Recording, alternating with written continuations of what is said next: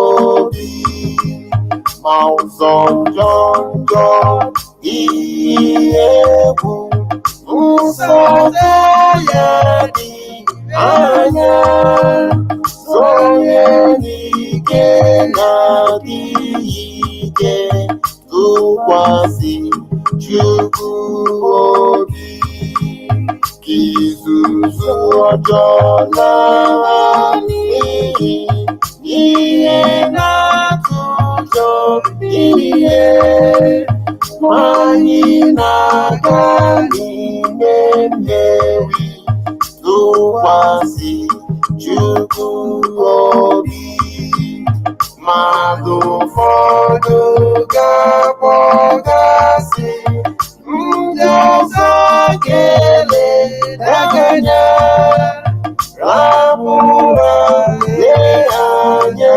n'elu tụkwasị Chukwu obi iwu mfe n'ezi ọtụtụ udo n'ike n'ime obi kpakpando niile n'ụzọ tụkwasị Chukwu obi jisike azụ na ngọngọ ụzọ gị gba ọchịchị ihe dị elu dị nwayọ tụkwasị Chukwu obi.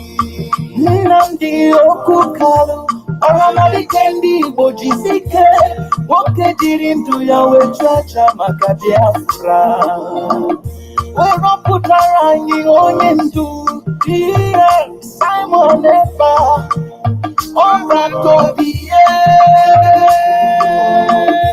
okpere kwuru si na ise dike wetara anyị Biafra odogwu Akachukwu Di Ya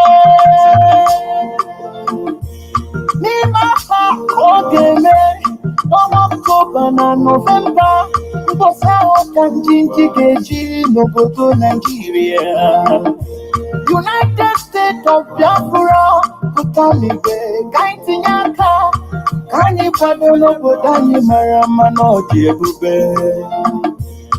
anyị si ka ekene Chief of Staff Dr. Ngozi Orabeze kenere m Prof. Chioma Okeoma Head of Medical Research, Madam Caroline Ngozi Mbeze, Ada Diola Mma Akuko, Ada ndị Biafra jisi ike n'ọrụ na-arụrụ anyị, Pastor Vam Vam Vam biko kenere m Maazị Uche European Rep and all the media ndị Chukwu ji eme ihe dị egwu jisi n'ike n'ọrụ na-arụrụ anyị, onye nwe anyị gọzie unu.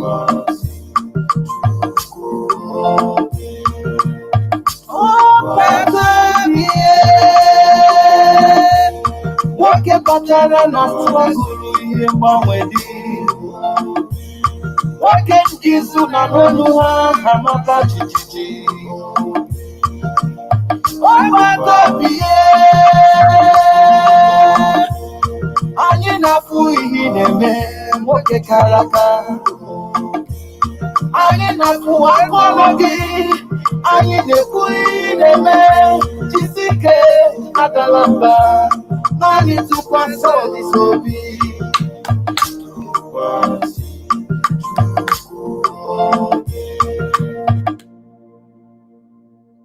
Yes, ụmụaja na-ekene m ekene nwoke kene nwaanyị kene ikwu kene ibe kene nze na ọzọ. Esther, for how many years now? They gave Kene nze na ọzọ kene ụmụ ikoro Igbo ji ide ebube kene ụmụada na ụmụ ọkpụ kene anya na anụ ụbọchị naanị Igbo ji ide ebube kene mmụọ nwe ya nwanya wee na-asị mmụọ nkwado ekene mmụọ eke ada na-ekene mmụọ oyi ada mmụọ na-ekene mmụọ afọ ada ekene wee kene mmiri niile nọ n'ala Igbo kene mmụọ nwe ya mmiri wee kene enu kene ana kene ikuku ekene ezi kene ụzọ wee kene mmụọ niile Igbo jiri dị ebube, kene aja na Igbo nna wee kene Chukwu okike abịa ma ụmụnne nke ka unu mee ọma na ahụ siri unu ike shine nne m nke ka ime a na-ekwekwa egwu. Wow, ema egwu a m kpọrọ obi gbaa m njọ, ana m akpọ ya, and mgbe ọ na m kpọrọ ya wee egwu obi na-enye m, ana m enwe aṅụ, ọ na-enye m ya, ọ na-ewelite mmụọ m ọfụma, tụkwasị Chineke obi. Ụfọdụ ndị eleda gị anya, yes, ọ ife egwu a kwuru.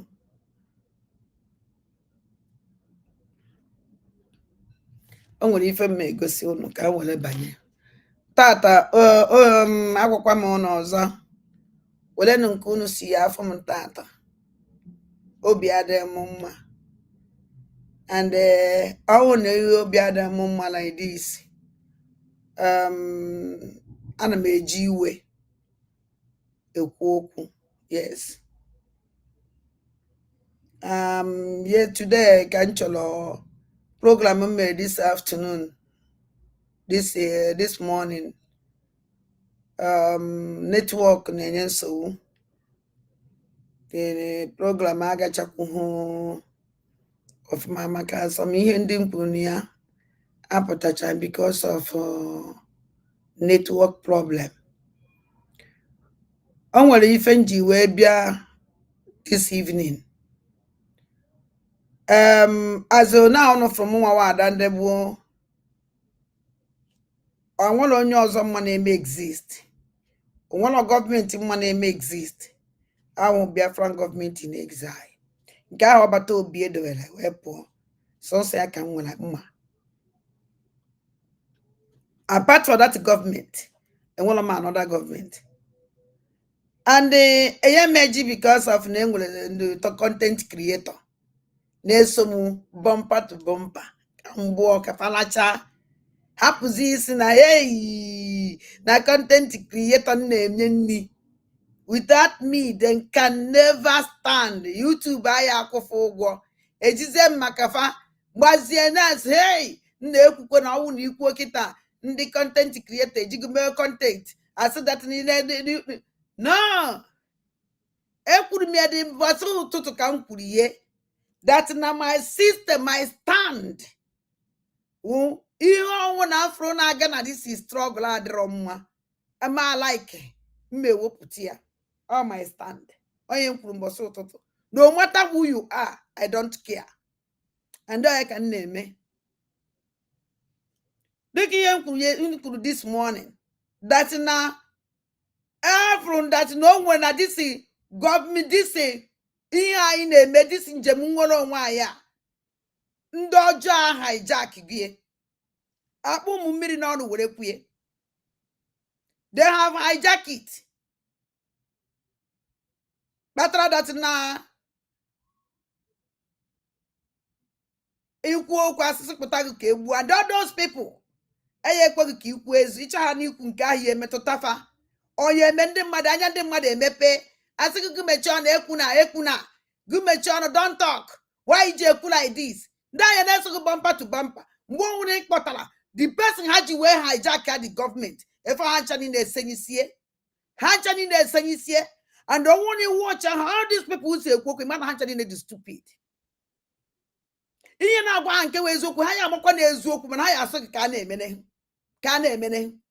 na-emene, ama na one aka ọdụ, mana ya emekwanụ gịnị? Ama na one aka ọdụ, mana ya emekwanụ gịnị?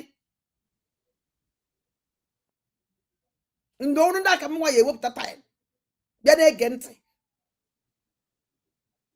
ọrụ ndị aka m na-ege mgbe na-ewepụta time bịa na-ege ntị over my dead body. I decide today that I can never, anybody put on my platform, be equal ije wee sị m nwaanyị m jiri kwuo okwu a, mụ na onye ahụ enwe nsogbu. Ihe m agwada person ya o yeli great here. because I forgot that na no mmiri na-aba anya ncha na-aba ya anya anyị niile ka ọnụ ncha na-aba ya anya kwa na mmiri anyị eji wee saa anya anyị dị ebe anyị na-asọ ngọngọ ebe anyị na-eze ka hapụkwa ikwu ebe anyị na-eze ife ndị mmadụ ya ekwu na ọnwụ na ekwuo ebe a na-eze dachi na ọnwụ na ikwuoro ilu izu followers. Oh my God, thank God enwere m aka nwa ọkpa nwee ife nna alụ enwe m ike ịnọzi na bondage again. Now Wadida Mazi Nnamdi Kanu, Wadida Mazi Nnamdi Kanu is alone, complete alone. Onye anakita anasi na na-ekwulu Wadida Mazi Nnamdi Kanu, complete alone. If that man believe Oji went another place for how many years, stand there strong, Hanchanin and Ache crush down because of useless people. Because of hopeless people and one of conscience in this world. I can never, when me kin on the bankete, I will talk. Okay, man, I'm kupulane. No, but obie. No, but obie. For about 6 months now, KG, but obie. Just because of nurture, why. Now fight kama that no ya do throw bato Wadida Mazi Nnamdi Kanu easy. Since a job at Obieka Wadida Mazi Nnamdi Kanu history died off. Nobody is speaking again for Wadida Mazi Nnamdi Kanu. Now go bato Obie or not talking die off. Or we're speaking for him. Ndune kwa sa mechisi onu. Don't talk. Who tell you to talk? Don't go to Fulani with smile. For I smile before. And I smile always. Those people are here to destroy, not to about for destroyer. So you melanenu higher smile. Amen and higher smile. We are here working. Can have a smile. The only people when you keep making can have a smile with our government. If you are here fighting, shouting, but our government is doing nothing, then we continue shouting. Then we continue smiling. Then we continue laughing. Because not if you factor. But no one on our shout. Our government did not fight. Then we never laugh again. And then we never shout again.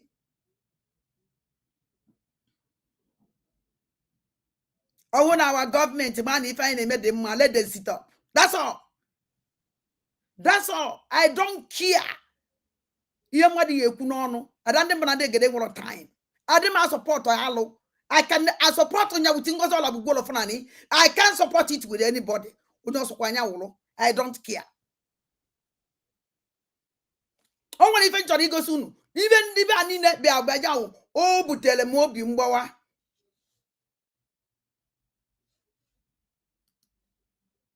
Oh, but tell them more bimboa. Obi Walamu, come for ya. Get on to come on the family here. And the worst part when you are doing something with some people, if you not those with that person full of lie, they can't tell you the reality. They can't tell you anything. How are you going to do something with that such a person? How? More than one or two more, lose one now life na this in gem. If you know that you can't do it, or it's better that you pack everybody. That means I make anybody believe on something they are capable to do. Who are you? Who are you working for? Are you stand with who? Are you going with who? Okay, kadem mo ka fa dem ma. Ime bruguja na Twitter. Wala go na meeting. Ana abago ko mu nkita. Nkuta ana abazi ko mu nkpokpo iko. Onye agbo ebe onye agboro se ebe onye agboro besa onye agbo. Era na agbo. Ina anukwu ibe ba na ekwu nwono nke dey make sense. I don't get tired of nonsense. Oh, that truth. I will speak it. I'm gonna moan on on our Facebook knock and na Facebook agwa m unu na ebe afọ na mma emechi Facebook.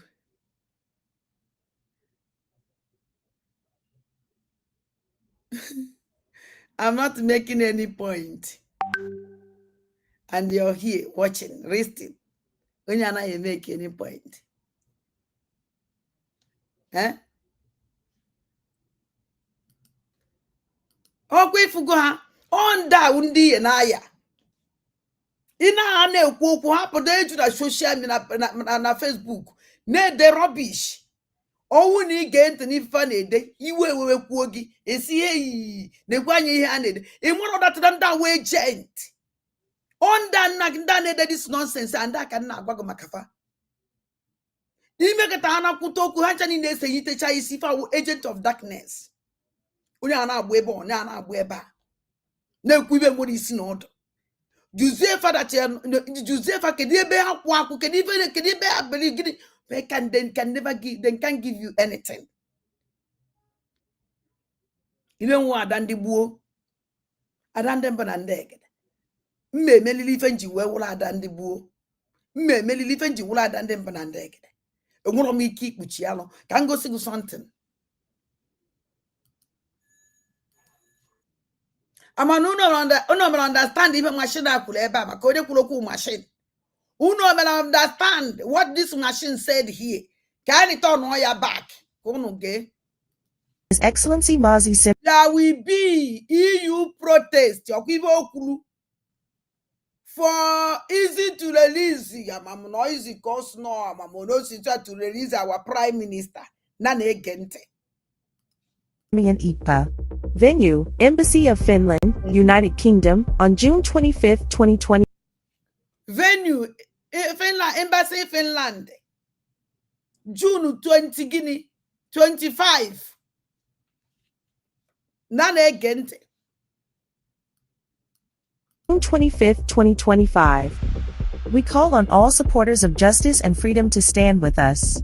Kindly let your country representative know if you are willing to participate. This message is brought to you by EU Protest Committee.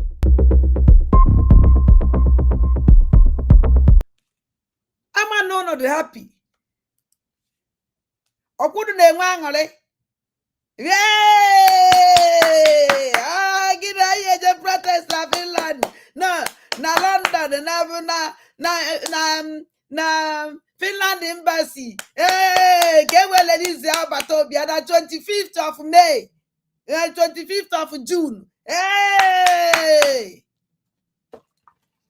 Asimunu iyele munu nile iyele munu unu ndu tunile iyele munu asimunu iyele munu nile iyele munu unu ndu tunile iyele munu asimi ibara megunu nile avia munu nile onu mmiri n'iru ndị tinyere this protest.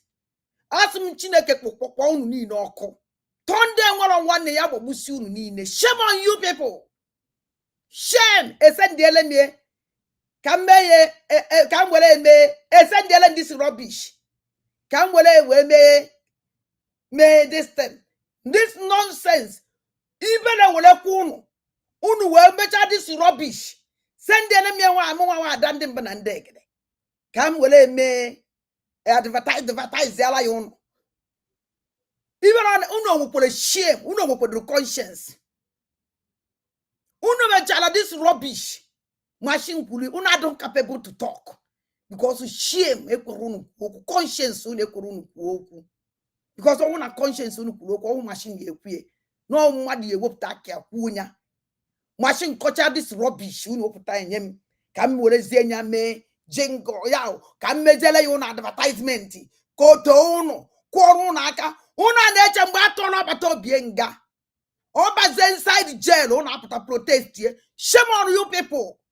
Shame on unu niile kunu ha we wepụta this rubbish nyemi esimu wode we me advertisement asum Chineke kpọkwa unu niile ọkụ kunu ha we nọla na we chejigide no dagide iberibe bigide inyo. Bicha inyo no we wopta this nonsense. Kaibu jebe this protest. That's no no no about obvious ya natural protest. The protest in na trouble. Okwibu nuku. Ocha no no about obvious ni natural protest. Na protest jeti na trouble.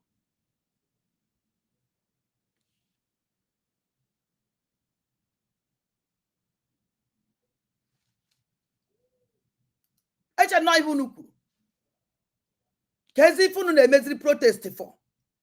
Na 25 June. By then I want akwazie yenga.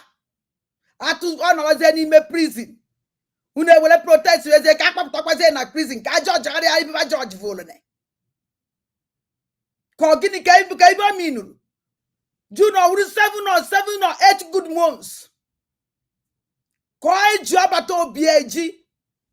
O wedu ta this na June kunu ye cheta na ngwele embassy. Finland embassy na Britain. Ibe na emekwado unu. Nna atụrụ mụrụ ebiri mgbe aka nwa. Owokwa na gana mmadu yeji iwe isi. No onye ya wowo that na owu na nwe ka osi ono si dahari. Oti isi buriye. Okwa ya wi isi okwu. I do very disappoint. Mgbe ngere this nonsense. Amadu no ibe sendiri mu. No can get this nonsense guys ke ibe nonsense ya na akọ. Unu we God. Inye miemu we me advertisement. Na isi ngalo unu mmiri o. Fatu na nwere conscience ifela dey mo. Owu ni ifela dey mo no. One of the last person who can even say this rubbish. So mushia. Ya unu no. People on kede di brain unu nwere. Kede kunu sieri ni unu ono esi na oche. Eti nni. Ibela na he mo no. Emu unu na my PM. Over 7 months now. Your PM eji na nkete na abo. No solidarity forever. No solidarity forever. Enwere ya. Even know that an answer that now but be actual protest. Even yesterday, I don't know about be actual protest. No so ni actual cha no yeti na trouble. Nka yeti na trouble. Apana monye si na ya chọrọ protest. Apana na monye protest tiri na trouble. O chọrọ mgbowa si na alụrụ ya anya. Apana mu name down that this world. Sonso na njebu nwere onwe aka rubbish niile ekwesịghị na-apụta. Nonsense enwere isi na ọda na-akọ ya na awụrụ akụkọ. Arụbe m na nwa ebe protest na ebe ame peaceful protest na-etinye mmadụ na nsogbu. Etinye onye ji ya wụ ibe agosi mmadụ na mụ na goye. Don't worry, we are here. Otinye onye a na nsogbu. Ndị gụrụ akwụkwọ. Unu we na-akpacha this nonsense nyemie. Unu kpọrọ na machine so mụ je wepụta ka Biafra kụwara unu niile aka. Ewere unu die iberibe were ibe anye m ka m bịakpọ ụkwụ ọnya. Ibere ọ na-emekwedo unu. Ibere ọ na-emekwedo unu.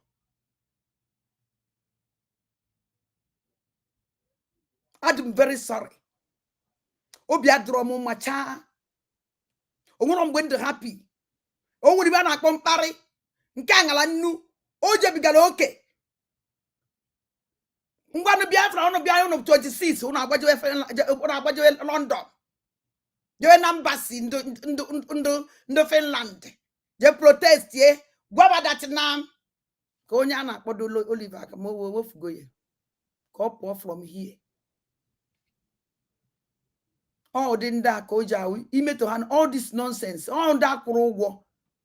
Onda niile ndị akwụrụ ụgwọ. Enwe ha n'ebe ekwuru okwu ha ncha niile buru ozu onwe ha bịa. Check and try on my phone. Because at times I didn't what they hear. Nonsense. Amosu. Do to well up on Walanda ne Kudaribia Kwanea. Oh, na nkwu say, Adagini Meriji Kwe. Hey, Ikala Hiku. Ikala Hiwe. And I apachanya pasogi we. Make woge wu. Makana mama o ibasu. Amamiba na echedu. Ngwano. Una na 25 unu ebunye oche unu gbajiwe London ebe unu na-eje eme protest. Unu ebulu oche unu gbajiwe London ebe unu na-eje eme protest.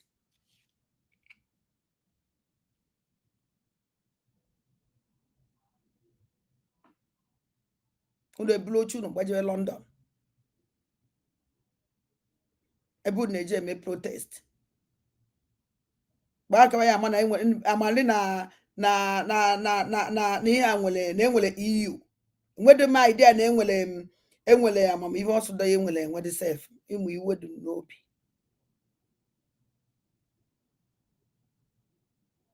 Mmadụ nọkịta ọ na-disgrace onwe na-akparị onwe na-ejegharị si na ya na-akparị ada ndị mbụ na ndị egede. Nonsense. Iwe asị na iwe ada ewe iwe okwu waya o jiri kwu waya eji ime nke a waya eji ime nke ọzọ. Call a spade ya call a spade. Somebody onye gị na ya na-agba na anọ steady your prime minister go prime minister nenu prime minister na hey I go finish ebe finishiri. We love you so much. You are a lion of this one. You are a king of this one. Ejidezie ye common protest. Wono nye jelenu etinye Dubai no Finland tinye keje yo wono nye putara no. Nobody come out. Nobody. After everything, Oluze na oje the first court on 30. JJ second court now next week. Oje the first court on 30th. JJ second court now next week. Ewere ike next week atụọ ya nga. Chineke ekpokpene. Hivuru ngwogwo gujewe na ndị angala nnu. Ọkwanụ ka ewelesi. When they make all this nonsense, nye me some je will make advertisement. That on fat. You jalo na wala you will kocha mo pote no malo no niru. Unu jalo no na kocha pote wala you will kocha pote uno ni ne malo no niru. In fact, kangu na eziokwu ife no unu na emem. Even do not na put all this rubbish they mem. Call rubbish campor ya. Even no do not when you go there no your chicha ifele will when you put this thing. When you tell ben no. Some more advertisement. Uno be no mam ifele niru. Ke consider do ke uno na echekwa de echiche. Ke no so no na chicha this rubbish and I will there. Said feel that I'm happy. Need fire. After how many months? Getting to 1 year. Une protest. Unwe de need to know number. Nothing.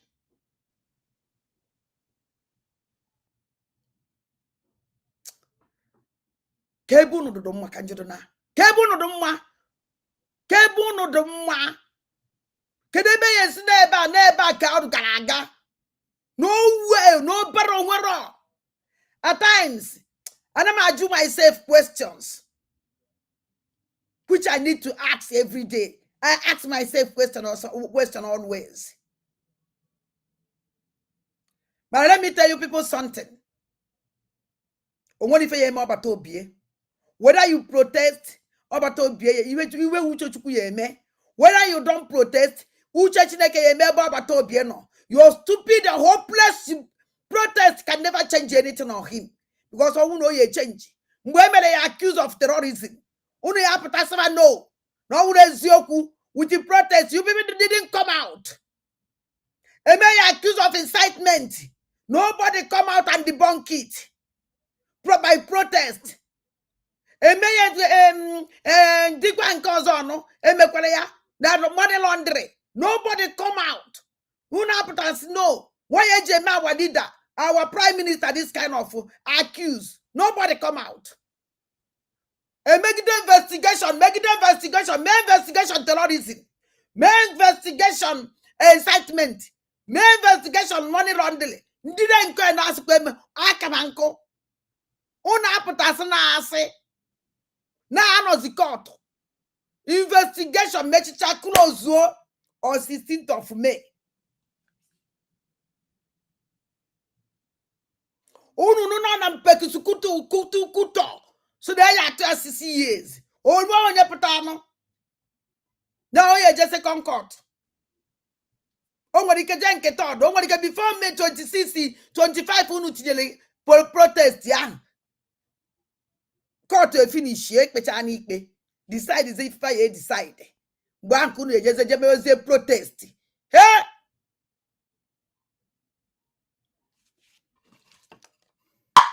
Didi muka. Didi muka. Didi muka. Didi muka. Didi muka. Didi muka. Didi muka. Didi muka. Aga me corona didi muka. Me wele no jaba neje. Aga me corona didi muka. Me wele no jaba neje. Kwambele, kwambele, kwambere, kwambere, kwambere, kwambere, kwambere. Mwadi muka n'ụwa. Mwadi muka, mwadi muka. Mwadi muka, mwadi muka. Mwadi muka, mwadi muka n'ụwa. Mwadi muka, mwadi muka o. Mwadi muka, mwadi muka. Agaghị m ekworo na mwadi muka. Na-ewele kulu nwa mmadụ na. Agaghị m ekworo na mwadi muka o. Mewe kulu nwa mmadụ na. Nwa kwambele, kwambele, kwambele, kwambele. Egwu ka m gụrụ ụnụ. Unu welezi ile ụnụ. Unu agụ ezu ụnụ ọnụ. Unu welezi ile ụnụ. Unu agụ ezu ụnụ ọnụ. Unu dara ya woefully. Eye meji because of na mụ na ọnụ na the same government. Or no, my government went kuchialo. My government maybe I don't massive and about never in this world, it can never happen. If my government maybe I don't massive and about think count that they are woefully. Uno daddy unu disgrace and fat uno warren name. Uno emete here. Uno emete here. Can I be someone walk on a quaduna my me? Walk on a quanuno my cane me. Kedo de madono. Kedu ebe obi unu no? Ebe kunu na eje? Kedu kunu si eje for how many months? So ye mecha me protest. Abia nse na obata obi achoro protest. Nna unu di too much. Unu di too much. Ogwu na omanle. Aka nse ka mbia ngwa unu. Obi adro m mma. Umune m unu bata na Asia. Unu what this kind of thing mother say this kind of thing. Unu wote unu wotere nke bara uru because this thing insult unu kalele me eba. If I unu send the insult call for me, it's a very big insult oh. Or that they don't know, let me tell you, if I insult for Biafrans.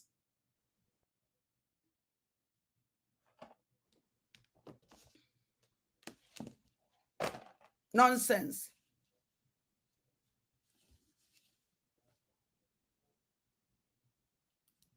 About now, what did the man now the kind of court on a court? Helpless. Nobody.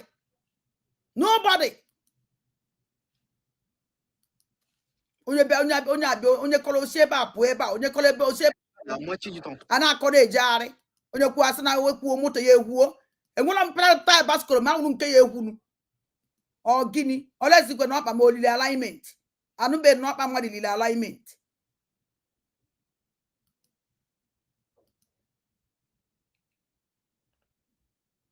It would do, it's what you would know being fat. It's what you with them. It's what you with them.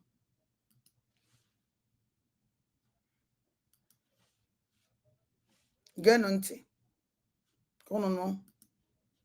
Moves to tarnish the image of Mazi Simon Ekpa, the Biafran Prime Minister, with serious allegation and propaganda against him. Hear the news in details. Wonderful people of Biafra, lovers of freedom all over the world, you are welcome once again to Biafra Unite channel /television this very moment. Today's date is of June 2025, and I have some very important information and analysis for every one of you listening to my voice right now from wherever you are all over the world.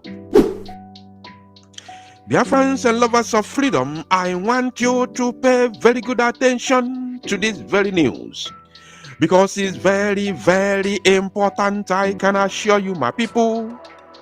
The Zoological Republic of Animal Kingdom government has paid a lot of agents, a lot of social media agents to begin to write trash and carry fake news and propaganda against the Biafran Prime Minister, Mazi Simon Ekpa. The reason why they are doing this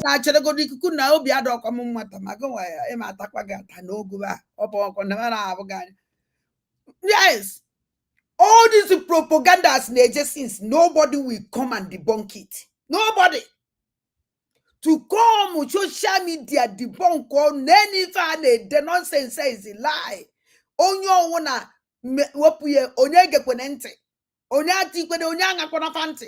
No propaganda. No agent kwuru ụgwọ because zoo government kwuru ụgwọ. Ngozi ọla bugolo fulani kwuru ụgwọ. Ka e wee nwee ike iteta afọ agbata obie. And all these lies come from Rosaline. All Lozaki, all these lies all the time. Oputoni was our prime minister, but our prime minister Yemiva and Ouna declare Biafra.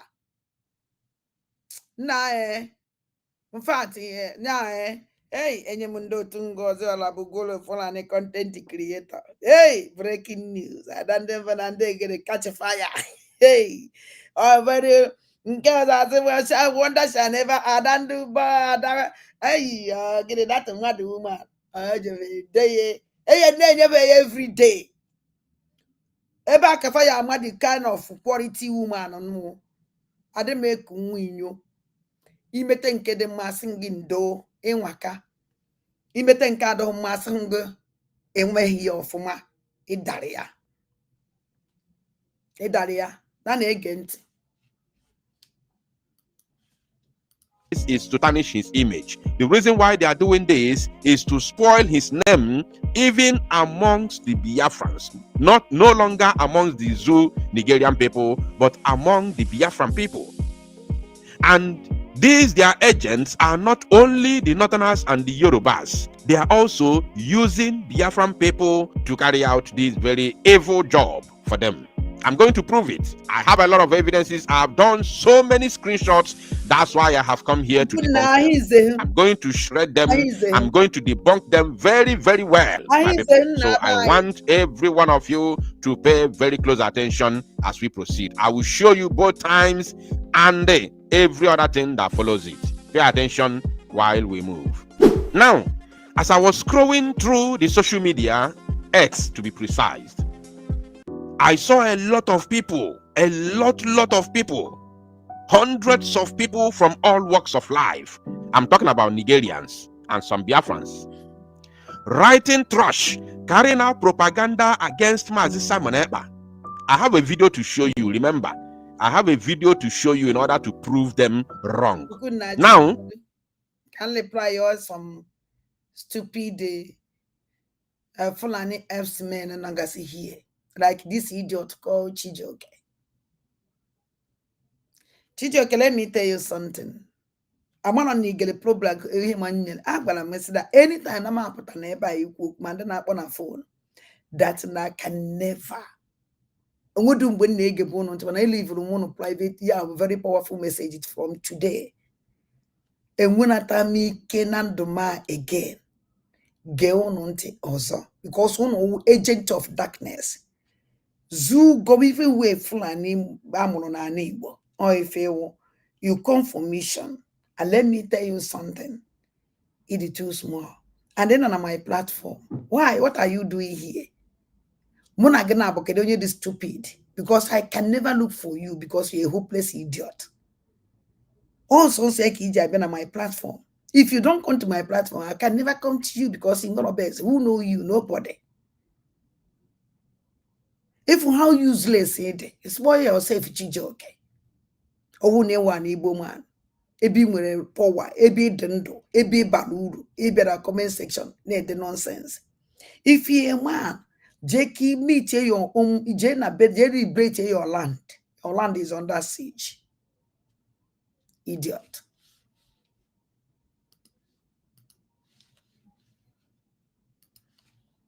I'm going to go through their tweets one by one, and then at the end of the tweets, I'll play a certain video to confirm every single thing that I'm going to say on this program moving forward. So I want you to pay attention. Now, this first person that I'm going to show you, as at the time of recording this very news, it was 23 hours ago that this idiot made this very post.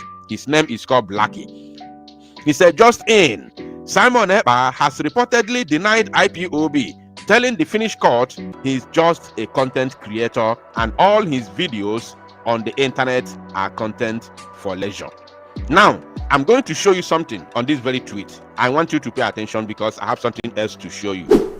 Now, this is the next one. I want you to pay attention. The next one called OCFA. Is it OC or Osai? I think it's Osai. If it's Osai, probably it's going to be a Bini man. As at the time of recording this very news, it was 17 hours ago that this very tweet was made. And he said, Limao, Simon Ekpa denied IPOB. Nane Gente.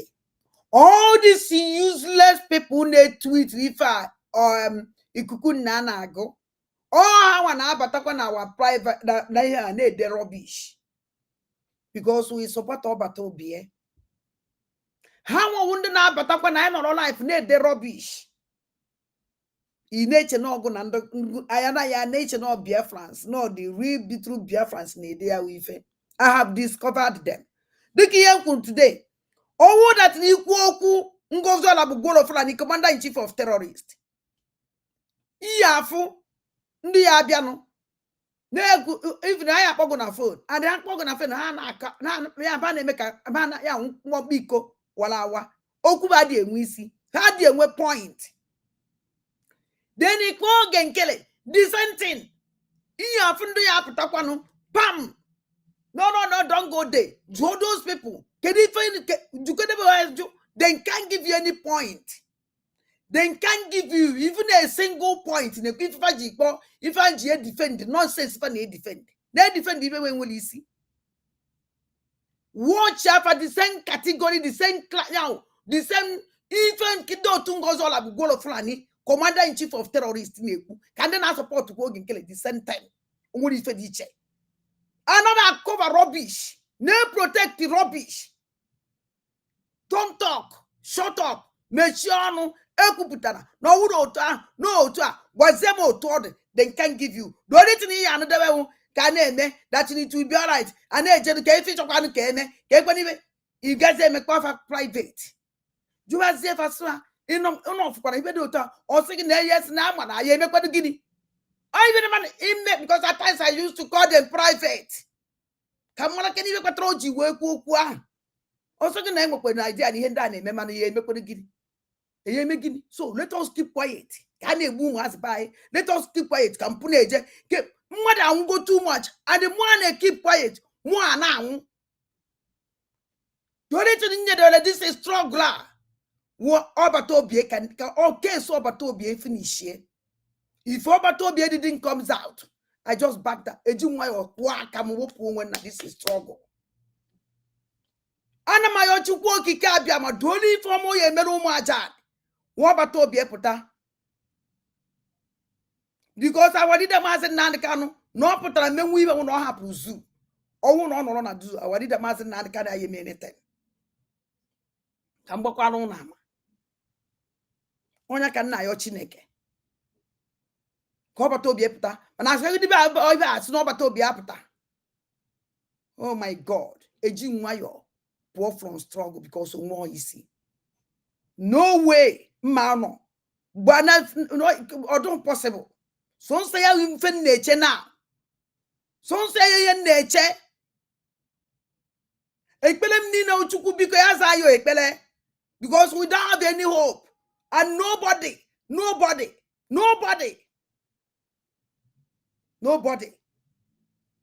Eji nwa ya ozu ike. Onwere onye ọzọ. Because onwu no nwere onye ọzọ. Ihe na na afife yere eme now. Onwu no nwere onye ọzọ. Ihe afu the person will come out. All this nonsense say na-eme. Unu ya afu ka everything yesi na aga.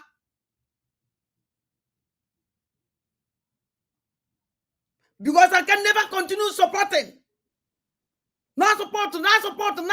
Everything go okay. Enough of the useless and stupid and hopeless people. Now destroy if I name. You wasn't get kuna. Don't go there. Take it. Either you're in or you're out. And if you're in, and you do the needful. No, but to be called helpless. Helpless, nobody. I don't want to care to say something. If you want to comment, not rubbish. If you want to phone, not rubbish. Imagine no one muge. Can we just know? Imagine no one know what the hopeless inside bush because of in support to Biafra. Oh no, what go one legi? Kegi yes, where I feel. Are you going to be happy?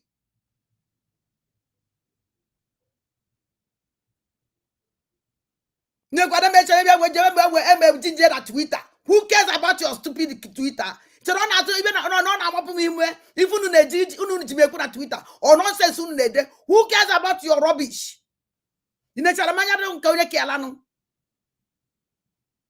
What I care is our people is dying. And they are steady. They despair.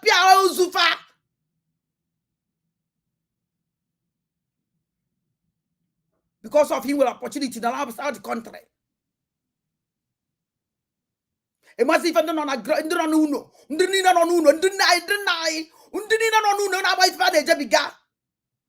Because he will lock up on what but I want to prove to them I found a lose nuno.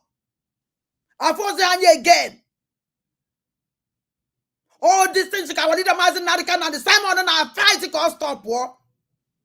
Still, if it's so useless, hopeless people. Not support that rubbish. But that social media, I don't happy. I want to be a content creator, and I can never be. I come out because of my people. It's too much for them. Now, no, they helpless. Nobody to talk for them. If you know that you don't know what to do, get out.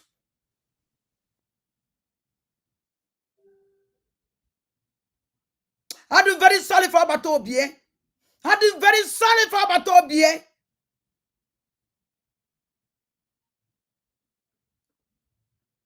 Some see fan on social media about we go all the time. I join that Twitter and I wear some say we see from from morning to night and I call nonsense. Oto awunezi. Since in a rubbish on social media, since in a coach rubbish on Twitter, can you feel me put you mucho?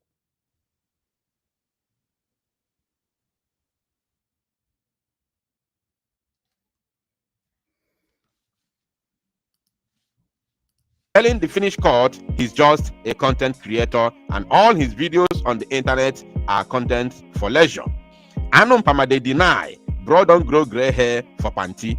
You see, he said Anon Pama, probably he's an Igbo person, you know, but there are a lot of other tribes born here in Igbo land and they speak Igbo, including Fulanese. So, but his name is called either OCFA or we could not don't mind the name and answer. There is one time in their life with Umase and the Flanamuru Nenugu State. All of them. Nke present you will present go where with Afibo. Nke you go up Afibo when Machijo can wear make a when goes away to Gabuka. Quadumas and the Flanamuru Nibo. So Papa China when Afibo so that ye differentiate out in Dibo. That use like too much. Can you blame them? Even the one they deny their name. If after that they feel it. Ndoka will I fight to fusia. Ijeze n'unu kasị gị ka emere gị nwa baptizim. Anapụ gị afọ Igbo gị. Gloria, Amanda, Blessing, English name. Obere wipe Igbo name afa. Wipe Igbo name out. You are strangers now as the Igbo name. Mezi stranger, mezi Igbo name adopt.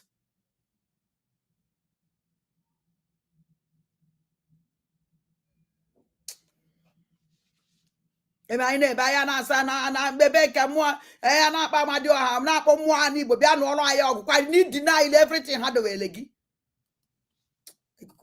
Sai Efe. So those of you that are very, very active on the X, I want you to copy this very image and the name. Go there and search for him. Keep this very record. Obuna Obonyi Igbo. When the time comes, he will come to explain this very tweet that he made. He called Mazi Samanepa Anumpama. He said, bro, don't grow gray hair in panty. So, he's like mocking us. Before Abatobi ejewe panty on ekwu, onwe go gray hair. Before Abatobi, if no one was on the was nene ya n'isi ya agba n'isi awọ. And the yaman no work pachanya, woman is here, well, I own my own with it, would happy or chop boy up or whatever, man, all the proud.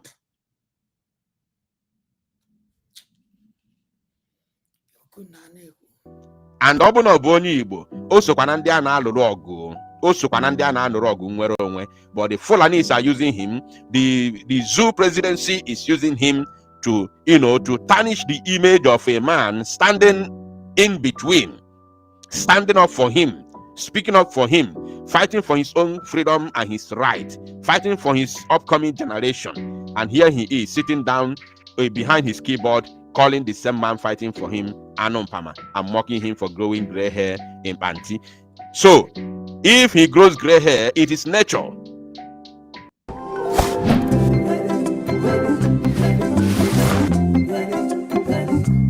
Ce n'est pas parce qu'on vit en ville qu'on doit dire adieu à son intimité. Le Bon Coin Imo, le bien pour tous. Découvrez maintenant. It is nature. Obuni grow by your own gray hair. Just wait for it. You will still grow gray hair if you are alive to reach the time you grow gray hair. You will grow gray hair. So why you mock anywhere? Let us continue. Now this one said her name is Marianne Skeet, and as at the time of recording this very broadcast, this very tweet was made 39 minutes ago. He said, "Woto Woto Pro Max." He put laugh emoji. During the cross-examination at the court in Finland, Simon Ekpa consistently denied being a freedom fighter, but a content creator that brings different topics for his gullible minors. Do you know Onyekwuloku content creator? All this Rosa Onyekwurienu. Rosa was the first person who this content creator by then. By then. That no bato be record to deny ya. And by then, this idiot anako ebe kodi carry their carrier through chia na kaya everlasting jail. On the kwombo akava for this lumo. But on your na social media, who this Iloza. That young one. Oh, they got this man damage bato be very useless human being. From Van have replied to him.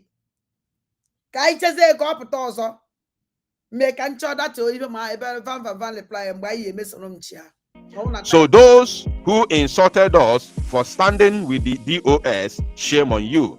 Oh, so this one is a DOS, supporter or member. You see, Miriam called Mariam. Mariam is a Fulani name. Is a Fulani name? Yes, oh yes, it's a Fulani name. So I want you to see those who are standing with or for DOS. Those standing with or for DOS. I want you to see them. Know their names. Go to her X account and of course, copy it and do the needful. Do the needful. Onyenka, I'm not sure no Obonyi Igbo. I'm sure no Onyenka Obonyi Fulani, Onugwa Hausa.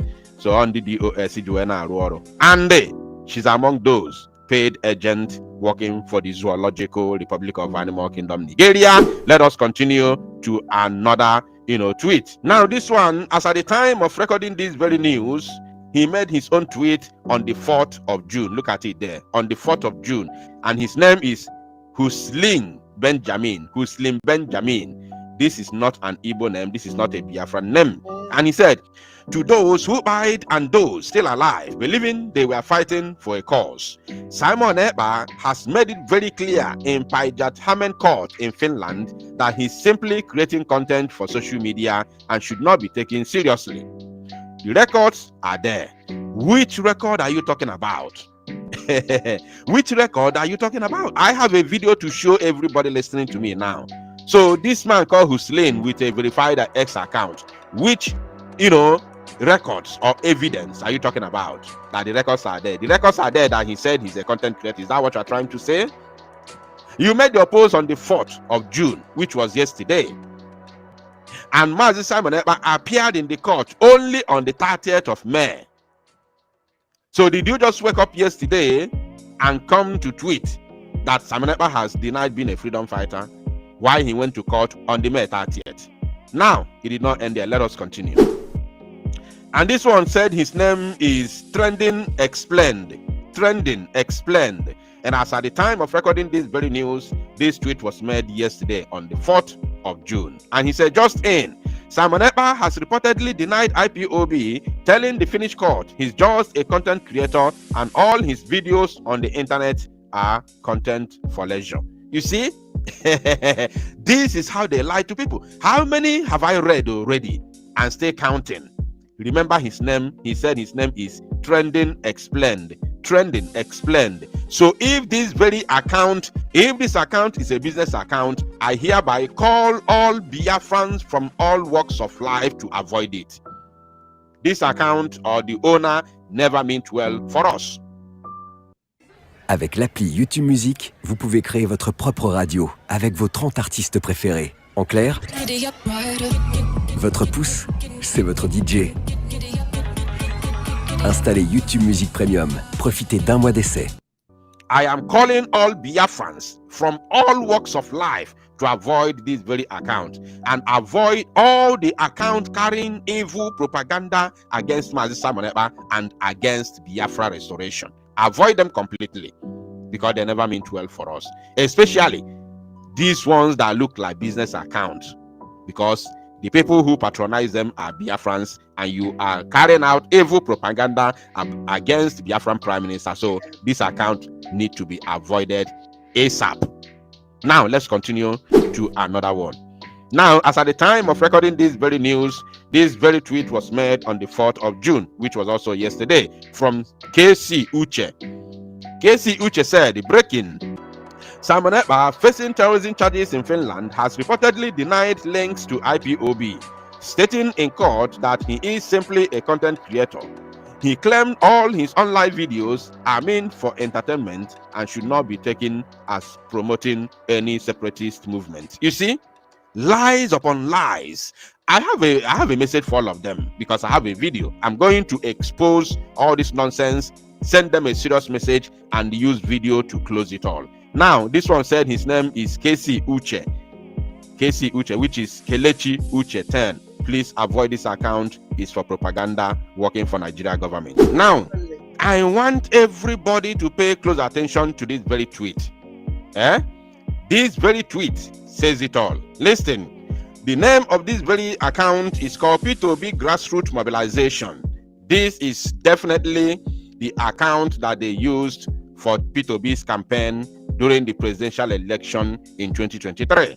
It's a verified account. Some of you listening to me now know this very account. So please, I want you to pay attention to this. Very simple to analyze.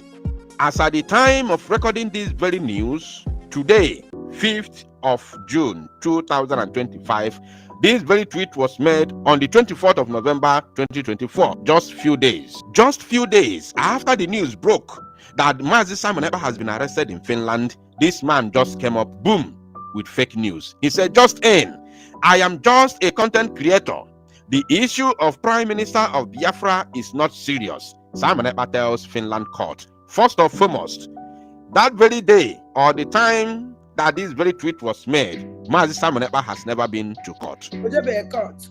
Mazi Simon Ekpa never appeared in the court. He was only appeared in the court on the 30th of May 2025.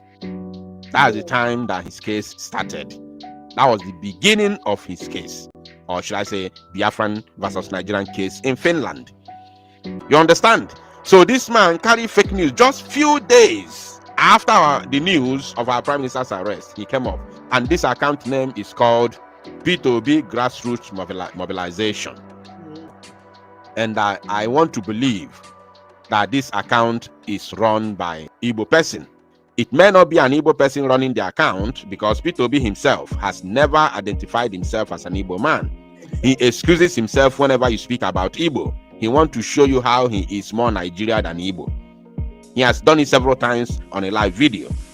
Now, as if these things are not enough, I want to show you something that will blow your mind now before playing the video for you. I want you to take a look at this, my people. The name of this account is called Biafra Three-Eyed Raven, and the person in question is called IK Official. IK Official is the person who runs this very account, and this tweet was made on the 31st of May 2025, this year, just a couple of days ago, a day after our Prime Minister's court appearance. He said, remember this logo? This logo is DOS logo. Yeah. So this person is definitely a DOS supporter or even a DOS member. Yeah, because this very logo, this profile picture is a DOS owned profile picture. And he said, Simon Ekpa still battling with eyes blinded threats as he admitted in court to a 30,000 euro tax fraud. Nalekwano propaganda, lies and deceit. And this idiot still have Mazi Nnamdi Kanu's face on his profile picture. That is the worst part of it. Just like their leader, Chinasa Nworu and Chike Doziefa. This idiot still has Mazi Nnamdi Kanu's picture on his profile. And he's writing this trash against a man who has taken. If you hear this person in a tweet, if not a tweet, oh yeah, if only an a tweet it too much. Every time on a tweet. All of them are Benisiana, all of them a Benisigo. They do no la sins. Now they Beniene pages everywhere. Because I feel that never hijack got the government, never hijack everything. But I will eventually make a family. That's the only people who will be friends we talk. Even in all these things, will be a flower. You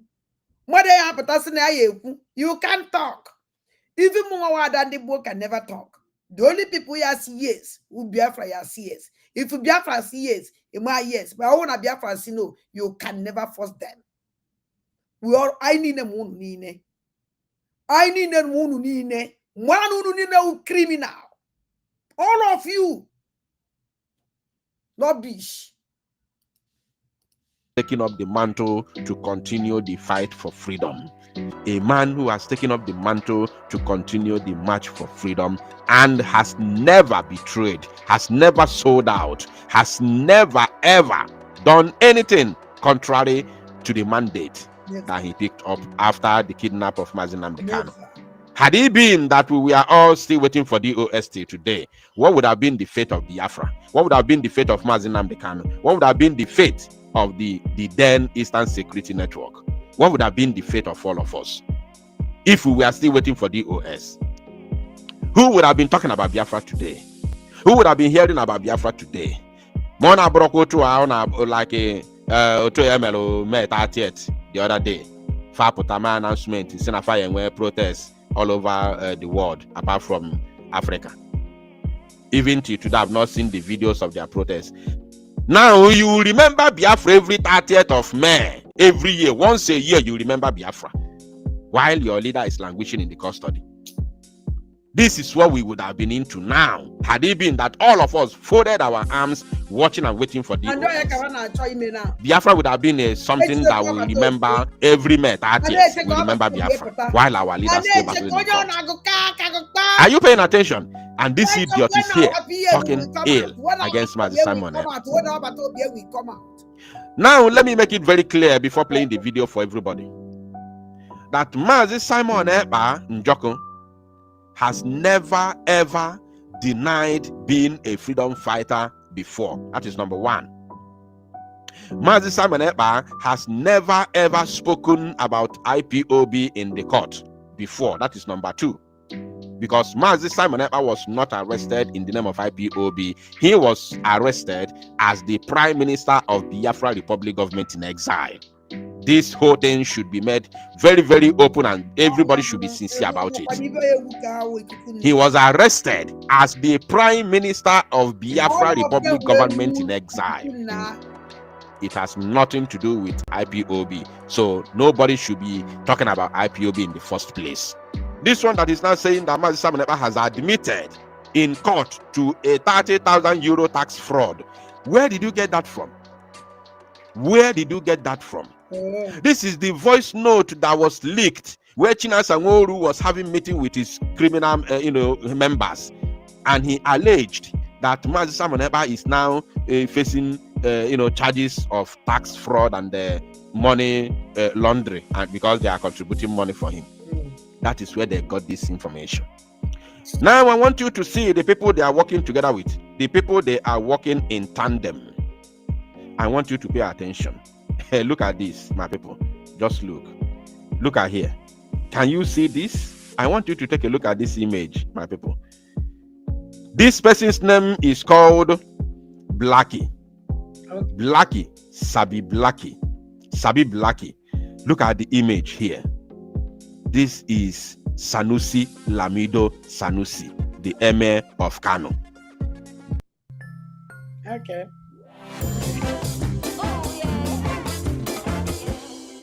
Léa, t'es là? Pour mon projet de boutique, à ton avis, faut faire quoi? Une étude de marché? Mais comment on fait ça? Je le fais en ligne ou en physique? Les deux? Je prends un comptable? Eh? As in, this is not his official S account. I want you to understand it. This is his image. Meaning that the person who is using this very handle is a Northerner, a Fulani man. A Fulani man. Because if he's not a Northerner, if he's not a Fulani man, he cannot use the image of Fulani man, exactly. Sanusi Lamido Sanusi, a Fulani Emir, as his profile picture on X. Exactly. So, and they are all saying the same thing. The same thing. The same thing that this man is saying is what they are all saying. Look at this one, P2B grassroots mobilization, saying the same thing. Look at this one, OC Kobo Sai FA, saying the same thing. Miriam saying the same thing, Mariam or whatever, saying the same thing. These are all Fulanis and some Igbos working for the Fulani against us and against our freedom. So my people, it is very clear, wherever you see them talking trash, debunk it immediately, because our Prime Minister has only gone to court on the 30th of May and has denied all charges against him, all the trumped-up charges against him brought by the Zoological Republic of Animal Kingdom government. He has denied all of them, and now the battle will begin, or should I say the battle will continue on the 11th of this month of June. Now, I want you now to pay very close attention. This very video you are watching from Arise News was made since last year, November, when our Prime Minister was recently arrested. This Arise News came up with this fake news. They are the first people that carried this fake news. I want you to check their headline. Simon Ekpa arrested, denies being IPOB leader. You understand? Denies being IPOB leader. So this news was made public less than 48 hours after the news of our Prime Minister's arrest in Finland. Okay. They are the ones who claimed that Simon Ekpa, denied IPOB member, in fact, called himself a content creator. So I'm going to allow the video to play so that you see the reason why they have brought this propaganda back now is because the zoo government has seen that they are losing ground. Exactly, they are losing ground. They are losing ground. They are losing it. Yes. They are losing it. That is the reason why they have to come with propaganda now, in order to tarnish Mazi Simon Ekpa's image, in order to make internet to explode, so that Finnish authorities will look at it and say, the people of Nigeria are not happy with him or with his activities. Exactly. They thought that Finland is a country ruled or run by public opinion, just like the zoo. Now, if Nina Napata, how would so no na Twitter. Instead, I already time found what did you wager at Twitter, they debunk all these things. And whatever, and I turn the now, we busy. ewere na agba egusi akọjide onye akọ post eto onye akọ sọsọ ife na-arụ na Twitter wụrụzi ebe a na-eme aka na-ehe akara na aka m. Twitter wụrụzi ebe a na-agba egwusi. Twitter nwapụzi ife eji kwesịrị iji eme were emewezi ife ọzọ. Ọnwụ mgbe ọbata obi nụ ya ọ na-awa akọ ọgwụ nke ya esi ụdị ebe ya akọ na Twitter ọ bụ ọsụsụ shọt ọ dị Twitter da na ebe ọnwezi ibe ọzọ enwere ị na-ekwu na ya so mechie ya mana kedu onye ya asụsụ shọt ya da ọnwụ nọ mgbe ọbata obi na enweghị ike ịbịa na Twitter kụwa asịrị ọdụ possible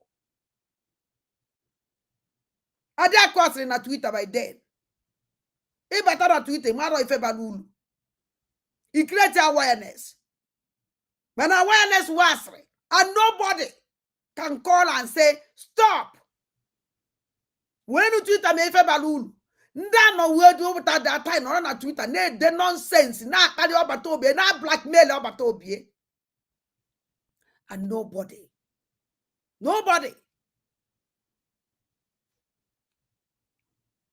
mmadụ ya nọ na Twitter from morning till night na-akwụsọ nsọ asịrị onye kwuo moto ya efuo.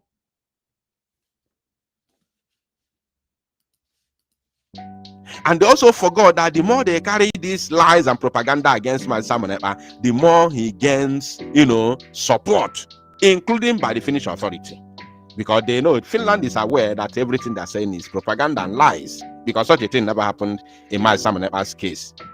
You understand? So they should continue. Actually, I want us to watch this very video, pay very close attention, and you are going to see something. Now, let us go. Prime Minister of the Biafra Republic, Simon Ekpa. Ce n'est pas parce qu'on a 3 ados qu'on doit sacrifier sa salle de bain. Le Bon Coin Imo, le bien pour tous. Découvrez maintenant.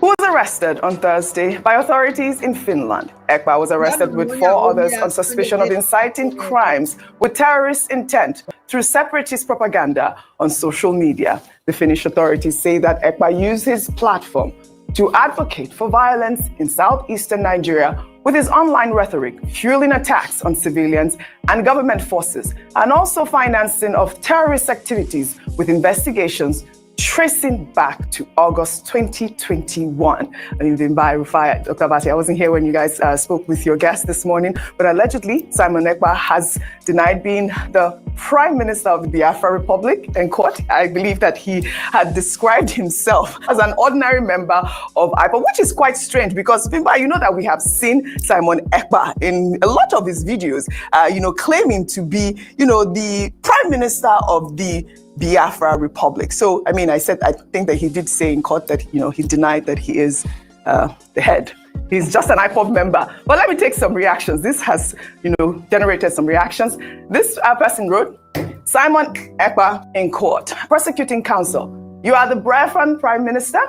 Simon Ekpa says, no, my lord, I am not. Prosecuting counsel says, what are you then? Simon Ekpa says, I am a content creator.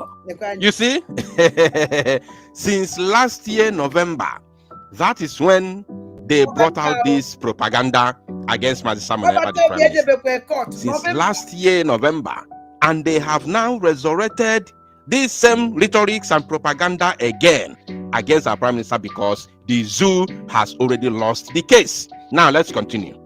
Prosecuting counsel says, do you have any proof? Well, here's proof, Simon Ekpa. Let's play up that video. You see, this is the national television, the so-called national television. You see how they mumu this kind of thing actually he push let me just kind of say I will propaganda and say I not through more journey. Even I buy us one on me. If you say expect I ask we I cover ample. Some say fetch okay maybe.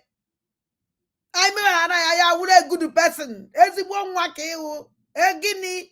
I need to go for them, need to go for them. A life of people in danger. Ebi just on say no woman jan. Nature life of woman jan in danger. All the life for. And I refuse to live this kind of life. I refuse. And the one you push him to that. Even I know in Jema no unjemo barana basase. Come na in the ban a boom and a bemadonu. Just because of no one jad. Just because of no a cocoon way. A well put on social media. Ma woman them son a cocosi ready. Only men came at I will I naturally go no better here. I be me ba na piapo. Ne tikwaku patam. And I'm a na social media. Or come on and make this platform. Mechianya poor from social media. That means if it were my platform, will reach thrown and say propaganda. Not on who we benine. I don't know about Toby the court yesterday, Jokatata. And I'm at Kanya your update. Kanya your update. I feel like I'm update. Oh. I must go and got on Kima and Concoto. And what am I idea?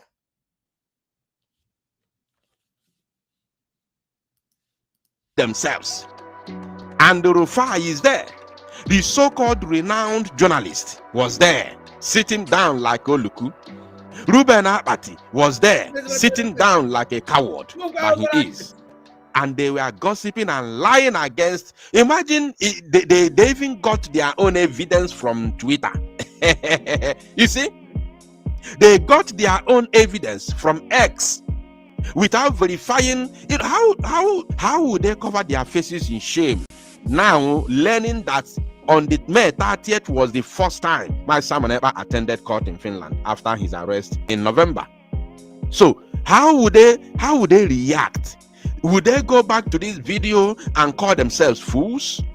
I don't understand how they react, knowing fully well now or realizing later that my Simon ever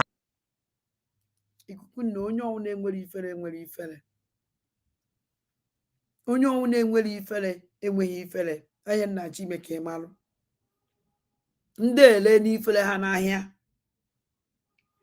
ndị a kwụrụ fụ ụgwọ ka fa lee ifere ha n'afafa lee nya so onwe na ị na-asị na ya cover their face n'ihe ya ewere ifere mechi ihu fa ịma na ya ekwutere ndị onwere ifere ndị onwere iru ikuku na ndị onwere iru ma ya were ikpuchi ewute ifere.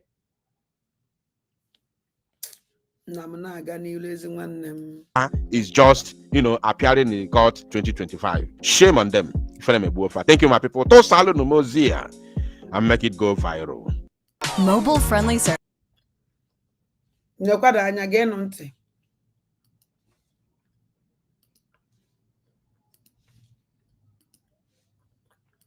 To have called himself a content creator. Why should he do that? Why? How can I know they lie now? Eh? I thought they said Mazi Simon Ekpa introduced himself as a content creator in the court. Meanwhile, this is a finished newspaper in my screen now. Said Mazi Simon Ekpa introduced himself as the Prime Minister of Biafra government in exile. Nigerian media, why? Why people they lie like that? Simon Ekpa cannot stoop so low. To have called himself a content creator. Why should he do that? Why? How can I know they lie now? Eh? I thought they said Mazi Simon Ekpa introduced himself as a content creator in the court. Meanwhile, this is a finished newspaper in my screen now. Said Mazi Simon Ekpa introduced himself as the Prime Minister of Biafra government in exile. Nigerian media, why? Why not they lie now? Why people they lie like that? Simon Ekpa cannot stoop so low. To have called himself a content creator. Why should he do that? Why? How can I know they lie now? Eh? I thought this. Now, when you are some mates, you know, my John. I ain't done in a able to you women. Would you wear them this evening? Well, as you a beer, who is your no some. This is a program, my brother, let me do some. This program, Tata Kangelia. Gitanya. Oh, get in there, man. I think the program name. Then I went call on eventually call on here. as regards to our own PM, Mazi Simon Ekpa Njoku. Victory is on our side. Yes. Yesterday being 5th, I heard that the members of the DOS were mad, and the Biafra child Okpokoro Ofeke came on his program and was saying that he will start attacking Mazi Simon Ekpa. I say shame unto them, all of them. They are very, very shameless group of people who sees nothing good on our PM. Shameless group of people. I am Onyebuchi Ashiborobi, not Emmanuel Oremijus. I am Onyebuchi Ashiborobi, please, known as the Gracia or the Sea of the Sea. And I will tell you why they are mad. Today, PM also have caught the sitting. Did you know why this group of disgruntled individuals are angry? Because Mazi Simon Ekpa is trashing them. And I will tell you what they are doing. Did you know this group of people went to Finland court to tell Finnish authorities that Mazi Simon Ekpa is spying everyone in Nigeria? That was what they brought. That Mazi Simon Ekpa wants to divide Nigeria and the people doesn't want it. That is what they went to tell Finnish authorities. That the people are against Mazi Simon Ekpa for putting ethnic sentiment, for putting trouble, for causing trouble in Nigeria. That was what their prosecution were dishing out. Something that if you hear it, ear will be biting you. They said Mazi Simon Ekpa unalive a lot of people, and they have evidence. They should bring evidence. Have they brought any evidence? And they went, according to the Okpokoro Ofeke, staying in Germany. Iya Germany. Yes, I am telling you. Iya no gide na Germany nwo. Oho begi kan di Fulani na train nanagi. Now, let me tell you people one thing: the case that Fulani is making against our own people in EU. Anaragokwa ya lie. All these people answering it to Ukpo, Obi Kubana. Did you know that Fulani went to EU and let them know that your land belongs to them? And they entered contract with EU without your consent. Where is Ato Ukpo? Where is Rochas Okorocha? Where all of you disgracing yourself in that zoological republic in the elderly statesman? Did you know that Fulani entered into agreement with European Union? Fulani Kabas, they asked them, this land which we are taking this oil, does it belong, who does it belong to? Because we don't need any trouble. Naba egwu aitili biko egwu karịrị ihe ị na-ekwu oge ọzọ iwetu egwu nna m wetu egwu ọfụma iwe na-ekwu ọnwụ na ị na-awụ ọchị m biko pay attention. Fulani presented themselves and said the land which you are taking oil belongs to them. Now I want to ask you people, how many of your elderly statesmen signed agreement before they pipe your pipe going to Europe? Did you know that your pipe is going to Europe? You don't know. There is a mega oil deal from Imo State going to Europe that will supply them original gas from Imo State going to Europe. Did you know that? You don't know that. From your own land. Fulani presented themselves as the owners of your land. You have all these people talking rubbish. We are elderly statesmen. We will go there to break this thing. Ask them. During the amalgamation, none of their ancestors were there when they did the amalgamation. During this time that they have claimed your land belongs to them. Go to the Europeans and ask them. At a time, they asked PM, how are you sure that the land that which you are fighting to liberate belongs to you? This is what this very man have been facing, and some people are talking rubbish. He is facing it internationally. Why you see people telling you that, oh, we are DOS, we are this, we are that. They are supporting the prosecution of this man that is fighting the Fulani hegemony, that entered into agreement with the European Union and built a mega pipeline when they were looking for indigenous people who owns the land. Fulani came and claimed your land in Imo State. So are you now wondering the reason why Fulani herdsmen are buying you and nobody is talking? It is simple agenda, and European Union have become complicit.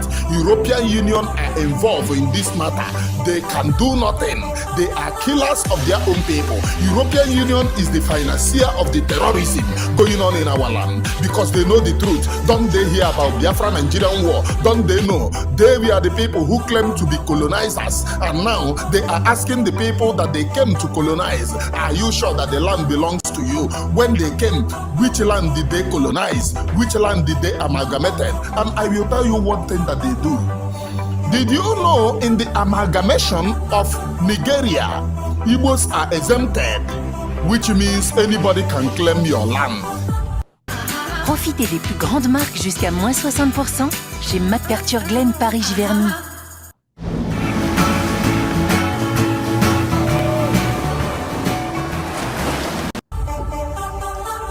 Let me quote it again.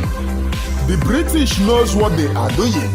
Igbos are not in the agreement. In fact, go to the agreement. There is no place that you can hear the word Igbo.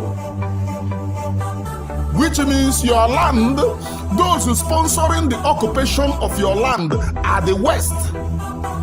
Because right from time, they know that you are wise. They know that you cannot, they cannot deceive you. They know it.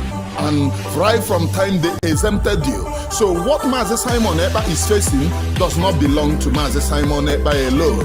It belongs to all Biafra people. Whether in whether in I don't talk about the criminal in Imo State because that criminal is always criminal. This one in Imo State was imposed on the people. At least he was an armed robber, a particular armed robber caught, beaten on the street, stripped naked. And a particular Alaji saved him and took him to the north. Today he is your governor. Today he is your governor in Imo State. Courtesy of Abuja. Even the elderly statesman.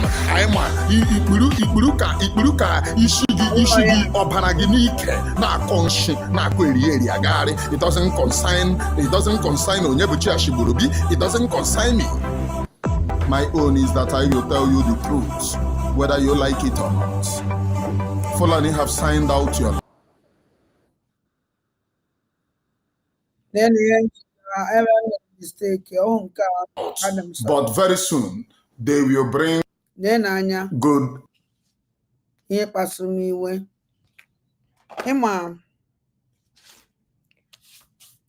I want to my follow non so mistake with another program.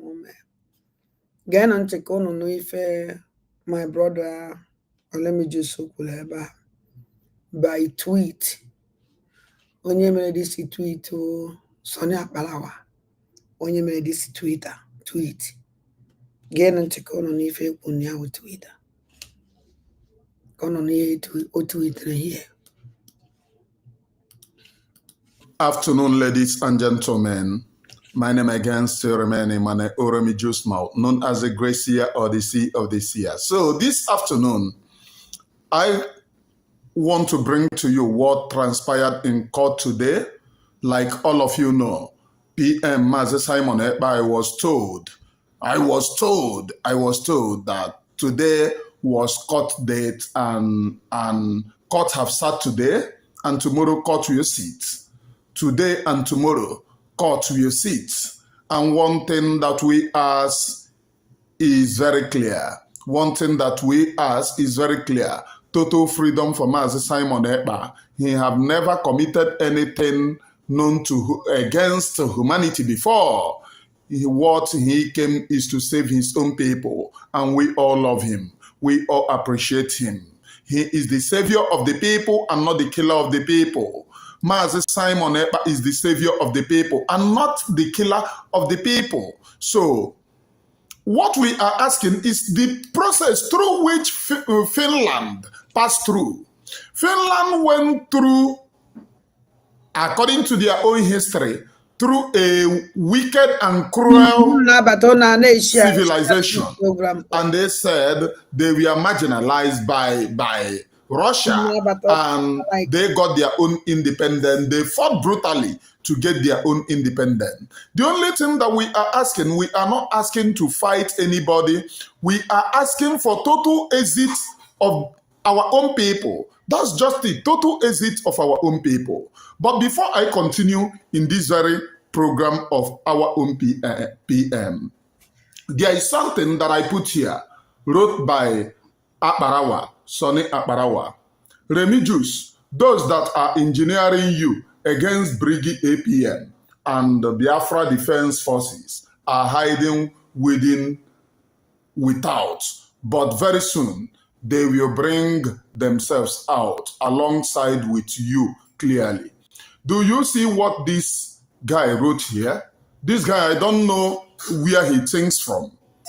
I don't know where he thinks from. And I want to tell the leadership of Briggy, this guy needs to attend a total apology to me. A total apology. And I'm a Zako yes, so I'm not a no yes member. What I said is very clear. And due to some of the Briggy leadership are on top of the matter. But since I have seen this, since they are on the matter, have they seen this particular thing that was posted by Sonny Akbarawa? I am not a media, a Briggy media. I am independent media, and I have been like this since the days of Mazi Nnamdi Kanu till today. I am independent media. This guy went and wrote this thing that those are engineering me against APM and Biafra Defense Forces. Have you seen me talk about Biafra Defense Forces? He attached me. Okuna fugie onya the problem. Only if I'm going to with this matter because here it which the bad consign or always open up on my name and all consign on onya can you wear with you. You don't have right to talk.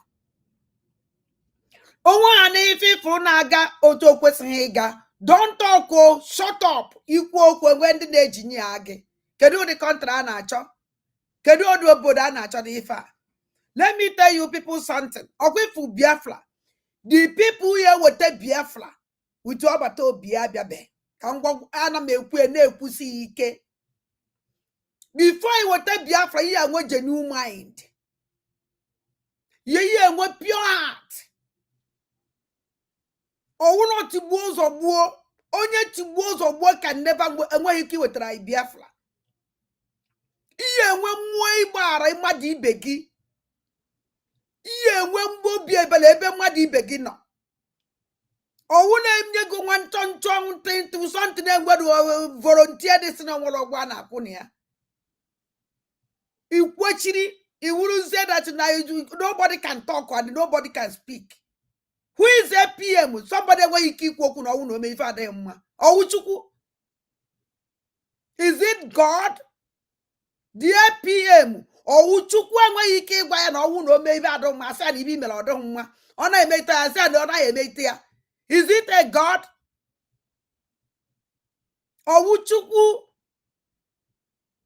And where you came when you want a jeta or you could not a jeta. On I made shut up and watch. But are you APM will come and social media and sort everything and let us to everybody. Just because of nobody is talking. And on was a cage said now and kind of I don't ma. Only the rubbish. Only the creme rubbish. You won't advise because I am my very sneaky in Biafra saying if I check I matter and I check all I had intelligent enough. Let me tell you people something. It's better that you don't change the attitude. You people should change this nonsense attitude. And the name is something or to question. Nobody can use you, especially Ndibo. Or catch Ndibo. Enough is enough for this nonsense. Because I told them that this is struggle on Ndibo and a struggler. I told them they will tell this one on Ndibo, they will tell where go. I told them now that this is struggle on Ndibo. Ndibo paid big price for this struggle. Ndibo pay na kunukutu na struggle faka na ebu. Fana kana and the hango come do na suffer when as a struggle. So if you don't know what to talk, I shut up and go inside your house. None again, because this thing that's from Ezwotiwe, I've been very angry. Very, very angry. Because of this nonsense tweeters on that tweet. An information minister. This kind of rubbish. On the content creator, content. I don't even care. If you don't want me to talk, behave well. I wouldn't behave well, I will talk. This is me. I be never eaten one day. None again. Because this thing will even I will amaze what you way. Biafra Defense Forces, in order to bring the men on the ground in. Yes. He attached the men. The one that was new. The one that was retweet, nobody will tweet it. The one that was Konuko, we are only here to fight for them. We are only here to the only thing let me do to take good care of them. That's all. I never one day will speak against them. I want to fight for them. So I want to do the Kurufa. So I want to fight Refano. So I want to judge Jubasalafa. Kedika Sinoro, Wano Kwafuma, and a Yaji Kwafafo. So someone let me choose. Nikukuna. Mana ikuzenya ulaje abesina azu koduko rubbish. Woputa. Madam Holy Ghost, Holy Ghost. Nobody come out to lie up to today. Nobody tweeted it. Nobody will be Biafra and Holy Ghost. They will get. Ndo chuputa kwoye kwo. Do you people denied? Now that's a gallant man. Suffer everything for us. I will go nyangulangu. What a shame.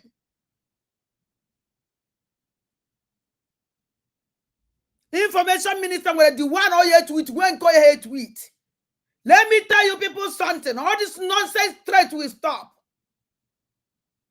None against men on the ground in order to bring them in. Since I started supporting, or should I say coming back, because of the way I had, there is no money for men on the ground. I have never done any exposition or attack any men on the ground. I have been there asking for funds to go to them. But this guy said, those are engineering me against APM and the BDF. Have you seen me talk about them? This is how they lie. And he posted this. This guy is supposedly the information minister. He posted it on his platform. He posted it on the platform. N'achetez pas de panneaux solaires si vous vivez dans l'une de ces régions de France. L'État va désormais acheter des panneaux pour vous et les installer sur votre toit. C'est un nouveau programme pour aider les consommateurs à faire face à la crise énergétique et les Français qui habitent dans les régions sélectionnées pour le programme recevront des aides de my attention was called. Platform. He posted it on the platform. APM and the BDF. Have you seen me talk about them? This is how they lie. And he posted this. This guy is supposedly the information minister. He posted it on his platform. He posted it on the platform. I was called, my attention was called to this, and I have to answer it. I saw this thing yesterday, but I did not read it through. I just listened to what he put. I did not even read this thing. But this morning, my attention was called to this very thing. And just around, as at the time that I'm recording this is within evening time. I said, let me go back. If they want me that now, I'm one that's not intelligent. I'm the kind of intelligent had it. I'm one of the kind of intelligent though. I don't know the problem with them with that's not intelligent.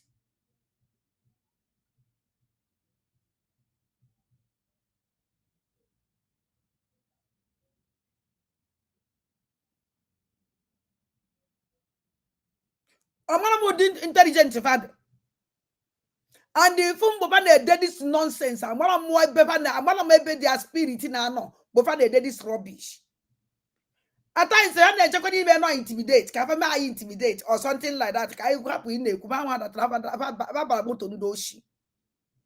Because more, so they want this kind of nonsense. More on they provoke, why? I don't know idea. Oh no, watch your mother Tramona, let me choose. I look first. I had diamond knows that when I don't know what idea. That we don't even care. That no come that no respect no way do the needful. No question as information ministers here, no information ministers. Because I'm a fear gossip information minister, not the real one. Because when you get that information, or you get information, go get information, back on the information. You never can want it to keep all quiet. No. No, I can't keep quiet. None again. Back to read that thing, which somebody screenshot and posted to me. I went back to read it. And behold, Remigius, those that are engineering you against Brigade APM. What I said is very clear, Parawa. We need somebody that will act in the capacity of leadership. Support. Leadership is not by force. Yes, so. It's not by force to be a leader. Leadership is not by force. No. Or do you want to by force me to believe in what I don't want to believe? Talking rubbish. There are people engineering me. And it doesn't stop there. Look, the reason why my attention was called is what I want to show you people. Please look. Somebody that we don't like for us. It's not possible. We just keep quiet. We keep quiet just to monitoring and know what is going on and know where we are still going. But when we rise up to talk, we are going to talk. The APM. And I made a don't capable to be APM. Yes, about it too. No, and another time I could that there's no way somebody you don't want to or phone you don't want to hijack the pedestrian. Another kind of color that is a more banket muki quiet. You know about the can name. So let me just call him to step down. That is step down. And then stop when after the social media I made Biafra's insult. I lay a course in for what? Oh, so now you get a course make a new person. Do you think you're also nature to lay a course on Biafrans? You may know a genuine person. It doesn't make him genuine person. We know who is genuine and who is not genuine.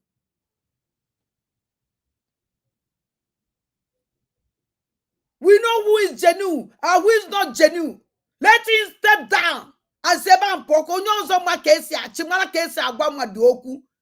when he keep money together, Biafrans actually he joined. Even just because of APM. Biafrans actually joined. Biafrans actually donate that man. Because of his attitude. And also say, and he don't want to change because I think I'm living at yourself. I don't know if you know. If you want to be a PM, let him be a PM for everybody.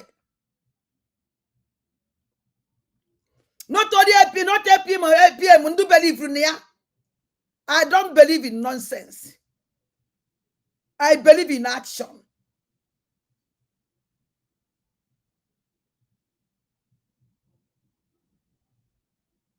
He's not doing it well. If not me, I will do this. I will do this. I will do this. I will. We will catch fire. Well, look at it now. Let that thing happen. Let me see. What's it? You are only boy images. They are what you all the cages are way. All the cages are to bomb. All the cages watch. And then the case, so then that's an enemy. Every time this man up there, he can mad. Every blessed day, the same thing. Only the case, no, I got oku.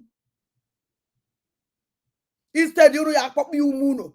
When I draw your see, I know case, me. Yan yo, ya just watch our program, ya. Oh, no, best program. Let him go and watch that program. Man, oh, talk was listening. And the only one where he came to the mother, the only one was on Yagwadam. We don't need that person. Only out for public. And I chase and I ways about as I saw. Nkechina Kenya go gear and you can't force yourself.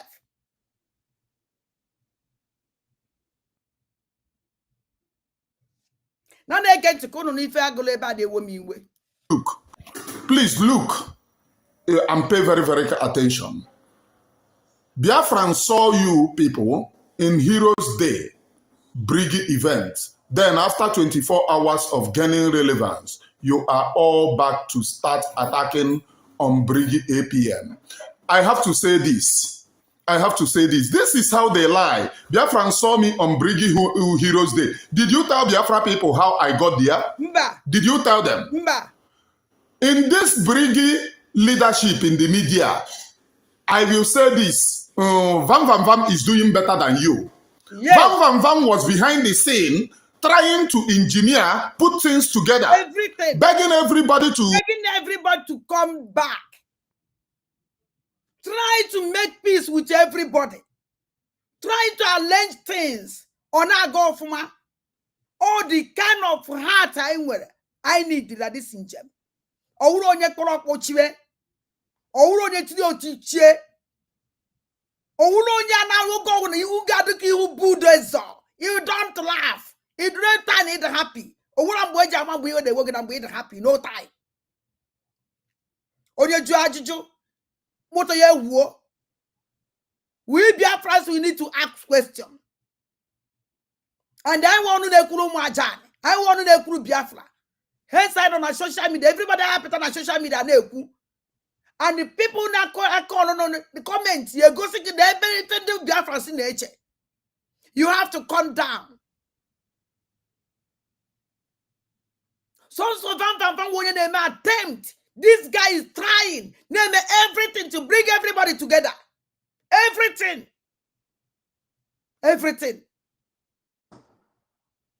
Manasonia Kanawa, information minister. Who do you think you are? Obuchie, don't you everywhere? So scatter. So we be at APM and all the time. So scatter. How to bring the people back? Unite to everybody. I for Sonia Kanawa. He's not for Kelly.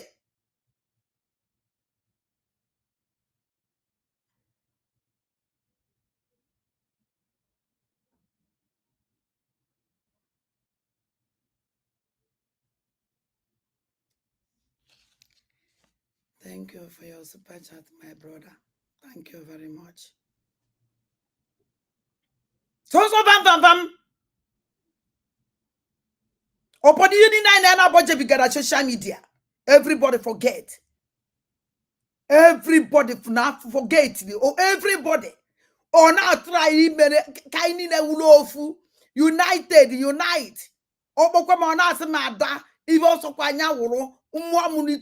let us come together. Biafra need us. I say scatter again. No more. I chose him this problem. The same thing. Let me choose. So let me choose. The same thing. Now to bring everybody back. Bringing everybody back. I will be inside your cabinet. Oh, me won't like in the butchy. I am a beggar that put in the cabinet. No one in the cabinet, you now. Even not my home, I don't care. Because if I'm in that cabinet, I can never have right to talk. On outside or outside, or the moment so that I can express myself. Guap their France, neko see them. I can never be in a way, a place where the key cage than the war, or they possible. Nobody can catch me. Until Robert Obiapata. Now, Mua na Kuruni Yenu. Mua na fight Ria. Mua na Guap France, no cause it. Muno Remiges and Ikukuna. We are 3.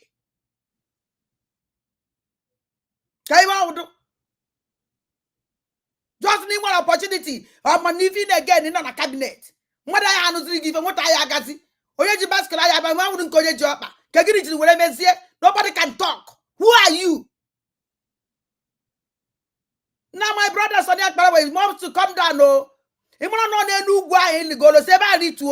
come down and come down from that mountain where you climb. It's not a good mountain for you. We Biafrans, the only people what they suffer for this Biafra is Igbo people. The only people what they pay price for this Biafra is Igbo people. So that if you don't know, let me tell you. And the people that you are commanding is the Igbo people you are commanding. I don't know how many of your people is inside this struggle. I don't know how many of your people they die every day. I don't know how many of your people then they kidnap, then they torture, they inside the prison because of Biafra. So you have to stop. And they calm down. Let me talk to you and your this year APM. I don't give a damn. Now I'm going to mean that Raman has support the government. The government tying on with the government. If our government is name, if I don't want, I have put on social media where the government this is us. And nothing will stop it. Now again. To drop whatever grievances come together. Vam sent this invitation to me, and I never wanted to attend it. It was Adadi Oramma who told me, if since the invitation, he called you and he sent this invitation, please attend. It's because of Heroes Day, and I have to listen to her. Let me just one them on all long way. Oh, no, that I won't edge chicha. No, you don't say Saka for Yale Heje. A Juma on all our women and a bim. And then I made great by going there. Highly great. And this is the invitation. Oh, by invitation, I am not going to go back because oh, no, by invitation, you can't see me that place. Never. Because now, Sadak Palawa won't use anyway. Ojiki mutu. He can mute you at any time and he cannot mute you at any time.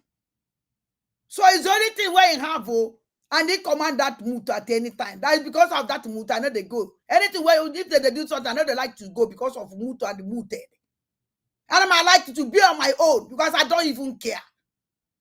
But they say Nanya, something I made inside. Nobody knows. One idea. Nigeria by invitation. But they say Nanya, how up to now, Biafrans and Marana, no found fly that place to come by invitation. It's not by just this thing. I just go with your Bianole. You let me just do Katiko naturally teacher. Oh, Julajo, say no. Nami Eje. Ebaso go Bian them, let us go. You how independent they are. Kaije, now our government is Abia. Let us go and be with them. I'm a no better request. I'm a no blind couple like I will go behind. I'm not get with a short to eye up. I'm a night that has the one and wave or jive like if I don't my kuzi. Why books on that power now when I know? I am with no idea. No, go be go beyond okay, go chili. I bet the bar on what if I made about quick break. I will chapa. Oh, what we was that's an angel certificate or something like that. Something named Nimuno. I just went with Tobiacha, no Biocha. What is the public? Don't Biafra Samana. How we go reach that place? You see, if they still not that you need Biafra. People learn when they see around at this struggle. If this is it, well, what did the man say now the canu kurie? Before Biafra wants to be whiter than snow. If you are not whiter than snow, and all these people in the wage, they wish I bad rock. This kind of people, they wish I bad rock. Every time I have to, and God will give us that angel. Then we bring that angel to Obatobie. Obatobie wants to see those ones our leader Master can speak about. And if na yo up to ya happen that snapper gloko ya chondo do mine on hence we de mago. It's okay. And the apatan and the snapper jego makanda anyway. Because the Obatobie chichanka, but this is the end. No, even also sabotage code you solid way. No more Sabo has finished. No more.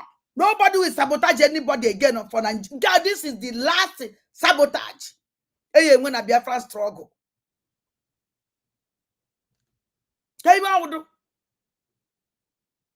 This is the last sabotage when I struggle. Obatobie come out now. He can work with even the worst sabo because they can't do shit again. The only thing you know you are not afraid because I'm going to keep you. But I hear the boo here. Almost if I am here. Class reject with the port to about the port to even cause of the port to even. Oh, finish go. Oh, finish go. Came out. You made you invite us. I people with your happiness. Very joy. Everything and they are now. But it's only on the result. I'm not blind because I'm not going. I'm not going to have you know Kuzumako again. I have root. Wherever I hear those who te diria, Rosiana. I can't hear Sinna. It's a new. Came out. It's not that camera by your name, kill. All this nonsense. No, I can't. Now, will somebody want any price to pay for this struggle? Never know, but just in them, I know what to get them in a befa. Never know what to get them in a befa. Yango say, you get them in a befa kaifu. Life is very simple and easy in a befa. Never name in our land. Only the Nata from a Jamulong, Danny Neji, our leader Master Natka Onibo, our Patobi Onibo. Madonna befa on a prison. Unu ya jekwa kwa sanak palawa because Biafran government in exile government. Unu ya warn sanak palawa. Enough is enough for him. Nyani esidu also warning no. Enough is enough for sanak palawa. I can't take it anymore.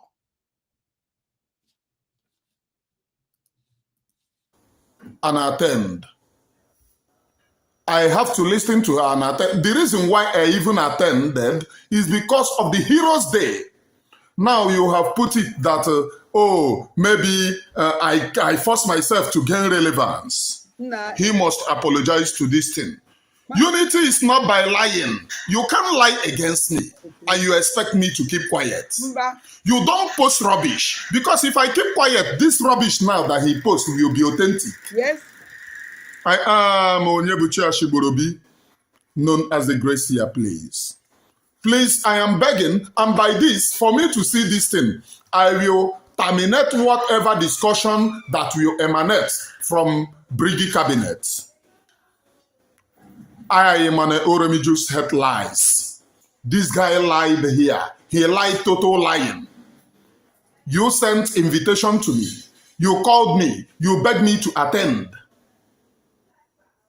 Ce n'est pas parce qu'on vit en ville qu'on doit dire adieu à son intimité. Le Bon Coin Imo, le bien pour tous. Découvrez maintenant.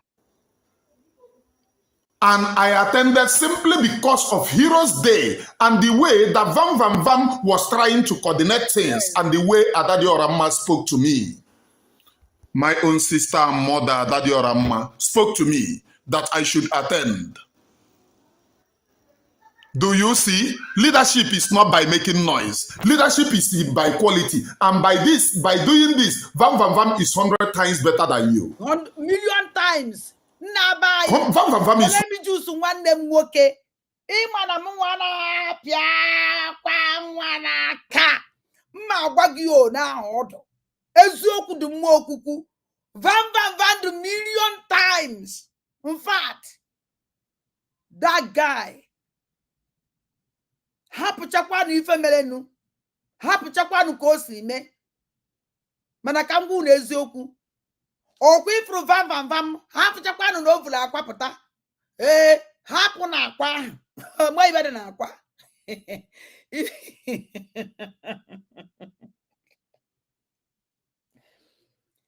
hapụnụ na akụwara akwa mana ife a na-ene anyanwụ situation because let me tell you something. O nwere ife na mmadụ ma something mmanụ ife ị na-ene anya ife ahụ iji ịma na eziokwu a na-anapụghị ya na-edestroy ya ihe ala ọnụmadị ọ ife mere vam vam vam because ị na-anya n'ọnya ka ọ ka njọ n'isi nsọ nna ya ka voice ya dị louder na shout ebe niile ọnwụ na nyawu ka vam vam vam anwụhụ na BP. I thank God. I thank God. Onya ka nji si ndị be anyị ndị na-enwe vam vam vam iwe na-akụwara akwa don't angry na ibe nke emere ihe na akwa ahụ the same ọwụ na ọgwụ dị na akwa ahụ ọgwụ ahụ na okwu a gwara ya agbawa otu ibe ka ọwụ sọsọ ọgwụ na-egbu mmadụ okwu a gwara mmadụ ga-egbu mmadụ nwụọ obi agbakọfu onye ahụ nwụhuo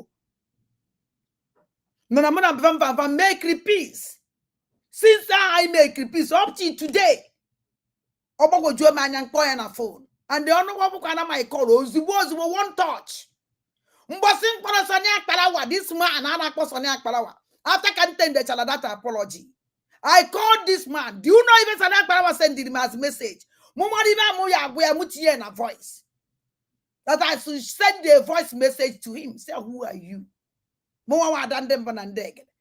He sent a voice message in Kegini. I didn't send anything. I called you.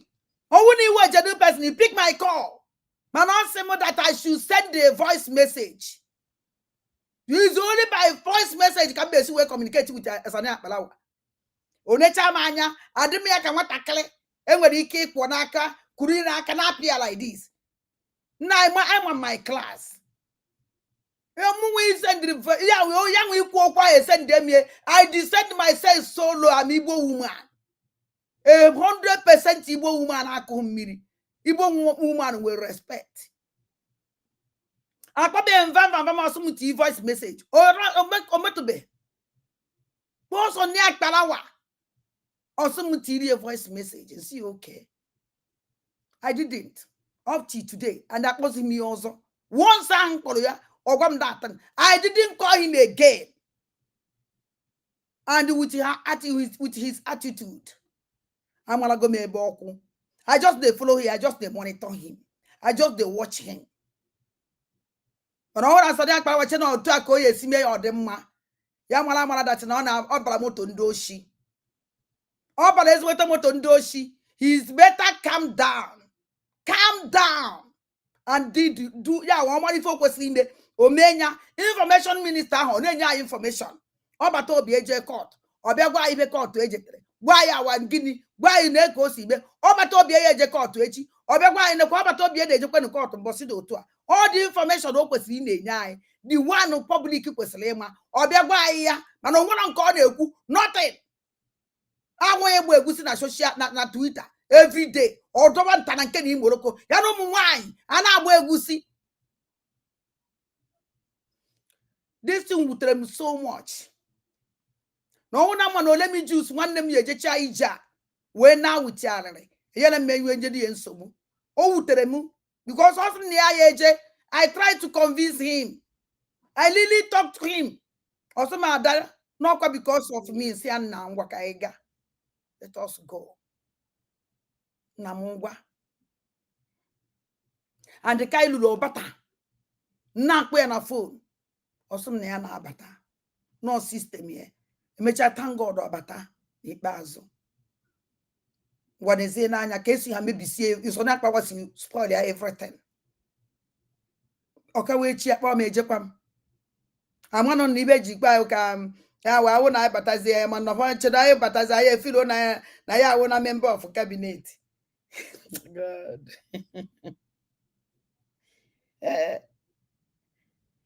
Awike buna muna wike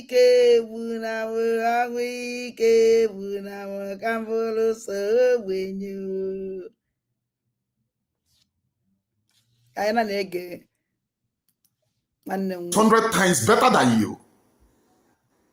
That young man was everywhere trying to put everybody together. Oh, drop your grievances. Don't say this. Don't say that.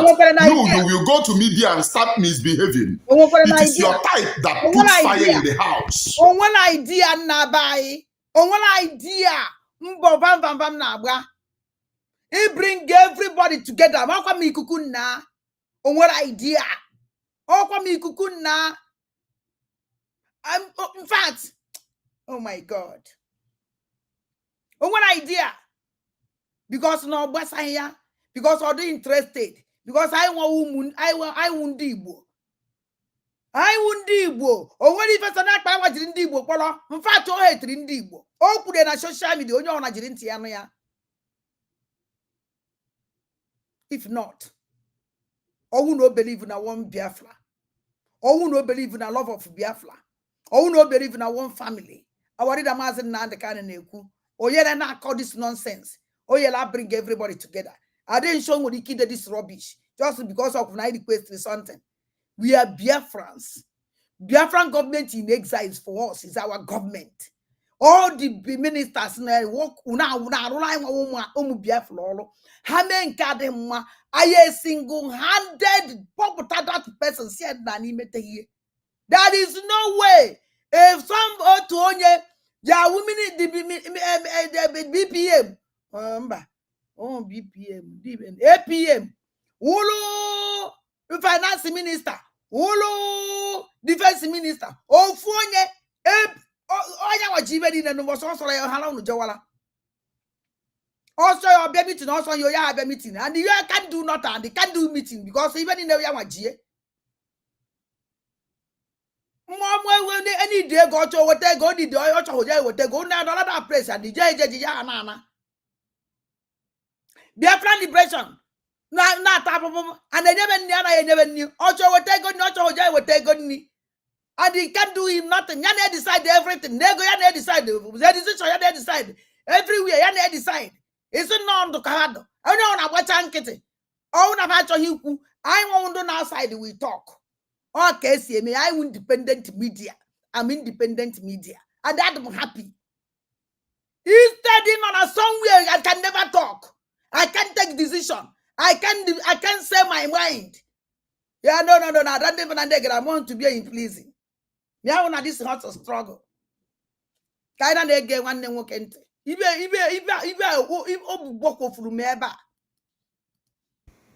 I have said it too. I will no longer attend anything.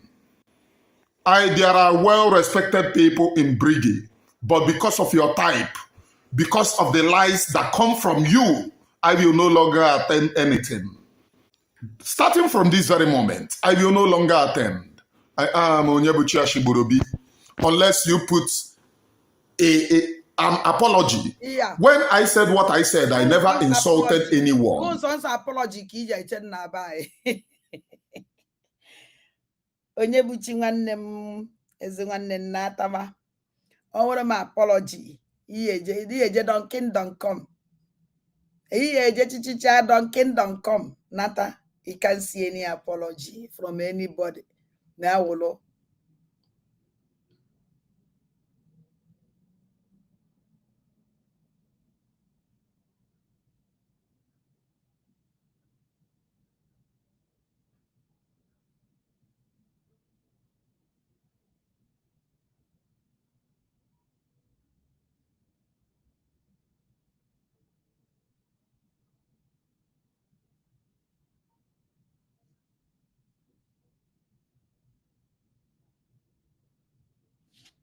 Innocent. Afro n'isi adịghị mma. Otu nsafu your picture. Iji wee mee this thing no go no and if you nwa agadi nwoke. You're not a young man. Ona efolo mo ade ma akpọ nwa akwefolo iwule ezigbo mmadụ tata mkpọ ga ezigbo mmadụ ichenji agwakwa gị na ichenji kwa na akpọ nga ajọ mmadụ. This is me. Oh, dị ndị ụnụ na-anọ n'ụlọ ewu anwụọ n'ọgbụrị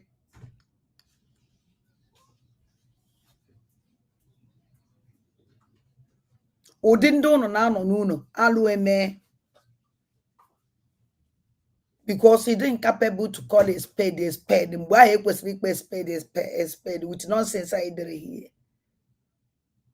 I'm very sorry for your family.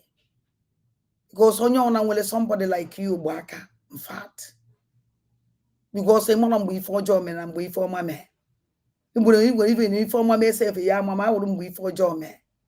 Even when he kill a organize it for George boy former, which if I did here. Only was one mother. He meant case passing years, so he meant case passing yes, no metal here. O men kaya Spanya no mete here, this is me. I don't mete mude, Abacasiaro. Anon nene. Here wo to a cande, and the end nature, my own this want to struggle, any the reality. On what in this condition I know today, Ndalolani. That don't capable to call a spade a spade. Look at you. Shame. In a reply, this kind of people we waste time because he will cannot I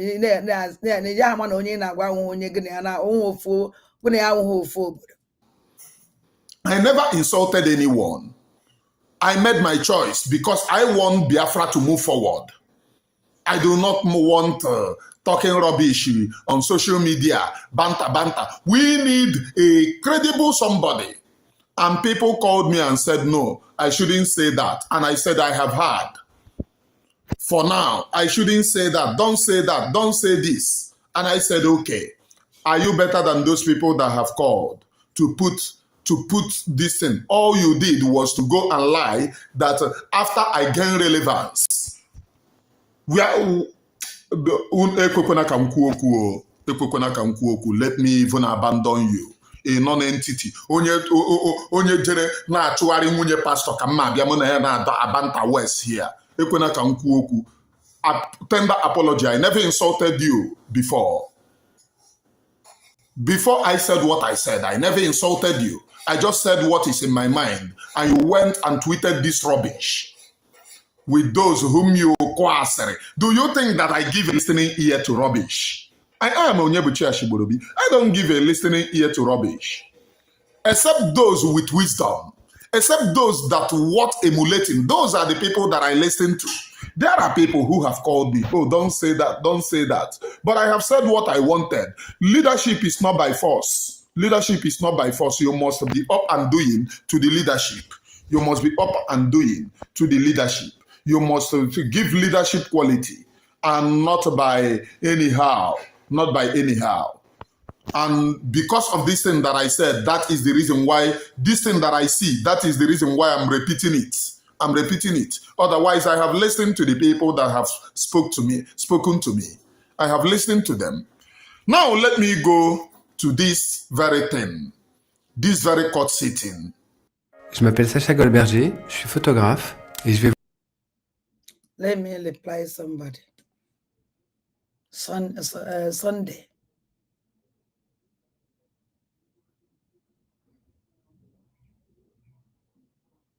First, il reply the waste time about. Je vais vous dire pourquoi j'ai choisi le Leica M11. Somebody draw my attention to the things making round on the internet. Please hit the like button and share.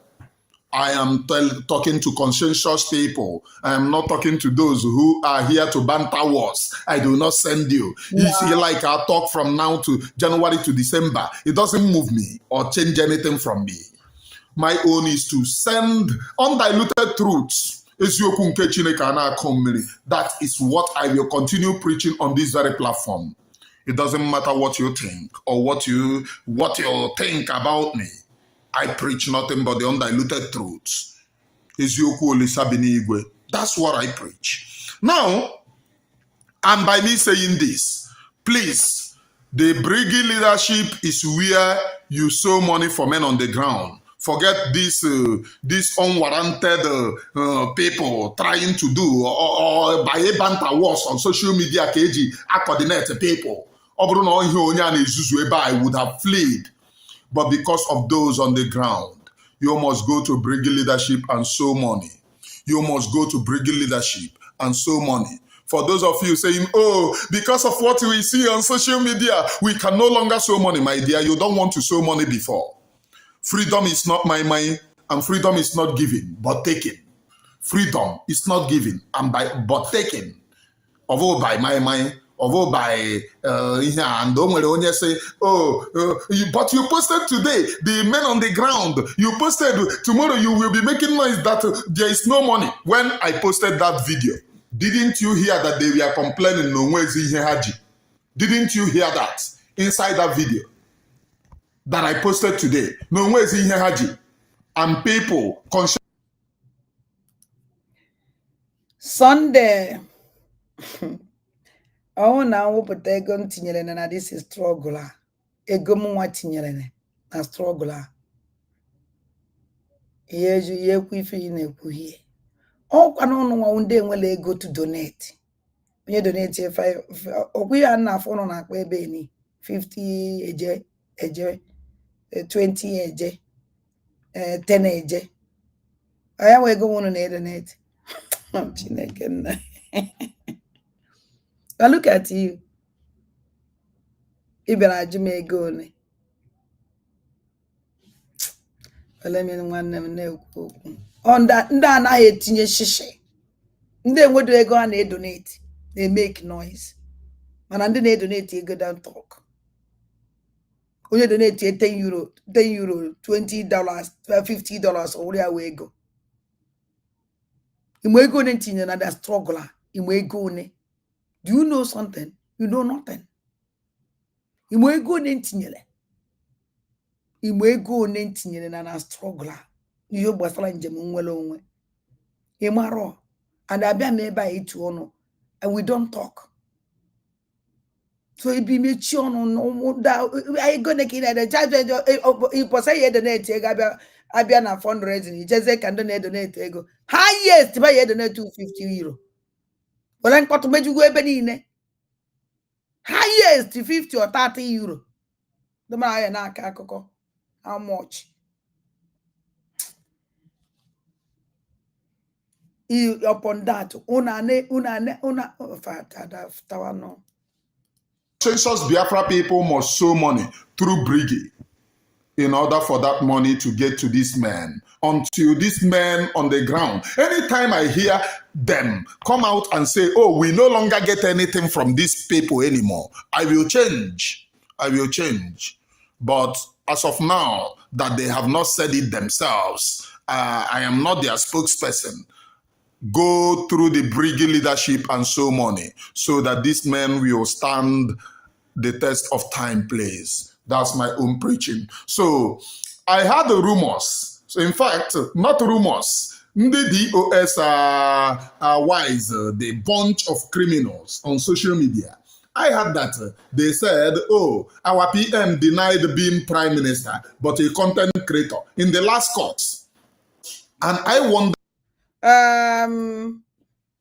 Mazi Sonny, can continue go Mazi. I cannot if can reply again.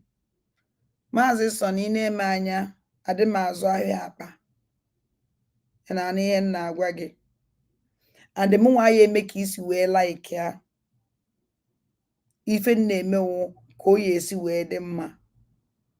All that na mmadụ is on a struggle. Solo government who that needs so government we right to talk.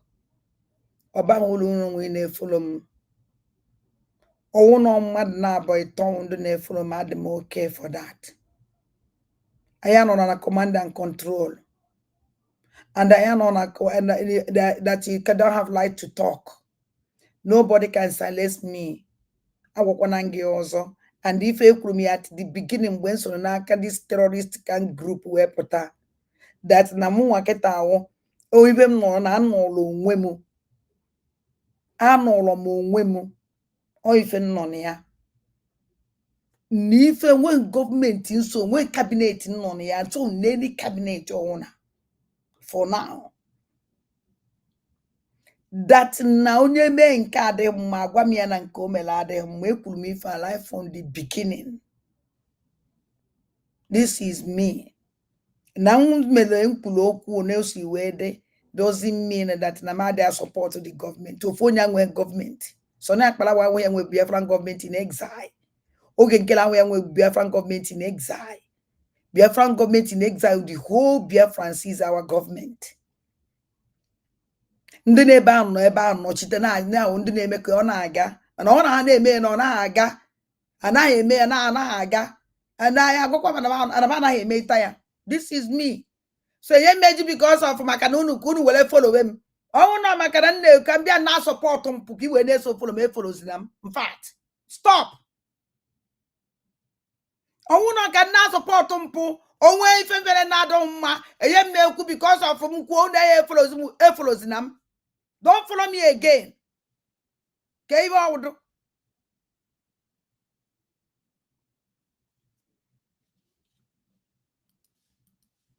the type of brain that these very people have. I continue to wonder. Immediately after the arrest of PM, they started carrying the rumor. Oh, he have denied being a PM, but a content creator. Oh, he have denied being a PM, but a content creator. And I said, then. Attendez, vous êtes bien connecté au Wi-Fi là?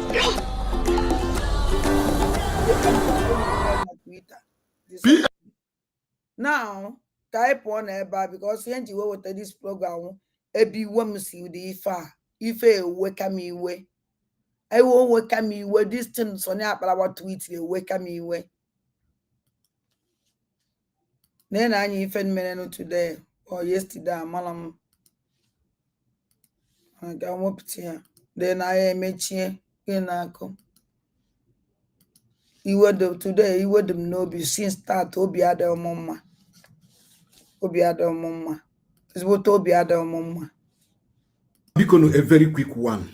When one nine one you may fufu. Yana nwa okunaka, nwa 2 years okunaka. One nine one ya wo blessing alozie. Mana ahadie wo John. John akwanu onye ngwa na state Abia. Mana habi na Obowo. Habi na Obowo. And one nine one ya onye uvuru abombise. So nyana this John budie bera nwe problem. You know, the girl Lawazia noro with somebody na Port Harcourt, you know, na elekota nwa ya. So at a point, one man enyi die asị na aha ya bụ Ugochukwu Nwosu.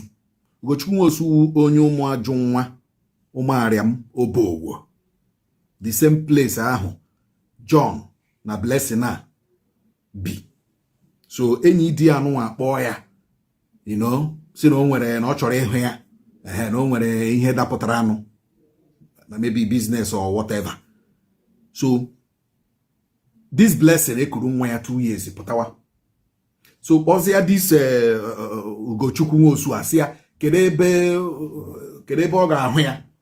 Ugochukwu Nwosu asị oke ya kwụsị na kedu this kedu ihe a na-akpọ ya ebe a before ebe ụmụ ebe towa dịkọ ebe dị. You know, kedu how many minutes ka ọ ga-ewe pụta dị ya ya na ekwucha that lady apụta with nwa ya. After few hours ọ pụtachara dị ya ya na nwanne ya nwaanyị na communicate. After few hours ọ pụtachara dị ya gwacha nwanne ya nwaanyị ya pụtakwala ọ na ya na-echezi that Ugochukwu. Phone ya akwụshiga. Phone ya switched off. Phone ya switched off. Ihe America mgbe January 25th, 2025. January, February, March, April, May, June. For the past 5 months now, this girl oporo ije hụ Ugochukwu Nwosu is nowhere to be found till today. The family mecha kpọrọ police. Me invite John, me invite Ugochukwu. Before mgbe nwanne nwaanyị kpọrọ that Ugochukwu si ya nwanne m nwaanyị si na ọ bịara ịhụ gị. Kedu ihe mere na nọmba ya agaga? The first initially ho ya si mba kedu ihe ọ na-ekwu na ofuru ọkụ ya this and that and this. You know, God ya na onwe dị mgbe ya na ya kwuru na ha ga-ahụ. Ọ bụzi mgbe a gaziri na police ya si yes na ya got na ọhụ ya this and that and this. John na onwe kwanu di Blessing agọkwa si na onwe ihe dị otu ahụ. na nsogbu adịghị enwegoro ebe ọbụla blessing na nwa ahụ nọ na ha na ọfụma ihe John di blessing kwuru onye nwaanyị ya na-efu efu onwegoro ebe nwaanyị ahụ na nwa ya nọ na ha na ọfụma. He is not worried about ọbụrụgodị na ọ dịghị worried about blessing ya na nwaanyị ya na-adịghị na mma. What of the son? What of nwa ya nwoke? Ọ dịghị worried. Before you know it, police na IPO na Otoko police station ebe akpọrọ ha ga ha release two of them, release John, release Ugochukwu, ha alawa. Kamgbe ahụ ruo taa, nobody has given any information about the disappearance of blessing na nwa ya nwoke. So I am making this video to the DPO of Otoko police station and the police station, the police guy in charge, Francis, the IPO, Francis. I'm making this here. We are going to forward this thing to the Commissioner of Police Imo State, and we are going to follow it up. You cannot, in a case of disappearance, you just release here the suspects without thorough investigation. You release a halawa. And the statement from this John say, is it not suspicious? As a police officer, can't you suspect it? Because John do this blessing now, blessing na de ha we. Ugochukwu no nwunye si ya pụtawa. Kedu ihe mere Ugochukwu jiri initially go na no nwekwe na enwe he ni mechapụ ya kwetezie na nya na enwe agreement to see.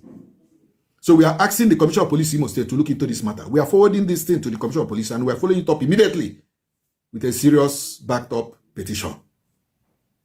Blessing must be found together with the son. CP Imo State, take note, sir. DPO Otoko Police Station, Obowo. Take note. Thank you.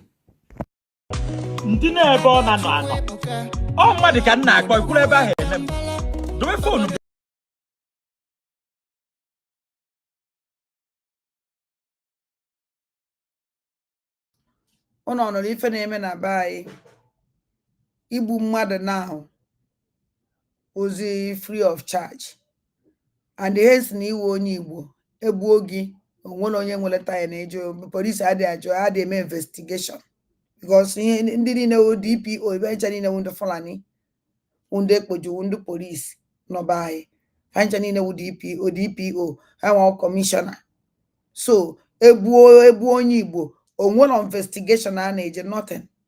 Na-eka this woman si wee pụọ otu nwoke n'aka and ọ nọta ya njem mmadụ wee kwuo ụdị okwu a ejide the person force ya ka o je gosi ebe this woman na nwa ya nọ up till now for how many months ọkwụ na afụgo o nwere ike ọwụ na egbuo na ya kpọrọ nwatakịrị fat. Oh my God, it's terrible. Ọ jọgburu onwe ya.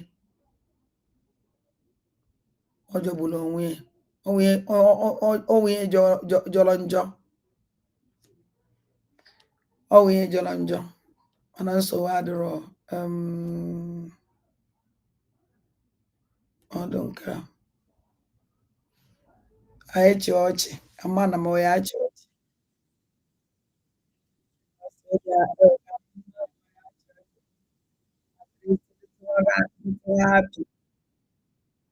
Réservé sans réserve. Booking is an online shopping.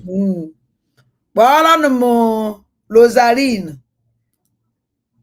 bịa na vamvama reply gị ọkwa ọ sị na ya chọrọ na ọ nara aka o shake gị aka now vamvama agwago ya that na ahụ nwoke a na-ama n'aka na ya na-ana nwoke aka ọ natakwana ya aka. So anyị na-eche ya return match idiot. Anyị na-eche return match of this rubbish ka ọ pụta kwuo okwu anụmanụ. Anyị na-eche return match of this coward maka ife ọnwụ ka ọ pụta kwuo okwu onye ụchụ.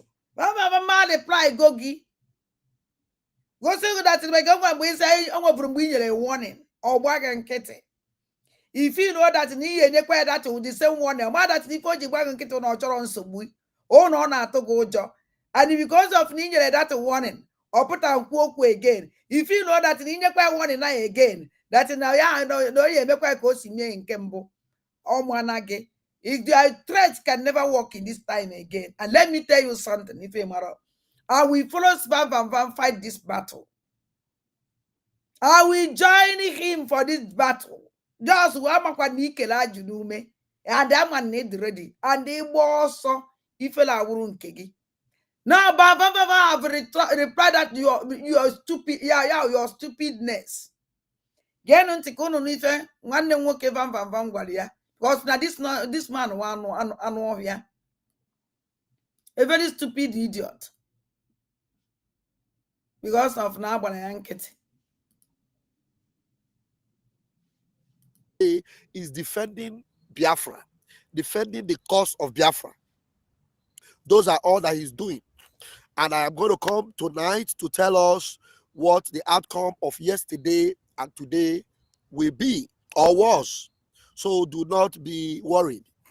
So every positive update you get from us, and you will get it tonight. So that's it. So maybe I'll repeat myself again when I'm rounding up. But this morning, I don't know why I have used, by the grace of God, I'm expecting something from Canada. Something that will help me relieve me of this Qatar. Because this one seems not to be working.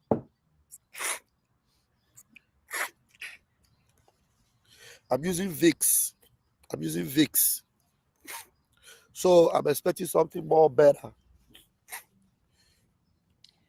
From we'll be all right. From America. Hopefully it will be better. But this one, let me see if I can try to answer Dibabidi.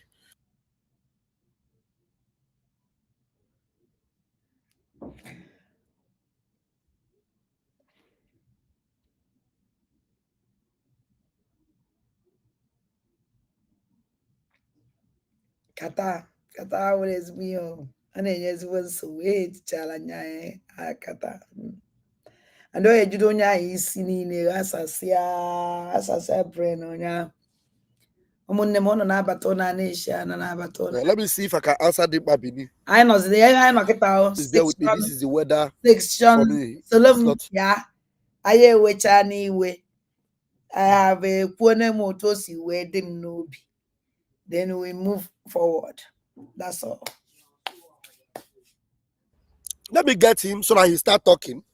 Maybe when he start talking, then I'll be able to take care of myself.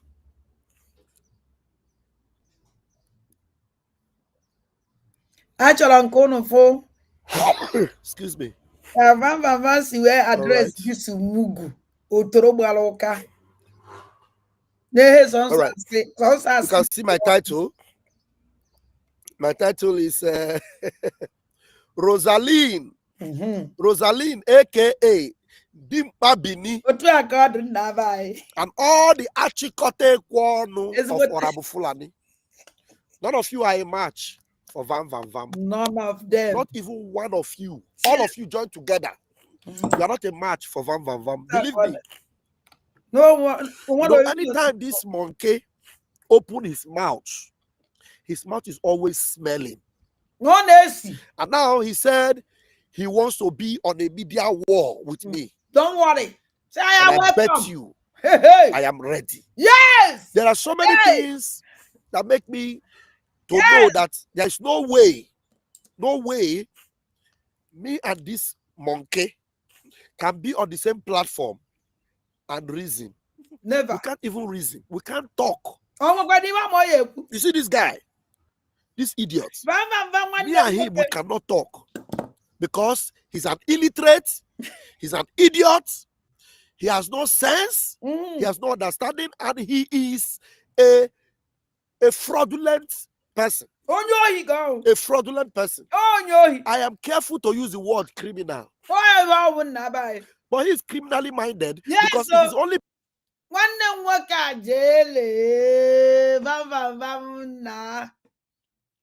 onye awotolo onwe ibe ọma agbara ngozi mana onwere mgbe ọ bara gị mba na ife ya nnukwu ya ọzọ gụtụrụ ahịa ya again nne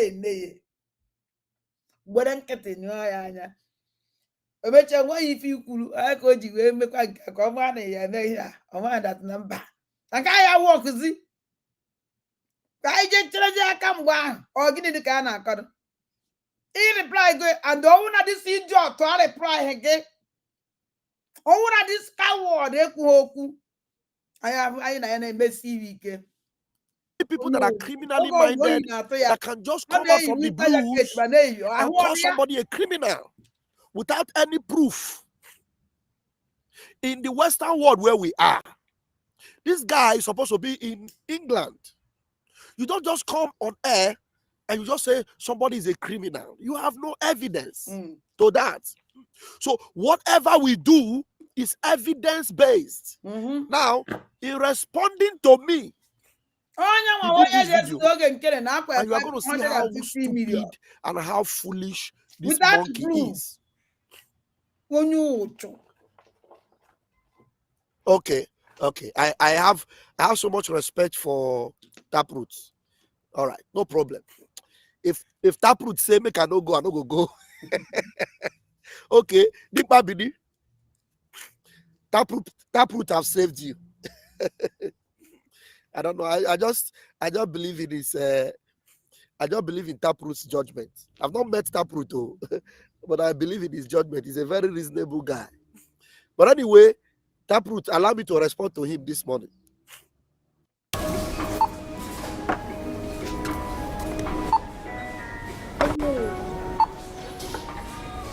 J'ai quoi comme choix de contraception?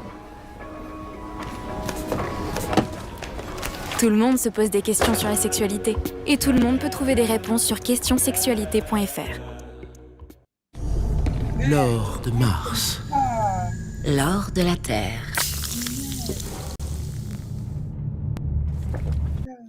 Yeah. All right. Mecca Gadi, please send me. Mecca Gadi said he will send me some medication. The truth is that people send me medication. Sometimes I don't even remember to go for it. I'm so overwhelmed with Biafra stuff that I forget to take care of myself. Honestly, I am so overwhelmed with Biafra issue that I forget to take care of myself. That's the truth. Anyway, this is my number, Mecca Gadi, +393510033521. Please WhatsApp me. And there's somebody that was trying to tell me something about this idiot. I think it's Izuchukwu or somebody that was watching. Please WhatsApp me so that I will get in touch with you. I need to know this guy. Maybe we should sue him.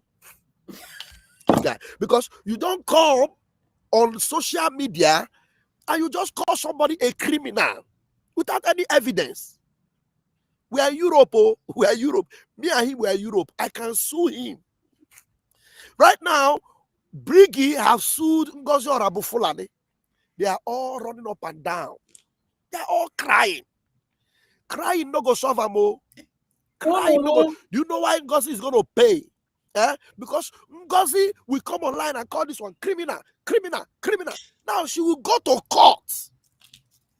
Ngozi Orabueze will go to court and prove. Yes, and prove. Please, Izu, send me a message. Somebody should send me a message. Let me know it's you, please. I will check my phone today. I need to know this guy. Because he has overcrossed his boundary. And I need to take care of him. Yeah, job BMO, my offer, and I'm able to be in London. Yeah, job BMO. Job BMO, oh my offer, man, I need to take care of him legally. But before I take care of him legally, I want to show him how useless he is on social media. I will show him how useless and stupid he is on social media. And then I will deal with him ruthlessly. I'll deal with him. Okay. So the comments are so many, but let me take care of this issue. Please, my number is there. Send me anything I need to know about this guy. All right. Now let's go. Listen to him. He was responding to my videos. Now listen to him.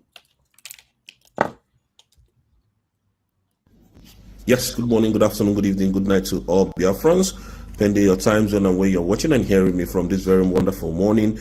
I need to bring to speed of what Van said about me, the lies he told about me.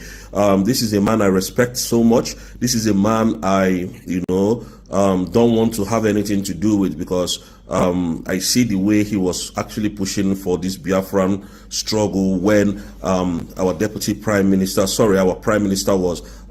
Did you hear that?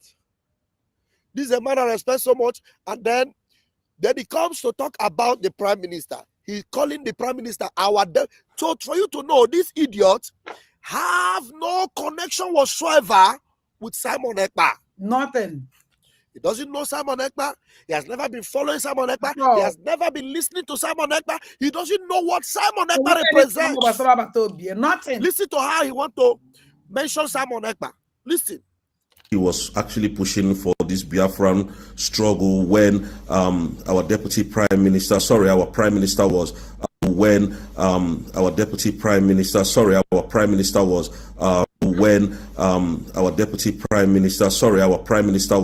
on seat, when our prime minister was on seat, before when our prime minister was on seat.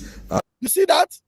So how can you be deceiving Biafrans that you have anything to do with Simon Ekpa? And the only thing that occupies your gibberish mouth, your ugly teeth infested mouth, is deputy. And Simon Ekpa has never known anything called deputy. Simon Ekpa has never mentioned deputy. In Briggy, there is nothing like deputy. And now you are attributing deputy to our prime minister. You see the useless human being? And then you'll be talking, Biafrans. I don't know what is wrong with our people. Honestly, I don't know. I don't know how to actually deal with our people. I don't know. Les brebis dans le paysage, c'est juste pour faire joli? Est-ce que les brebis c'est pour faire joli? Ben non, bien sûr que non. Là, vous voyez l'endroit où nous sommes, c'est une zone dite humide avec un étang qu'on peut apercevoir derrière nous. Et donc ces brebis, elles vont permettre donc d'entretenir les abords de cet étang. This guy, how can somebody who has been listening to Simon Ekpa now come and start listening to this uncooked fellow? Someone that doesn't deserve any kind of attention. As far as Biafra is concerned, this guy doesn't deserve any attention. Believe me. Now let's continue. I know there are people in my studio, but bear with me. Let me establish something before I'll bring you in. Go on. Before he was called in for questioning, I really didn't know that these guys are criminals, but I just have that, respect for them, for him personally, Now, he said he didn't know that these guys were criminals, but he had respect for me. Now, ask this guy, what is your definition of criminal? Exactly. How can you prove that any one of us are criminals? How? Do you have any evidence of anyone's criminality? Or you just open your gutter and call people criminals? That's exactly what Ngozi has been doing. And that's what has landed her in trouble. And so many of them, like this guy, should also be in the same trouble.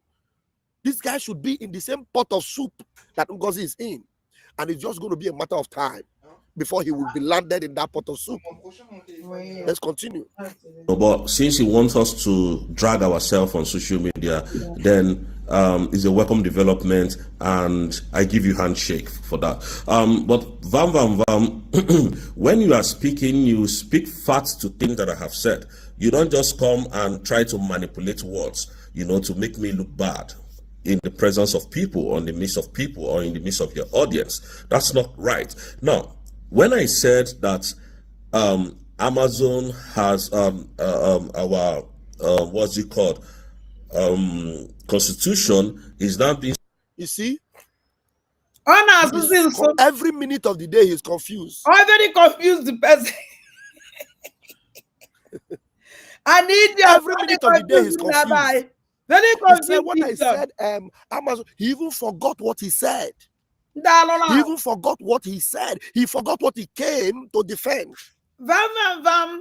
Nabai chelu. Iman all this nonsense. Chena ya continue na yala hana na social media. Ha che that na no with time. With time. Eziokwu ya pụta. Ọnwụ na watch afafa wuzi ntụntụ mmili.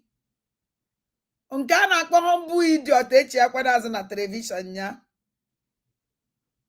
Nke a na-akpọ progress of idiot. Onwezi anything on na progress. Where's anything on na rise? All is confused and all yeli men. All of them. Join social media. You at least YouTube ezugike. Facebook zuike. Everywhere I do go quiet. You see, which time on na buy? I told them. I got on fun. There's an idiot about there's any called is confused. Since I'm a picture, this is their criminal tower. Since I have found any men the same again. Hell men the same again. Very useless people. None again. Okay, let's go. Sold in Amazon. I did not say is not being sold in Amazon. I did not say that Amazon has recognized us as a country. Amazon is a platform where you go and sell your goods and commodities. Amazon is an online shopping platform which every one of us, including me, I shop in Amazon, and Amazon is not far from where I live, you know. So I know about 4 shops of Amazon within my area. So how can I say that Amazon has recognized the United States of Biafra? I mean, that doesn't make any sense to you, does it?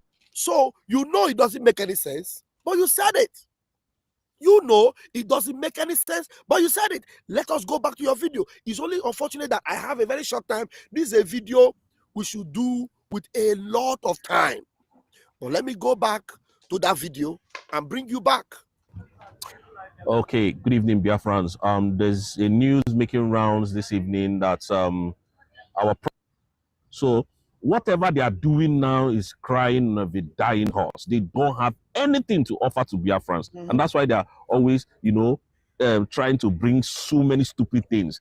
You know, when you look at the letter, it's so stupid to the extent that at the end of the day, you are shooting yourselves in the legs. So because he who accuses must come to prove. And I'm telling you, the government is not really going to allow this to slide now, to be honest. I'm telling you.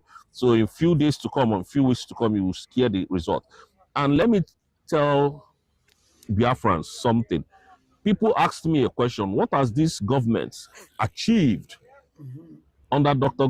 Mrs. Ngozi Arabweze? And I want to say this to them. Number one, when you hate somebody, you will never see the result of what they are doing because of your hatred, because of your bitterness, because you don't believe that that person can pull any plugs that is positive. That is how you people think. That is what you people think. That is how you think. You think very shallow because your mind is made up that this person can never make it. And you don't want to be under this person's leadership. That is what is happening, and it is a welcome development because it's even happening in it happened in Buhari's administration, it's happening in Tinubu's administration. So, but Tinubu's own is very different because he's a very corrupt man, a very, very corrupt man indeed. I can tell you for free. Now, you see, this Dr. Ngozi Arabweze has really done a lot for Biafrans. Number one is that she has been able to open the first embassy of the United States of Biafra in the United States. That is one step. Secondly, our constitution has gotten to Amazon, so you can go and grab your copy. Now, let me tell people what Amazon is all about. Amazon is international. You understand? It's worldwide in the whole of Europe. I don't know if Amazon is in Africa, but I don't know about, like, Amazon is in the whole of Africa, in the whole of Europe and the world. Now, if Amazon can accept the constitution of Biafra, which means that constitution is authentic and it is original. Do you understand? And which means that they have beginning to realize that Biafra has been redeclared. And so many. Je voulais t'offrir le plus bel été qu'on ait jamais eu. Je suis le locataire de cette maison. Excusez-moi, c'est notre location. That means they have begun to realize that Biafra have been redeclared. What has Amazon got to do with realizing that Biafra have been declared? If not that Amazon have accepted your USB. Now, you see the way he was explaining. Do you know my problem? People can say deceive our people. Because on your Amazon now, okay, so the buy no no, 100 in Amazon. How will you can Amazon? Man, I'm on the here on try Amazon, give Amazon name, give Jimal Amazon. When no to this idiot, I see will now. That's an Amazon like organizing go at least the Amazon in America. Nah, couldn't wait for now these criminals. I call it for this idiot. This man was scammer, to be sincere to you. And I because for this man, he would out to deceive our people like this. Nah, it's too much now. It's too much. And the quick was to wake over that Amazon. Here, or go by a supermarket. No, no, a boutique. My Amazon, we didn't Amazon. Online this thing. You can order anything. You anything on it on the Amazon. On a benine. On 1 euro pay Amazon. But I do in supplies. No to see where we about to see where we buana sazi. Vamoku. Then again to kunu wefu. Even that you wouldn't buy you this. Now this man one man ezokunine. None again. In his yesterday video, that Amazon is everywhere. There's shops of Amazon everywhere. That even him, he shop in Amazon instead of that he shop on Amazon. I shop in Amazon. English. Now, you shopping on Amazon. Everybody shops on Amazon. Now, Ngozi stole our constitution and put it on Amazon. And you were bragging that Amazon have recognized it to be original. Have recognized your USB constitution. Yeah. Because Vam. So now Amazon when they make our constitution was original. No, na Nde mega ife. Ezoku ngozi na criminal ndị ochie emega ndị emega ya arụ emega anyị ncha. Ngozi ola bụ Gwolo Fulani, commander in chief of terrorists. Heme na ihe na na-ege ntị. And if you, in this your yesterday video, is now saying that Amazon is a very common thing, but you didn't make it look like that in this your first video. You made it look like Amazon is so great, it's such a big thing, exactly. It's international. Exactly. In this video, did you tell anybody that Amazon is a marketing company? No. Did you? No. Did you hopeless ewu? It's what the hopeless ewu. Did you? What you are saying here is that Amazon is is international. So your USB is international. Let me repeat so that you will listen to yourself. I will repeat it. Listen to yourself again. It is original. Do you understand? And which means that they have beginning to realize that Biafra has been redeclared. And which means that they have beginning to realize that Biafra has been redeclared. And so many countries. Idiot. Kediye Basala Amazon na Biafra. Amazon. Hey, it's like a number na mankambe simayatu. Mata, one Maya. Jacola, I wonder what they may see a God. I thought I can't get a munko. Has been recognized Biafra, or has rather recognized Biafra. And I'm telling you the truth. Now, if you are not equating Amazon, if you're not equating Amazon to other countries, why is it that you are talking about the subject, Amazon, recognizing your constitution, you are now adding other countries have recognized? Now, what has Amazon to do with those other countries? Those other countries. And now, remember, you are talking about what Ngozi Orabo Fulani have achieved. Are you not a dunce? Are you not a moron? Van one name woke. Onye ka nji sị gị na ihe a na-ekwu ọbata obi esi na ya wee content creator. Van all this idiot onye kwuru okwu ahụ. Na edisi anụmanụ anyị fụrụ ebe a. Na edisi idiot a na-akpọ ebe ka o dike ala ka alịrị ya na Ngozi Orabo Gwolo Fulani ha ncha niile na-so na one camp ka ha ncha niile si wee pụta. Ebe ncha niile nwere WhatsApp group ebe a na-eme their criminal meeting. Ngozi Orabo Gwolo Fulani ma onye a na-akpọ ebe ka o dike. He knows him. She knows him. Likewise, this idiot.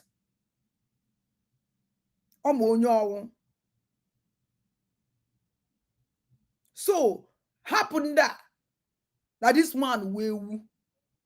Then again. What is wrong with you? Do you come? You want to challenge me? That is it. You are just shameless. That's you eputala ilowoganya na mirror. Dimpa bimi. Are you not ashamed of yourself? What you're saying? And you that have been bragging all this while, everywhere. The two things you could lay your hands on was a few days ago, a restaurant kind of a place was opened for USB. And you call it embassy. In your intelligence, a country that is not known anywhere to be a country. Can you have an embassy in another country? As if that was not enough. You were then bragging about Amazon, which when you were brought online or put on the spot, you are now calling yourself back. I know Amazon. Amazon is everywhere. But that was not what you were saying here. You are just, I don't know what is wrong with you. You need to go back to kindergarten. Yes. Go back to kindergarten. That is, every day you wake up, follow your children to school. Follow them to school. Élargissez vos horizons avec Amazon. Diffusez vos pubs au bon endroit grâce à nos inventaires. This is an analysis that will take me more than 2 hours. I don't know if I have that time. Now, let me continue to play this one you just did today. I have brought it to your notice now that you actually said Amazon recognized USB. Have you seen it? Let me repeat it again. You will still come back and deny it. They have beginning to realize that Biafra has been redeclared, and so many countries has been recognized Biafra, or has rather recognized Biafra. And I'm telling you the truth. So the letter you see from the camp of Ogenkere, like I keep telling you, Ogenkere is a thief, a criminal. That is who Ogenkere. This one is another thing I will discuss. You are calling somebody a thief that you cannot prove. And Biafrans, there's something I'm going to bring to you. Maybe I should establish it now before I go. Do you know that this guy, he deliberately, consciously knew what he was saying. It was not a miss of tongue when he said Simon Ekpa can go to hell. No. I will look at his body language, because what he was saying does not relate with anybody going to hell. But he said it, and then he cleaned his nose, because he knew what he was saying. He knew what he was saying. Let me play it to that point where he says Simon Ekpa should go. Victor, if I'm actually me something. Number one, I'm on the menu and I'm about to be off ma. If you know about to be off ma, a man you do disappoint, no go when you do disappoint with, you don't know him, and they might be an emobi. So, mwapeta Amalando ya de disappoint, Nando ya de disappoint. Iya neba Amalando Batobia ya de disappoint, Mando Batobia ya de disappoint. So yen na chi make mala that na oh na made in fact even when the pluggy waste time fact about whole to hell. Now follow him. I wanted to make a special program on that so you understand how satanic and how evil this guy is. Let me play it to that point. I want to play it to that point. Now watch. I'm always missing this video. Watch it. And I have challenged him several times to sue me if he comes out here to say that he never collected money to do this nonsense that he's doing. Okay, Nkere is a very bad man. Very, very bad man. I'm telling you, he's a very corrupt person. Very corrupt. I'm not scared of telling you guys that Oge Nkere was paid huge amount of money by the Nigerian government to scatter the redeclaration of the... Now remember when I spotted this place, he said huge amount of money. He was changing mouth. He came yesterday again and said it was 150. And after saying 150, he still said even more or even more. This guy is just a dunce. You will answer those questions in court. Don't worry. Independent state of Biafra, and they can write a suit letter to me as well. Please, I would like to have one copy because these people are just useless. They are completely mad people. Mad people indeed. Don't worry. Again, Biafrans, don't, you see, let me tell Biafrans what is going on a little bit. Let us gist. You see the coming out of Master Simon Ekpa. Nigeria can no longer sleep because they would have rather leave him to remain wherever he is so that they can be lying to you people. But you see this is coming out. It has scattered a lot of things. Now you know that, one, Simon Ekpa cannot come to Nigeria for any reason. His case will be heard in Lati, Finland. And after then, Nigeria will come to Finland. He will drag Nigeria to Finland. And Nigeria will be dragged to ICC at the end of this case because Nigeria will not win this case. I'm telling you the truth. Secondly, it would have been better if, you know, Simon Ekpa, if this ridiculous... This man was an idiot. Oh yeah, baking cat, hitching no bay horse. Oh, to a cozy barry, this man will on navy. You open a platform, Mark, or you open a platform. How many platforms this man went? How many platforms this man will when I scam Biafrans with lies? How many platforms? Up there, Bafri Anya, or another thing. Up as they born a mask on way, or another thing. Nobody see idiot eye for here. The line is open. The line is open, oh my John. As I'm going to get to.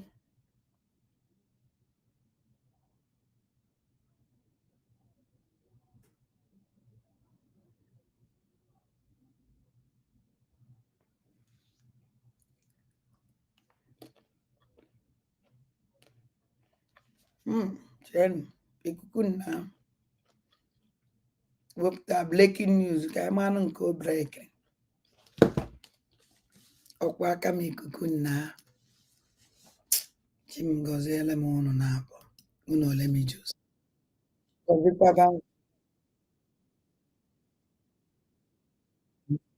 Okay. Hear the news in details. Wonderful people of Biafra, lovers of freedom all over the world, you are welcome once again to Biafra Unite channel /television this very moment. Today's date is 6th of June 2025, and I have a very important and disheartening information for every one of you listening to my voice right now from wherever you are all over the world. Biafrans and lovers of freedom, it don't happen again. It don't happen again. And this is the reason why I am mad. Okay. This is the reason why I speak the way I speak. This is the reason why I don't want to hear anybody telling me about any individual or any group of people in this very Biafra liberation movement. Post Mazi Simon Ekpa's, arrest.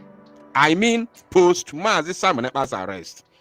And you can never see me come here and begin to bash or talk about any idiot who claim to be governor or senator in Biafra territory while serving the Zoological Republic of Animal Kingdom, Nigeria. Because since we formed our own security, I have never, me personally, nobody, none of the genuine freedom fighters have ever lamented or called on those idiots who claim to be governors and senators to protect our people. Why should we do that when we have our own security? When we are capable of protecting ourselves from the marauding herdsmen and the invaders of our land? How? Because it is only when you fail, that is when you begin to lament and call, you begin to remember that you have illegitimate governors. You know very well that they are illegitimate, yet you begin to lament and call them. Where is Hope Uzodinma? What is Hope Uzodinma doing? What is Soludo doing? What is Peter Mba doing? You can never hear such a thing from my mouth, because I know that they don't have the capacity to secure lives and properties of our people. And that is the reason why Mazi Nnamdi Kanu, which is wisdom, formed the Eastern Security Network in order to protect lives and properties of Biafran people against the Fulani invaders and terrorists. And today, you see what is going on. You can now see what is happening today. What you are seeing on your screen is the bodies of the slain indigenes of Oguta local government area, which is currently in Olu state of Biafra land, in the former Imo state. I know why I covered it, because I have to cover it. You can't show this on the social media. Now, I will be reading this very news from the Sun newspaper, Nigeria, and according to their title, they said, suspected herdsmen on a live tree in Imo community. Police begin manhunt. Now, let me explain this very title. They said, suspected herdsmen on a live tree in Imo community. My people, this picture you are seeing here already, we already on their own, as in from the Sun, they have already shown 4 people that were unalive from the scene of event. 4 on the pictures on the screen now, which I have covered. There are already 4 people, 3 men and 1 lady, lying lifeless on the floor. 3 men, 1 woman.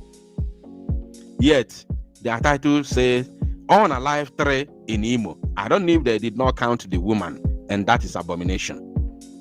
Now, suspected herdsmen have unalive 3 road users flying the Agwa, Ejemekuru, and Umebu areas in Oguta local government area of Imo State on Wednesday, June 4th. A source from the community said the hoodlums ambushed the road users who were on motorcycles and attacked them. The source said several other people were also injured in the attack. Are you paying attention? Several people were also injured in the attack. Several people. My brother Victor, I'm gonna maybe in age. Your problem or Biafra land, problem go cabinet. What is your problem? Can you go doing? Your problem. O we ya ikuku na go kita ndo Fulani na-egbuja sinde bai. Ka your problem. O when you your cabinet na jani na bi obodo oyibo. Can you go to Victor? Idebugu ihe ambo. Now, depuku ya ọzọ. Kedu be your problem, Victor? Problem go we ya ikuku na na-agụ na ndị Fulani mere attack n'Igbo land. Ka your problem ma cabinet. O nwere onye gwara gị na castigate cabinet. Ka ebe okwu nke asị.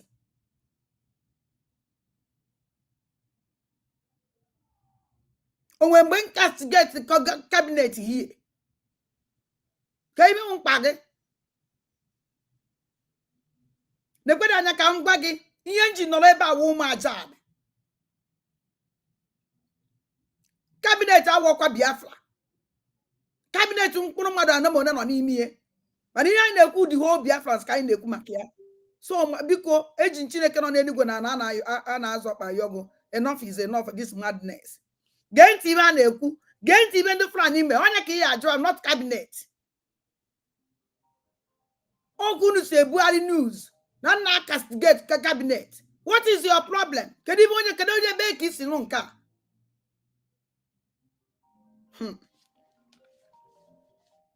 I'm sorry for you. So we are talking about community invasion. This is not about the kidnapping of Fulani herdsmen terrorists. This one is not. They have now graduated. I told you before the other day when I was showing you, the video, how they invaded a community in Osun local government area. I told you that was just a tip of an iceberg. That was a test run. They just did a test run. Me, I will test. I could not thank. I know the same thing. Not test.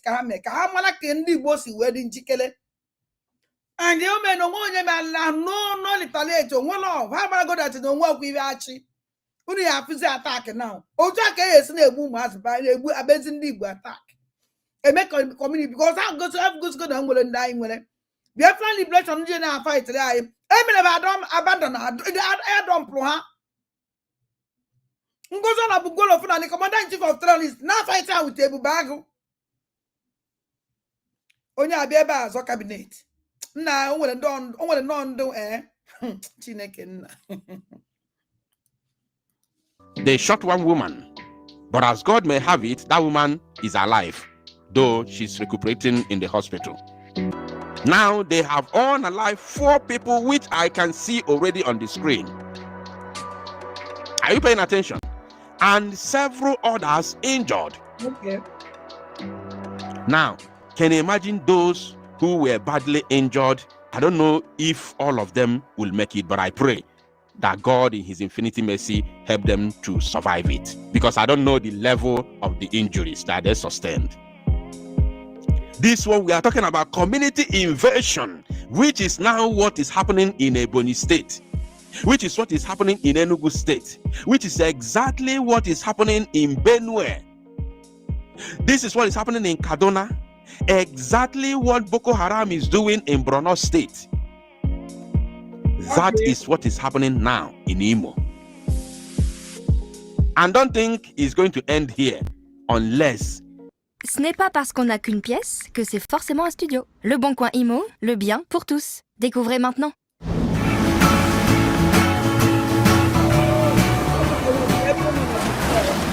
We rise up. I don't go whatever enough before I be. I don't go whatever enough. I don't just finish it. I don't just mess away. Join his him. Gonna be as reply.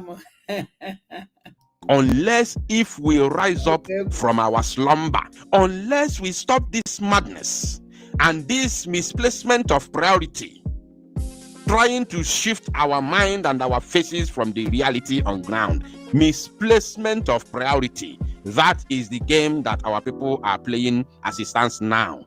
Are you getting me? Unless we stop it, else. Hey, they said, it is recalled that the community has been under an avalanche of attacks alongside their neighbor, Amako Hilby, in Owerri West local government area of the state.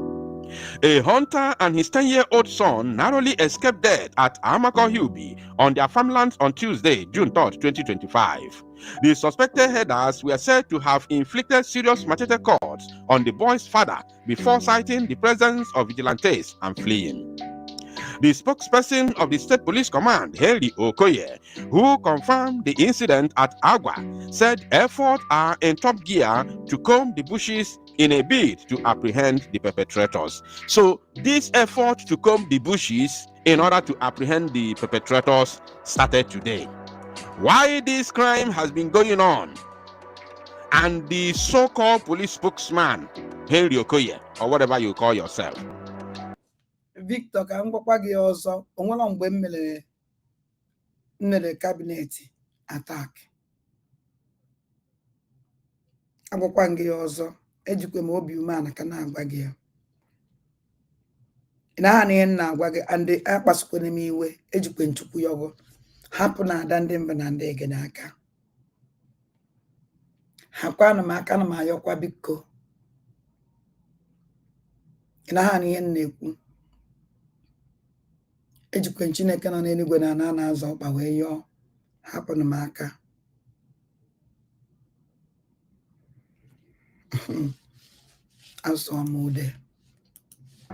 You started combing the bush today. Whereas it is said here that on June 3rd, 2025, on June 3rd. The same incident took place, that a man was already confirmed unalived.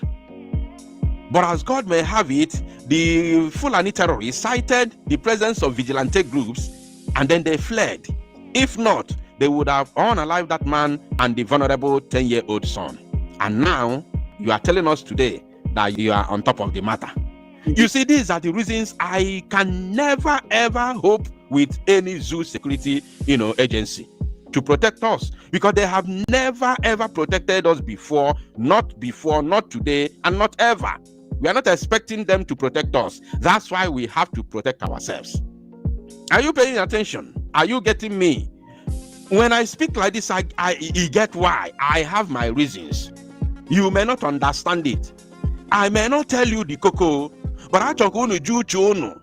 I talk unu juchu unu wego tebem naga. I talk unu ju ilu unu wego ezu no no soka gebe na comment section na pomiyi. Onye na agwa gi eziokwu choro ezogundo. Onya no no.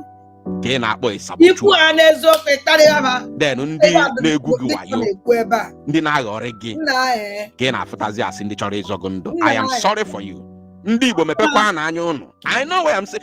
I may not tell you the exact what is going on, because I don't think at this very point in time it is, good for public consumption. I don't think so.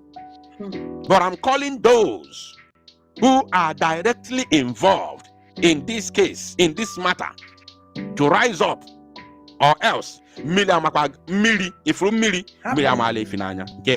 telling you, if you continue to play to the gallery, thank God na ani Igbo abu anyị ncha nwe ya. Ọkwa anyị ncha nwe ani Igbo a. Ọkwa anyị ncha n'obodo a.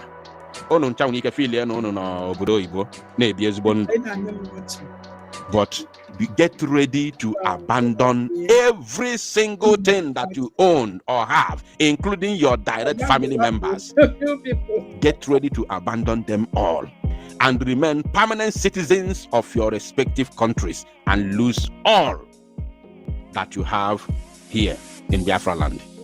Just get ready for this, because if this nonsense continues, if this rubbish continues, this very word is coming to pass. Biafrans, pray for the immediate release of Mazi Simon Ekpa. I'm telling you, I am telling you the truth. Now, they said, in conclusion, following the June 4 Agua incident, CP Aboki Danjuma, you see my problem.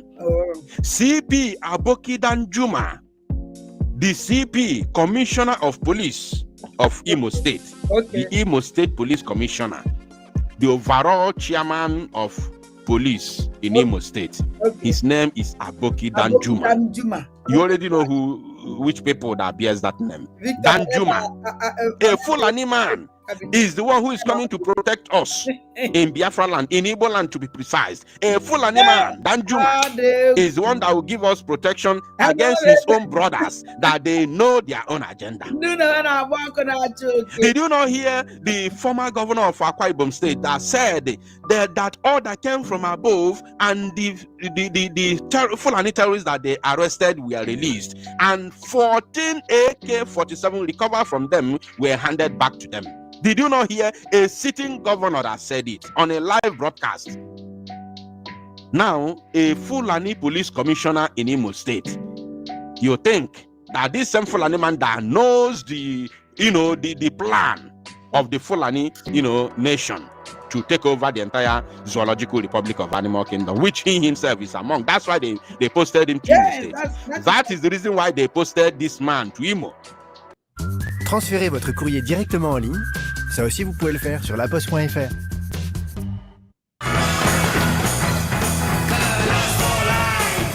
Costa, live your wonder.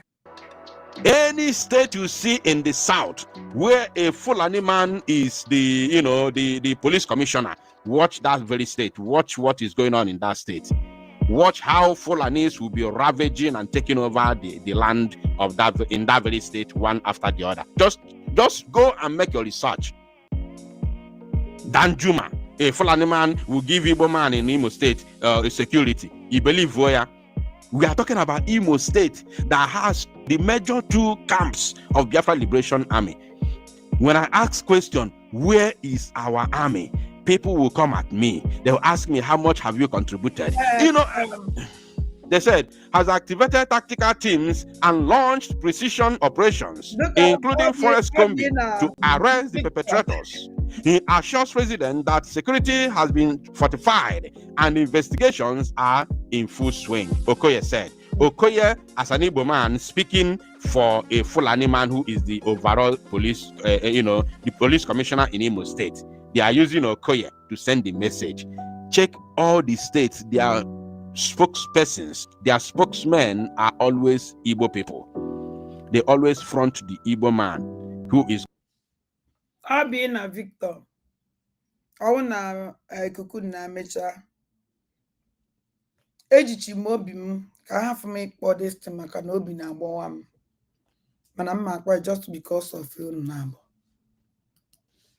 Is going to receive all the insult, who is going to receive all the, all the all the curses and everything, because but the Oga Patak is in the biggest office, sitting and receiving air condition, a full animal for that matter.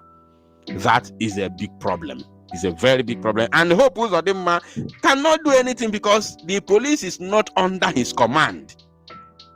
The same thing with Soludo, the same thing with Pitamba, the same thing with the Abia State man, the same thing with the Ebonyi State man, the same thing with the Rivers, Delta, all the places the same.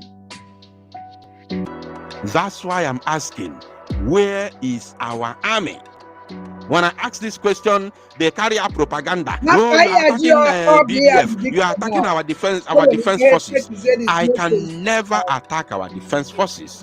I am asking question, and I'm asking those. The question is not even directed to our liberation army. It's not even directed to our defense forces. The question is directed to those who are supposed to be in charge of this struggle. You see that? Anyway. If you bank out, I'm no also phone na the moment attack. Also no na ga jojo na jojo munnem jobakwa na jojo. Ask questions, important questions. That's my own. And make sure when you ask this question that you get the answer. And if you are following the other side in the Rapugoro struggle, if you are following that side and then not look for a good side, all the misplaced priorities that have been going on, you are not seeing them. You are not seeing them. You don't see all the idiocy that is going on the internet. You don't see them. People bringing in something that is not even supposed to be there. A topic that nobody should be talking about. People are bringing it, using it to divert attention, and you don't see it.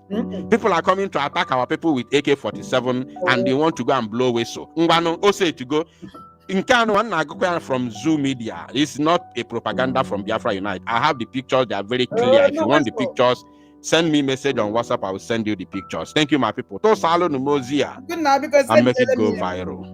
Avez-vous déjà entendu parler de ce rasoir qui a redéfini les standards du rasage de près? En seulement 3 secondes, il rase plus.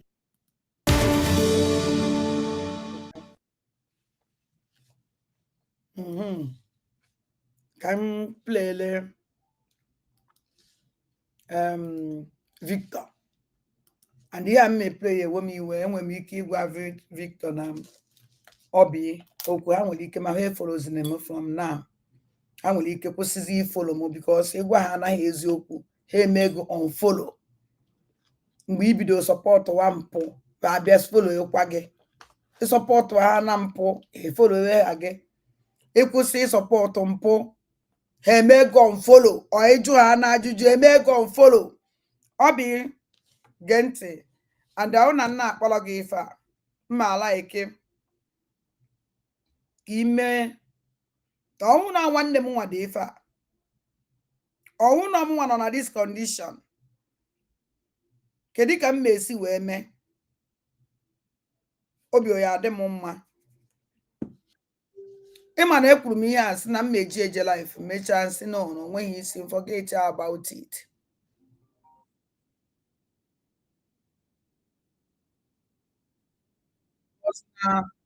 Uno na pass me we.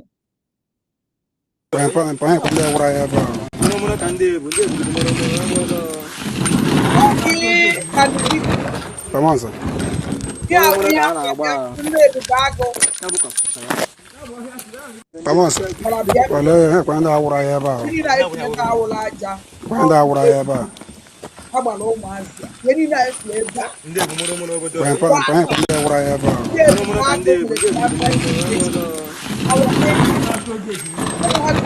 Vamos. Mụrụ ka a na-agba na-agwa gị ọ dị Wale kwenda awura ya ba mpa. Tagodo ofu mkpọ tiny. Nke agbara agbara akụrụ akụ ka m Kọdakụ. akụ ke dapụrụ ya aka. gụ na Ha bụ lunch a? onye aka nna ọ bụ ya ma niile Vamos. Wale kwenda awura ya ba. Kwenda awura ya ba. Ndị egumuru obodo. Kwenda awura ya ba. Mụrụ ka ndị ebu. mana nke a na-egosi ya Vamos. Mụrụ ka a na-agba. ụnụ nwe ya because ha dị Wale kwenda awura ya ba mpa. Nke agbara agbara akụrụ akụ ka m Kọdakụ. akụ ke dapụrụ ya aka. ana m abịa Ha bụ lunch a?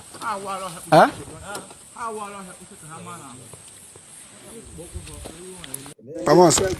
Wale kwenda awura ya ba. Kwenda awura ya ba. Ndị egumuru obodo. Kwenda awura ya ba. Mụrụ ka ndị ebu. Vamos. Mụrụ ka a na-agba. ọwụlọ m obi ya adị m mma Wale kwenda awura ya ba mpa. Tagodo ofu mkpọ tiny. Nke agbara agbara akụrụ akụ ka m Kọdakụ. akụ ke dapụrụ ya aka. Ha bụ lunch a? ọkwa ịtụrụ mgbe egbe o si wụsara ka mmiri Vamos. Wale kwenda awura ya ba. Kwenda awura ya ba. oke Victoria Ndị egumuru obodo. Kwenda awura ya ba. Mụrụ ka ndị ebu. Vamos. Mụrụ ka a na-agba.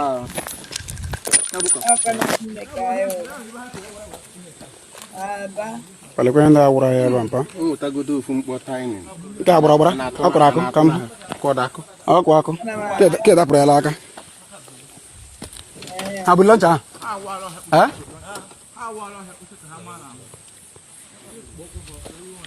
Vamos. Wale kwenda awura ya ba. Kwenda awura ya ba. Ndị egumuru obodo. Kwenda awura ya ba. Mụrụ ka ndị ebu. Vamos. Mụrụ ka a na-agba.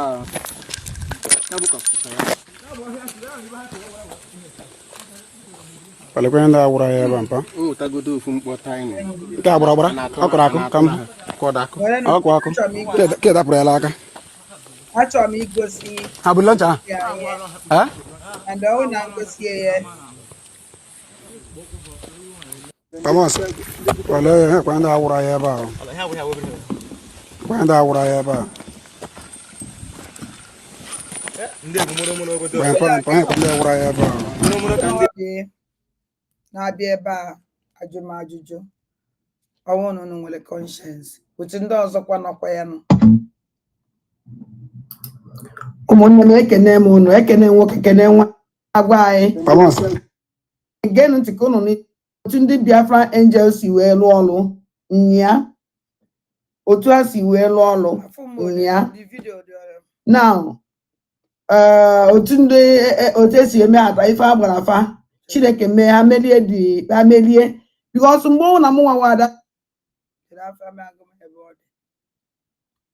achọrọ m use nke nji mee program achọrọ m use the original one onye na-akpọnụ nwee ndidi mma akpọghachi gị azụ biko nwerenụ m ndidi just nwee ndidi ama m na ị chọrọ ikwu okwu geenụ ntị Wale kwala nsị ndị ebe agụ dị ihe ịwala nsị wale ọbara mpa ọbara ka mgbọla ya lee walekwe ya blood ha efe nyara ha ebe a Mpa zụrụ ya woto.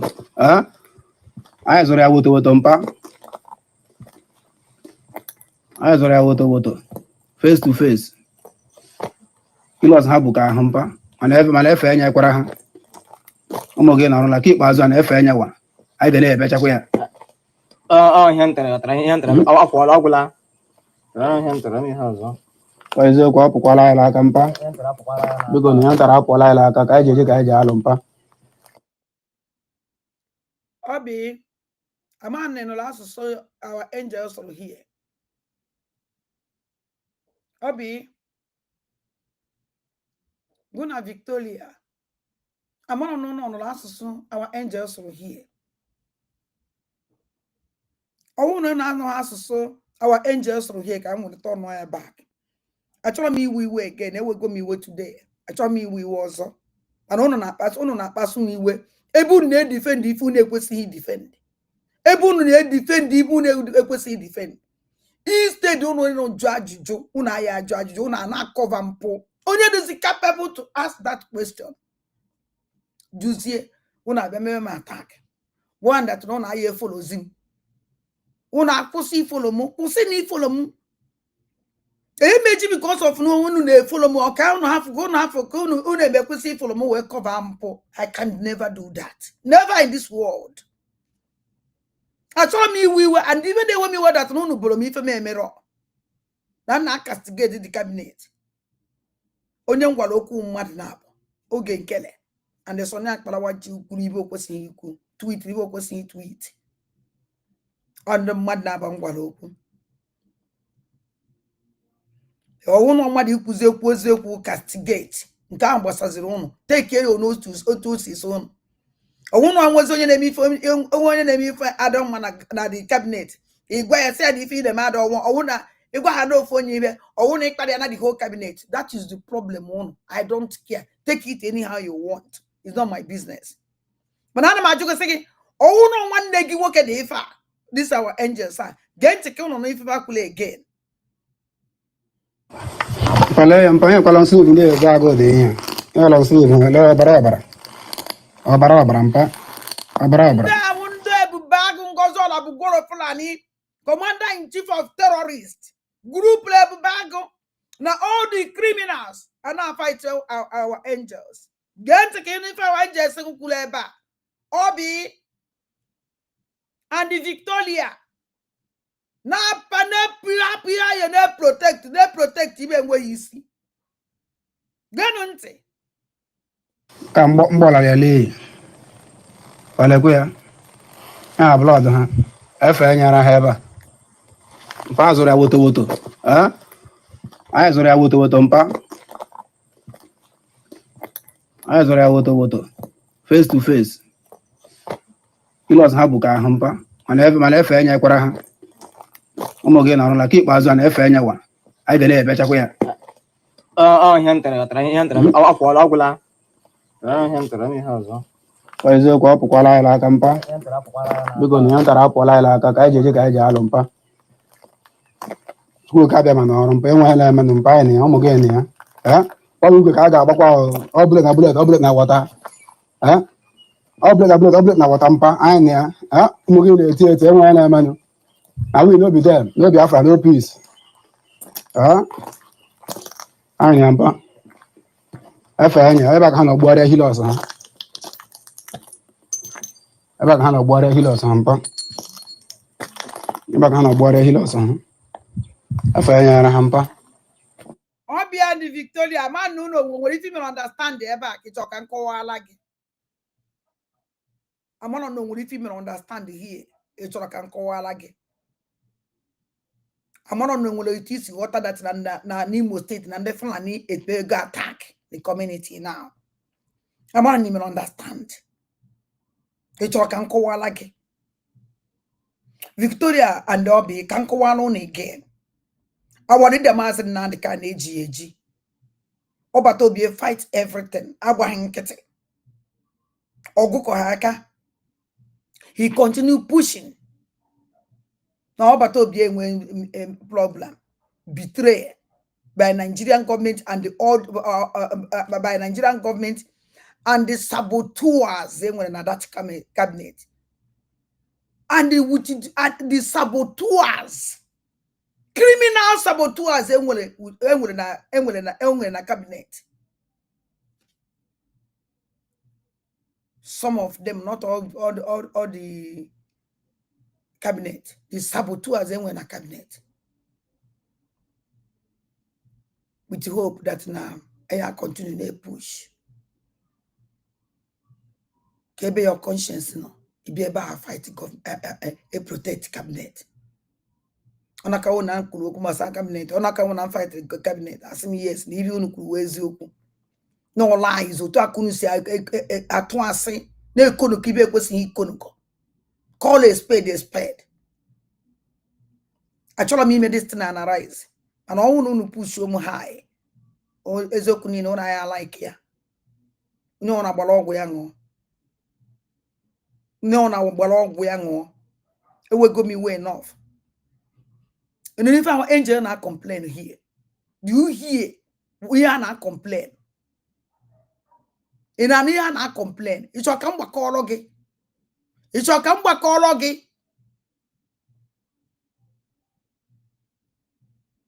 Oh, it's a come back all again. Oh, it's a come back all again. We could say it be about Korobish. Just an accord on that different and they get a quote. But I did nonsense. Macarima case a English. I don't know on a phone, a phone. Oh, yeah, you draw my jungle easy. Any question on a drum, Mazagia, depend on TC, where draw me. You draw my G when me when Wapugi.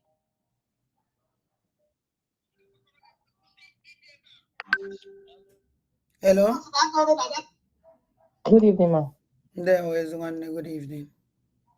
Yes, ma. Okay, Biko, I'm not feeling because I called you before. I sent a message. But oboya kuna na public kita na when you send the message with this number. Okay, you send the message. Yes, this morning. You send it in your message, you know you book on Igbo. All the no Igbo can send it again. Hi, I want to magot and win. I had them there, ask me asu. Oh, yes, we are so. Yes, ma. No, I'm back here, but I'm Maggie. Mba. Okay. So, okay. I want to talk to all Biafrans because Iana Bazanya Miri. Iana Bazanya Miri because I know Utswa. I am my Bainaga. Eba know. Because it's getting too much. It's getting too much. You know, social media. I don't know if you people can go to Twitter. Iana Fusi, Iana Fusi, any so boo. They buy now.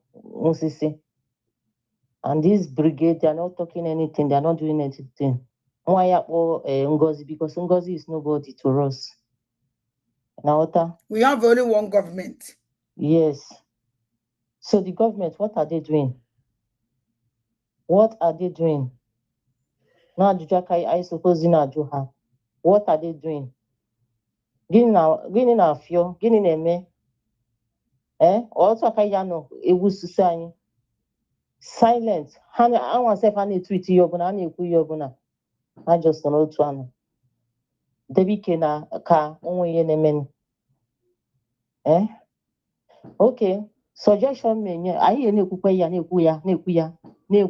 See, Obuna actually Obuna. I have to pass solution for ourselves. Because if they are tired, I know why are they tired. Because why are on the road to then Jama, Abia Budum Pama, or Mamuha, or Wanemuha, Busisi Denini, or Yeme. All Biafrans, all the real one, all one than the Sisic and the Kopuru, in the brain her, all the Kahanyama see her. That's why I'm not talking to those ones. I am Wakonaka. I'm saying the truth. I will say it in public, say it anywhere. Wakande says the reasonable Biafrans. Chimezie, you know nothing. In Alta, onye ọbụla ka anyị gbakọrọ aka ọ bụrụ mwa na-ekwu ya ọ bụ onge nwa dịrị m mwa afụba gị before even sendịrị gị meseji ma onye sendịrị gị meseji n'ọnụ uche m ka m ka na-ekwukwa in Alta because that is mwa na-arahụzi ụra I can't sleep nso sef ndị so gị okwu sef ana m arazi ụra because of ihe niile na-emenụ I'm sick, I'm tired. Ike agwụna m ị na-afụsisi ihe na-emenụ mmadụ n'ọkwa na-echekwa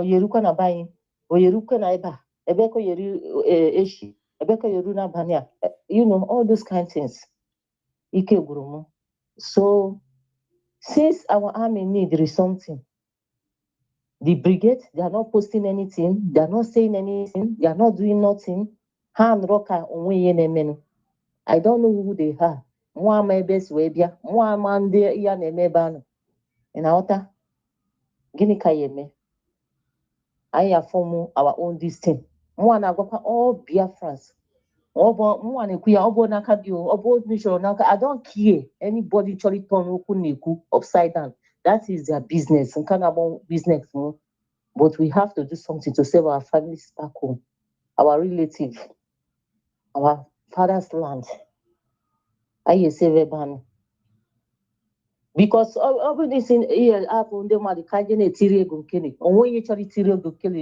ego as far as ego kele n'ebe anụ because he's so insultive he don't know how to talk he's so weak all the very very weak that is all the very tired nwa na-ekwukwu ya akpụkwa m ebe ọ bụla mma ekwu ya n'ihu ya ị na-aghọta ọ bụ maka ndị nwa na because we have the opportunity platform bụ platform for everybody so ihe na-ekwu ọ bụrụ na anyị afọmụkwa grupu ya nye ndị amị anyị ajụ ha ebe anyị na-eti ego because since how many months now anyị na-atrai ịchọpụta ebe anyị na-eti ego ka ọ na-aga n'aka ha direct then ndị si na-achọrọ iburu brig n'isi ha bụrụzi ya ka anyị zọpụta agodi ya na anyị save our family back home ị na-aghọta ọ Biafrans ọ na-anụ ihe na-ekwu n'ọsọsọ ihe anyị esevukwa anyị ọ bụ na ihe anyị na-eme ekwu ofu efu ndị eji isi n'ọdụ pụta bịa na-azọ brigi leave egekele alone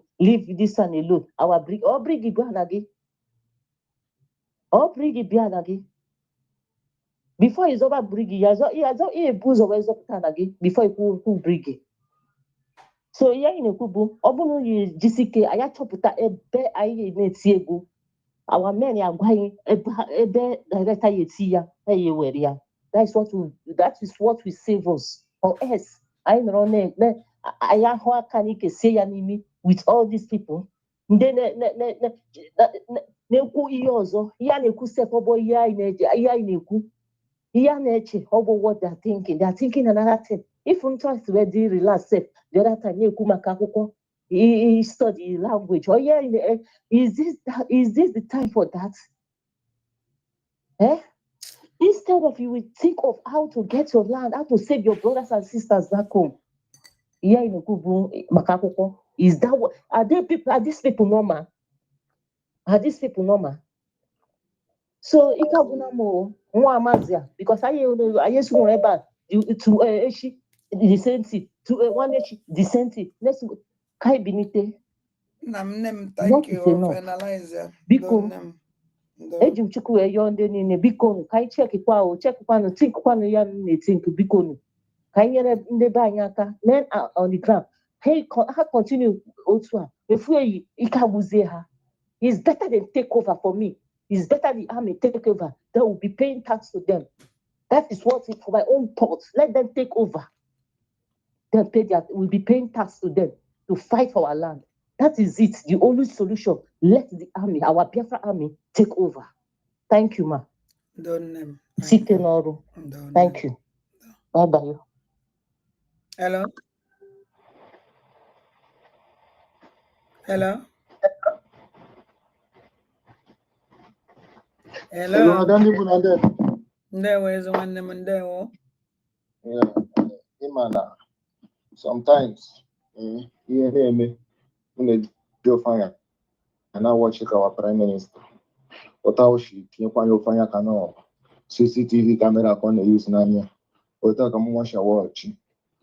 Now, every time now, Oba Abia near show Genkere. I don't may defend Ogekere, I don't may defend any brigo. But anyway, the general commander being Igwe Butuzo. Onya gonna do this question now, no go. Igwe Butuzo as a general commander because on him in the zoo military today now and zoo forces amara bu terrorist bụ onye na-akpọ bụ onye ka a na-akpọ Musa ọya Igwe Butuzo ka na-ajụ Igwe Butuzo bụ apụta a na-achụ oge nkere abụọ amị nwere the general commander na control our military a ga na-ajụ Igwe Butuzo question ọ na-agwa anyị na ihe a ji arụ ọrụ anụ erute ha aka ka ọ gịnị because mgbe ihe anụ erute ha aka ọ na-apụta jentụpụta wụọ Ngozi Ọra bụ Fulani nna chere ka stop oge chere biko ka m kpuche n'ọnụ gba break n'ife anyị na-ekwu ebe a because na ife ị na-ekwu nwere isi nekere anyị ife iji amat na ọ na-wee mee ajụwa Musa ya wee jizi Musa wee na-akọmpe Igwe Butuzo ihe bụ na m na-ekwu ya bụ na ọ bụghị oge nkere bụ ya nwa bụ commander of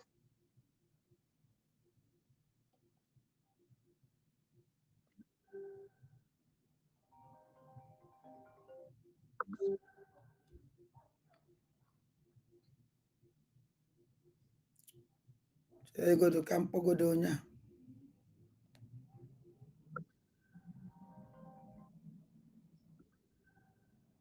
kanjugodo cheregodo kanju ọ ga-ajụjụ because oge ọ na nnọọ amụrụ m ebe ịkwụ akwụ ị na-ada ngụlụ nọ ofu ebe kanjugodo ga-ajụ kedu onye wụ defense minister cheregodo ka njụọ gị who is defense minister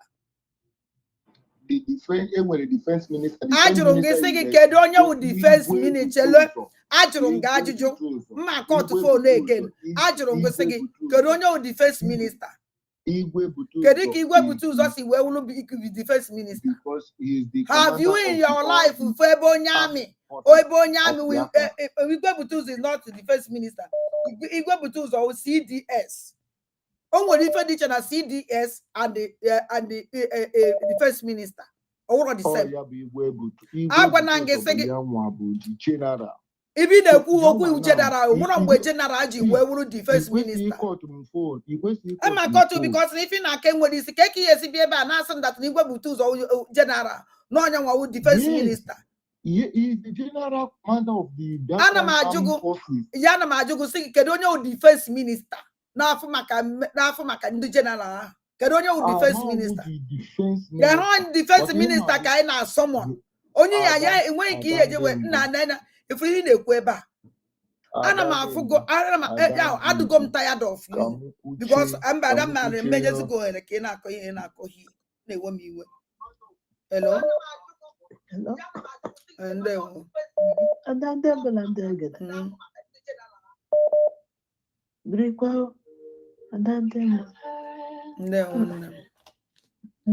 good evening Jessica ntekwara aka ugbu a ya ọfọ ya chụkwara na ịlọwa ga m si na-awa ọchị dị ihe aga ifusi hello nne m ana m ege gị ntị this man na-akpọ m nne m chere godo this man na-akpọ ebe a awọchigo nwoke a wọchịkwa ya and achọpụtago m ife nna achọ ebe onye a nọ and ndị ahụ ndị njiri wee wu iwe ahụ nwere today onye a ama ife wụ defense minister and general and from picture ya obikwa wute onye ọcha onye ọ na-anụ white woman ka ọ na-anụ with hope na oyi enwe brain mana onwe ife tọgbue n'isi nne m biko nwaanyị nna n'isi ụfọdụ bụ ndị mbụ amam hapụ nga nwanne m nwaanyị nkwuchara okwu bifo isi siriman bịa bido kwuwe bụ nga nnọ Can the military take you over? Let Igbo Bitoza take you over. I hope them Ghana acho here. Can I contact General Ojukwu bukwa military man. I hope ordinary person nwere ike ime art. Onye aga art. Ka Igwe Bitoza ya bụ na ọ dị possible ha take over. Gwa anyị ga-aga na donate ha ego ka ego na-eru ha aka direct. I have my own. Ka ha gwa anyị ga-aga na-enye ha ego ka ego na-eru ha aka direct ka ha nwee ike ime ha na-eme ma ọ bụ ya obodo anyị na-ala ala ndị Igbo ya agwụla. The only thing I onye on an address the Biafran government cabinet and how to address the cabinet. Address ikwu okwu asị ka eweta egbuo onye akwu okwu si na ofu onye kwesị iji ọkwa 3 na ọkwa 3 ọ dị izi ọ bụ ihe ya bụ na ha were ahịa bụ voluntary work nke bụ na ofu onye ngisi ma bụrụ ihe atọ si na ọhịa ga na atị ha ihe ka ha na-eme ugbu a ọ bụ voluntary work esi na ha si na fighting Biafra bụ voluntary ke kwere ihe jiziri bụrụ na ofu onye bụ onye ndị volunteer onwe hijack everything hijack everything ke kwere ọzọ si so possible biko onye nkwasị ka egbuo ya ịfụtakwana gịnị amakwa m ga ịnọ Chukwu nna biko sevukwa ụmụ ya owuti ka ha hapụkwara Simon Ekpa na ka ha hapụkwara Nnamdi Kanu na Simon Ekpa ma ọ bụ ya onye ọbụla akwa aka hapụ ihe niile nga ọkụ nyere awụsa ọnwa onye ọbụla nọrụzie ihe mere na ya ọdịwa because ndị a ga-echa ihe a nwanne nwoke Eremejuzu kwuru n'ehihie a o nwekwara otu ọ dị Adanna o nwekwara otu ọ dị Chukwu nyekwara ya aka nne m ike agwụla gị jisi ike ha mara bụ ọ dị Chukwu mma ọ ga-adị mma ọ sịkwa na ọ dị ya mma ọ dị nsogbu ike agwụla adala mba ọ ga-adị mma anyị na ha ekekwe gị enwere iwe na ibe esi na m akpọ besis mgbe ụfọdụ m kegide nne ike gwụrụ jisi ike nne m ọma jisi ike ọ ga-adịrị gị mma na eke ọ ga-adịrị gị mma n'orie ọ ga-adịrị gị mma n'afọ ọ ga-adịrị gị mma na nkwọ na Chukwu okike abịa ma ha esicha m ike na ha n'oche ntị okwu ụkwara na azụzụ jụrụ m ahụ amen gwanụ jisi ike nne m ọma jisi ike o nwere ife ikuku na-akwụrụ ikuku na-asa onye ọwụna binye ndị Igbo ka ikuku na-adres adọ ndị Igbo maka anyị ka a na-egbu anyị nwa na-epe the price. Hello audio ga na eze mgbede ọma nne m mgbede ọma nna mgbede ọma ga na awara eze nne m jisi ike ọ sị ekpere na ekpere gị jisi ike nne m jisi ike ebe gị na ikuku na Eremejuzu jisi na ike ihe anyị chọrọ ka anyị pụọ n'uru Naijiria gọọmenti mee ihe adọrọ mmụọ mmadụ na-agwa ya ọ bụrụ ha nọ kama na ihe na-agwa sọm ndị Biafra sọm ndị Igbo biko ihe enwuru onwe ebe gọọmenti na-enwe problems gwa ya oge nkele bụ mmadụ anyị bụ ka ọ bụ ama m ka o si awa abịakwute okwu dị mkpa dị mma ndị mmadụ ga-etinye ọnụ ọ bụrụ na a ga-eme vootu kekwa ọrụ eke ya jidekwa nke onye isi ochi ka a gabakwa n'iru biko ụmụnne m ihe a bụrụ ihe mba unu eji na-ata mmadụ ụta gbakọ ọnụ ọfụma ihe anyị na-achụ ya aka isi n'oru Naijiria pụọ ya bụ Naijiria big man chọọ ọtọ ọgụ nga pụọ ọchọọ ebe ịpụta n'ụzọ ikere ya ọkpọchi ego tọọgụ nga ya ka ya na-achọ ịpụ ka anyị nwuo onye ọbụla nwee ebe ụnọ nọ kịta abụ ebe ụnọ nọ na ma ogbe ma ọgaranya nwere ọnụ okwu onye ọbụla nwere ọnụ okwu ka esi ka nke anyị ga-esi gị ka ezi ihe anyị na-achọ ọkwa ka Biafra ka anyị dị free Biafra ụmụnne furu onwe ha n'anya ọ ka anyị dị free ka anyị na-azọ ọ bụrụ nke onye awụ onye ya ekwu a na-biko m ụmụnne m ụmụ aja ama biko m ana m ayọ ụnụ ayọ onwe ihe kwuru dị inu uche na ọ na-agba n'ụta na egodo so enwe ka mmadụ na-ata anyị abakwa n'uhu again anyị abakwa n'uhu ụmụnne nne na ya ọjọọ ga na-awara eze gụ na Eremejuzu na ikuku na asị m unu jisi n'ike ihe ụnụ na-akwụ aja na be na akwụ ụnụ n'azụ ihe ụnụ na-eme ka ọ ga-esi dị mma ihe ruru okenye ruo ụmụazị ihe ruru ụmụazị ruo okenye ọ ihe anyị na-azọ ọ bụrụ nke ga-awapụta asị gị a na-achọkwa a na-akpakwa kedu ihe kapasị.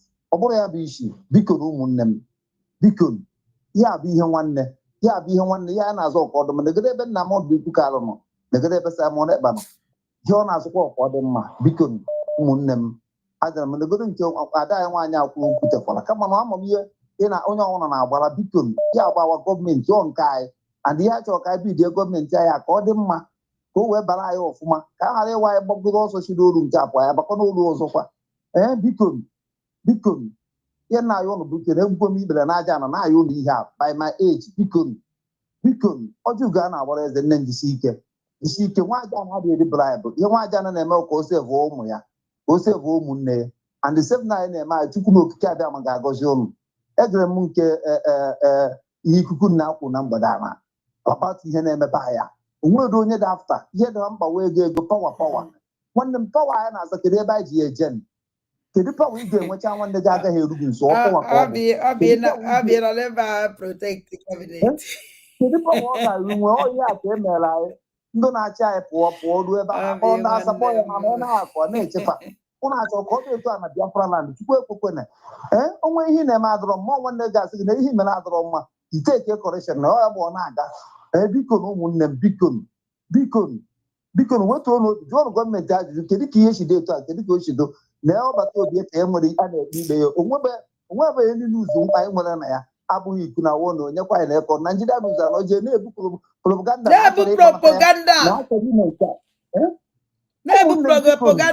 abịa nwere information minista nke ahụ m pụrụ ọnwa m na ya ji nwe problem si akịrị ihe nụkwụrụ na aka enweghị isi a na onye asị gị na a chọrọ ibelata onye asị gị na atọ na nga isi ahụdụkwa ụnụ dị. Biko bụrụ na ofu nwayọọ ka ikike ihe a ihe niile anyị na-azọkwa na ọ ga-agbụkwa na anyị agbụ. Enwe Biafra ihe niile anyị na-azọ ga-agbụ anyị agbụ. Ọ ga-agbụ anyị agbụ nwanne m biko na ụmụnne m biko ụmụ aja na biko gọọmenti onye tiri ọ dị-eme eti ihe asị na-eke ochido ọjụ ewepụ ya onye ọzọ abakwa ihe a na-azị ha wa fridọm ka anyị na-azọ ka onye ọbụla dị fri. Biko na ụmụ Chineke ụmụ Chukwu okike abịa ma biko ekene m ọnụ so ụnụ onye ọbụla n'olu anyị Chineke nyezi mepezi na ọbụla anyị nwoke be anyị sị na pasisisi akwụkwọ na pasisisi ka e were sensi a nne na nna anyị ji nwụta ala wee baa wee chịkọọ nọọ ihe nwanne ka anyị na-eme na onye gburu nwanne ya bụrụ odegwu. Biko na ụmụnne m na ya na Igbo anyị ka ọ tụde agba ọsọ taa agba ọsọ ebe a agba ọsọ ebe a nwanne m ana m ayọkwa unu biko jini na ụmụazị ewere doi n'ime ọfịa fancha dị na ụfọdụ na biko ikuku ekwu jide achụ ya gidigidi amakwa na anwa ekwu eziokwu ibe achọghị ebe na-ewe don ọbịakwa ibe na-adọ ọnụ na na-asụkwu wee don. I can never when me kiss on the party when me kiss on the party hey no possible so ya na-eke ibe akụ obibe anyị ghara ifu. Biko na ụmụ aja ama ụmụ Igbo biko ụnụ pụrụ abụrọdụ ka unu wetara anyị ihe ọma ahụ ihe ọma ha ji baịbụl jebefe ka ụnụ chọrọ iwenetara anyị wee nụ nwayọọ ọnụ onye ọdụ nsọpozi ewepụ ya na-etinye nke dị mma ka ọ na-aga na-esisi eji ọbata obi ya na-esisi eji na-aga ọkwa mmadụ dị ka anyị nwa onye lụọ ya na nwunye ya na ụmụ ya ala ha n'ụlọ mana ọ na-adịkwa gbazie m hope awarida maazị Nnamdị Kanụ na gbazie m hope ọbata obi a na-ejigharị ya akọtụ na ebe nwa be egwu atọ kọbiriri na-akọ o nwere ihe niile aka a gara ege ntị onye nyere ego oche na ego bụ Chukwu onye fụrụ sọtụrụ oche na o nwere gị ụwa niile. Nwanne m biko ka ọ hakwa n'ọrụ ka ndị ọzọ kwa ụtọ mana ibe nna ya ụlọgo biko na ụmụ aja na biko na onye ọ na-alụ ya gbakọ obi ọfụma kpọọ onwe mitin jụọ onwe ka ebe o si eme and gbasara ndị na-ji maka ego ebitere ihe nwere onwe a cheke na ihe ga-abụ ficha ụnụ n'iru cheke na ihe nwere ike ime ụnụ n'iru. Ekelekwa m ụnụ ada nne m bụ jisi ike nne m ọkwa ada aja na ke onwe kwuru n'eziokwu ihe na-azọ mmadụ ndị n'ụwa ndị ọ ga na-azọ gị na-eche gị nne m kachifuo m.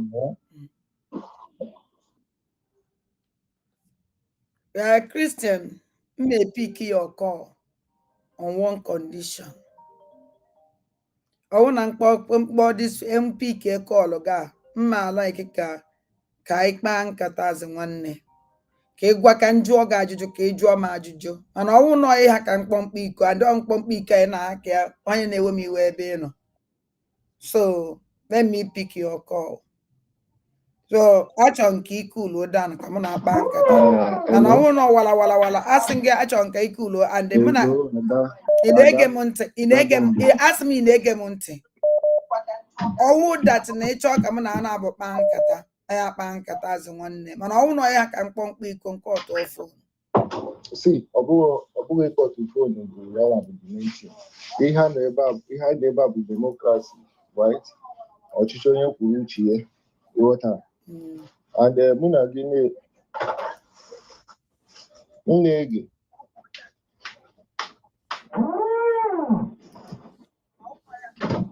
na ọdụ ka idubizi ọ bụrụ na idubizi mbụ biko onye ọzọ. M na ị na-ekwu m sị na m na-ege gị. Okay, ị na-ege m ntị. Yes. Okay. Ada mụ na gị na-ekwu esi anọ m ihe kwuru esi na m enweghị echiche na m lụ onye ọcha na nka ọ bụ ihe a bụ ihe a na-ekwu ihe m na-ekwu bụ otu anyị fọrọ m anụma sọpọtụ ihe ọjọọ m na-asọpọtụ Biafra Republic Government in exile m na-eme migration so mfe ebe ihe na-emebi na ihe na-emebi because mgbe ihe na-emebi before ịpụtakwara onye kpọkwara bụ ọ bụ anụ enye igwe bute ụzọ ego na ị ga-egwu igwe eme n'ọhịa m wepụtakwa data okwu na-asị oke kajugodo the general commander bụ igwe bute ụzọ otu anyị chikwa ya bifo ọ bụrụ ihe anụ eru ha aka ka ha pụta kwuo ka Biafra n'ọhịa otu gentle di ya pụtara kwuo okwu onye ọbụla n'ọhịa igwe bute ụzọ pụtakwa kwuo okwu onye ọbụla n'ọhịa ya pụta bịa kwuo ka anyị nọ the thing chelegodo ka njọ gị chelegodo ka njọ gị achọrọ m ịjụ gị ajụjụ jụọ m ọkwa ifuru ihe m plele kịta ebe a Adam na ajụrụ m gị ajụjụ asị m gị efuru ihe m plele ebe a gbasara our angels afụ m ihe play ị nụrụ ifefe kwuru abụ m onye Igbo kedu ife imere understand n'ife ha kwuru ọ bụ gị nwa na onwe gị eme ya analyze ihe eche ka mme ya analyze before ime understand but anụ m ihe ha kwu ya nwa ka m na-ekwu ka the general commander bụ ya nwa na-take care of the whole military as igwe bute ụzọ anyị mara as a general commander pụta bịa gwa Biafrans bịa na-ekwenye ihe n'okwu erutu ha aka otu esikwe mee before open mgbe e wepụtara na Biafra Liberation Army na ha na-aṅụ garị onye ọbụla believe ọ na ha na-aṅụ garị apụtakwa igwe ibute ụzọ pụta bịa kwuo okwu sị mba n'ọgbọ Biafra Liberation Army general commander Yahoo pụtakwa kwuo okwu ya na-ekwu ihe na-eme so ihe abịa anyị na-ediri ọ na-apụta bịa kwuo okwu na net ya tọzie mgbe ha bịa kwuo okwu chewe ha mgbe ha bịa kwuo okwu ụmụazị a n'anya o nwere ife nchọrọ ime ka ị mara chelegodo ka njụọ gị chelegodo ka njụọ gị achọrọ m ịjụ gị ajụjụ ọkwa nwoke ka ịwụ abụ m nwoke akwụ m chem abụ m nwoke even mgbe awa leader Maazị Nnamdi Kanu in 2012 anọ m with ya nwa even mgbe ọ bịa Port Harcourt anọkwa m with ya nwa anyị nwa so na ada Port Harcourt ọ bụ ihe m chọrọ ikwuchi aka anyị hapụgodo asa but mgbe ọ bịa anyị mara so we jump that question because o nwere ihe bụ na enwere general commander na-take care of the military. Ajụrụ m gị sị ọnwụ na ife na-aga kedu ife kpatara eji enwe defense minister nwere ike ịgwa ndị reason eji enwe defense minister. Anọ m na defense minister. Ajụrụ m gị ajụjụ ihe bụ na-eji ajụrụ m gị sị gị kedu ife kpatara eji enwe defense minister. Ihe bụ na-eji nwee defense minister ọjọọ dịka CDS bin Musa ihe bụ na m ji enye example bụ na ya nwa bụ as a shooter Musa awụlọ defense minister kwa ị nwere idea. Ọ bụ na enwere chief of armed forces. Okay, Musa bụ the chief of armed forces. Then the defense minister na bụ ofe ebe ihe na-emebi emebi ya nwa na-ahazi ihe ọ bụ ha adịghị ya nwa na-ahazi so ebe na-achọzi ụka so ijizi ụmụazị a nọ n'ime ọhịa wee na-akọmpe Musa ejiro m ya na-akọmpe mụ na mba based on ihe amakwa m ife ị chọrọ ịnapụta n'ọnụ mana gị anya ka m gwa gị okwu n'anya ka m gwa gị agwago ị na-asụ Igbo ngwa chebezienu na ya na ụnụ ka a na-anara sinsi na nna aka ekwudewe okwu a because na o nwere ife ị na-ekwu na-abụ uru fat hello Hello. Thank you. Ndewo ezi Ada nwanne mmụọ. m na-aba Kele ụmụ Biafra sị mere nwoke mere nwaanyị ka onye chi ya zere.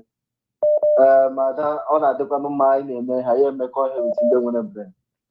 Ịjụrụ nna m anyị kpọbatara na ajụjụ so ele ihe mere azụm ihe vidiyo ijini ihe ndị Liberation Army kwuru lele ha ọ ghọtara ya na-asị ịkọwa afọ ime ya na rice ị na-eme ya na rice oge ịnọdụ akwụkwọ na program sị that na ihe ha kwuru na akwa anyị na-eji nta ya ege ya na anyị ghọtara ihe ha kwuru so ihe onwe ya pụtagadị adị ikwugo ụka wee ha ghọtaga ya na adị ikwulego ụka that is onwe ses ikwulego ụka na ọsọ ndị nwere ses kwesịrị pụta na-ekwu ụka ka nkọwara ihe ha mini ihe ha mini wo na mgba agwụla ahụ na ịghọta ihe akọwagadị a na mgba agwụla na ha nidiri ka gesendara ha ihe mgbọ ịghọtara ka ha wikere ha more organize again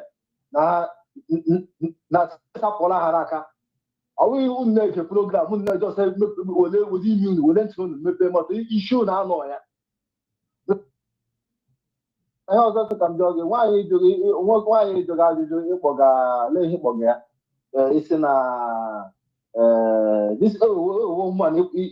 emega akpọkwa ya aha na-akọwarị ya si na egogekwe ihe ipiregere ndị Liberation Army wee nghọtaga eleza woman ele ya ọgwụ Victoria na obi ahụ nwaanyị ụmụada Victoria na obi ana m ajụ hapụ ihe ọchị ihe awụ ihe ọchị maka na ihe niile anyị na-eme ndị na-eprotect ihe ekwesịghị protect hapụ ibe a ọwụ ya na-ekwu ya ọwụ gee ntị ada some people nọ na kabinet bịa ihe ha na-eritewo ka ahụ ezuru ha asụ ndị ọma ọ bụchara ewekwa ihe ọzọ ka a na-akpọ ha onye ọma ọkụ mgbe a kpọrọ fon ka epi ike kọl ha ịkpọkwara m onye ọma don't pick my call but let me stand on the truth and let what I'm saying become a truth that's what we are were obi ya tụkwasị na mmadụ ibe ya ahapụga ihe gbasara anyị mmege ndị gọọmenti anyị na ya ụlọ ala anyị ka anyị na-ebiri biko mụ akwara pụta na m so na-ewe ego eweta ego na m na-ahụ gaghị emege ọ dị pọsịbụl na ndị Fulani ka a na-emezi atak ndị Fulani ka a na-emezi atak anyị na nwaanyị n'osta mbanya ike weta ego anyị maka mụ anyị ewere ego ngaga wee jee gọọmenti onye a na-enye ndụmọdụ so na ọwụ ya wụ DPM a na-enye gị ndụmọdụ maka ụnụ a na-ete gị ndụmọdụ ụnụ aghọta na ọsaga oge anyị na nwaanyị ụmụ Biafra na ihe ọjọọ na agba nkịtị otu egbughị anyị na anyị ga-ewere DPM na-akọrọ ya aka na ọwụ DPM onye nwere amana onwe ya ahụ ka ekwu eziokwu nna ahụ DPM na APM DPM nke ndị terrorist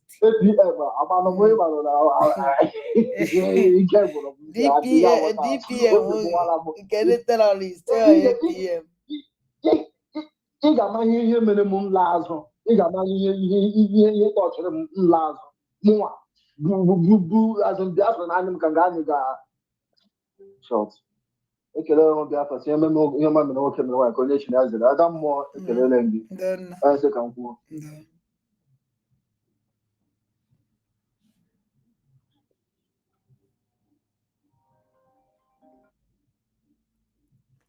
mụnwa refusuru katigori iji because of mkpụrụ mmadụ na-abụ mkpụrụ mmadụ ịtọ na kọmenti ihe a chọrọ ị na kọmenti Ada Bekee ndewo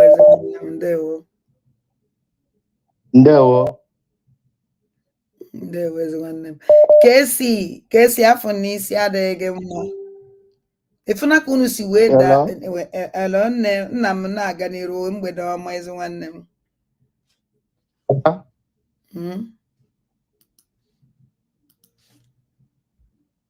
hello anyị na-ege gị ntị ezi nwanne asị m mgbede ọma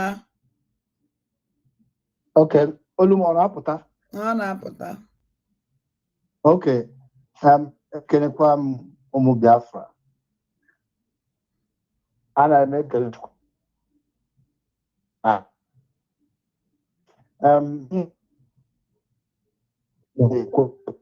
your network na-enye nsogbu ya da n'ihe na-ekwu ọ na-akọt Your network na-enye nsogbu na be anyị. Connection adịghị ọhụụ. The connection cha. Half ibe a na-akọ iwe ọzọ. Agụ nke butere obi ntị. Half ibe ya na-edefend inyo. Your land is under siege. Fulani na-eme attack na Imo State. Na-emezi attack community. Anaghị emefu mbụ. Na-emezi kịta. Egbu abanye ebube agụ. Gbuo ahụ by operation Udo ga-achị. Gbuo with all the nonsense niile. Criminals niile kpọdatara. Asman terrorists egbukwofa. No one na-defend the land. Ndị ya defend eme ha abandon back afa adịghị efe chọ. Mmadụ bịa ebe a kọrọ rubbish. Onye ọbụla kpachigboro ọgwụ ya ṅụọ. Hello? Mgbede ọma ada ndị mbụ na ndị egede. Onye nta akwala Biafra ada ya sị m jijisi ike na ọrụ ị na-arụ. Just ofu okwu obere okwu ka m chọrọ itinye na ihe a. Just like our last caller na Amy, our brother kwuru. Nna ga anọ iple mgbe ị na-eplere ọbụ ihe mere na onye ọbụla o ji ntị ya gere godu. Onye nọ na comment section. Ndị akwụcha ihe ha kwuru na-ekwu ihe ha kwuru and o nwere okwu ha kwuru at the last minute and here ahụ the most important thing. Yeah, message ka ha send out ibe ahụ. Onye ahụ message ka ha send. Ndị na-achọ ka abịa kọwara ya. Adachelo ihe a gosiri na ma go apụtaghị a day 2 days 3 days Biafrans na-emiss a lot of things. Ihe a wezi okwu and onye ọnwụ na nwa unless ma ọkwa ndị iro ndị na-achọ ikweta eziokwu. This guy kwuru ọ gekwala ihe ahụ enwere ka ọ na platform gị ka ọ gere ya with a lot of people mana o nwere ndị dịkwa ka ya nwa na-aghọtaghị ihe ekwuru akwedị na ọsị gị ọ gere ya ọ nụrụ ihe ha kwuru mana ọ maghị ihe ha kwuru ihe ahụ because n'imebeghị ya analyze other medias other ndị ọzọ sịkwa na ha wụkwara Biafran medias anwụcha na ya gafere they did not analyze it. So ya kpatara na onye nta akwala Biafra iwu ihe iwu ada anyị mana iwe ga na-ewekwa but akwụsịla ihe ị na-eme because ihe ị na-eme were very eye open to Biafrans. Ile anyị ga-ahụ the other of our mother kpọrọ ọ sị na ga-eweliwe na ya kpọbeghị mana ha na-anọkwa na-ege ihe ị na-ekwu. So onye nta akwala Biafra chere ka m gwa gị ife ọwụ nọ na nke a kịta ka efuru ya ma na ị na-egwu onwe gị wayo. Ọwụrụ m nwa wepụta ihe efuru ya m plele ebe a nọ na social media ọ nọ na Twitter ọ nọ everywhere. Ya since yesterday ka ọ pụta ka day before yesterday ka fafship wepụtara ya. No ọwụrụ secret. Ị na ife na-agwa gị ọ nọ na Twitter ọ nọ everywhere. Na Twitter ka nsi wetie ya wire. Ị na ihe na-agwa na Twitter ka nsi wetie. If na nwere nke nwetakwara na Facebook. So because stop work you have first na no the secret ka leak ọwụrụ secret. Ọ na-awụ secret gịnị ọkwa ndị ahụ vidoro tinye ihe a niile okwu evidence to show ndị ji ọbata obie. These people came to our land ha bịara na bai na-eme anyị attack we are defending and though we hear ka ọbata obie gwara ha ka ihe wu na ọwụ secret ọwụ ihe a nọ na even ma nke ha na-asị papa lekwe ihe niile ndị a wụrụ o nwere ofu nke na-agba ha agba ọhụụ ya ọrụ ndị a mere ihe a video ka ihe wu secret.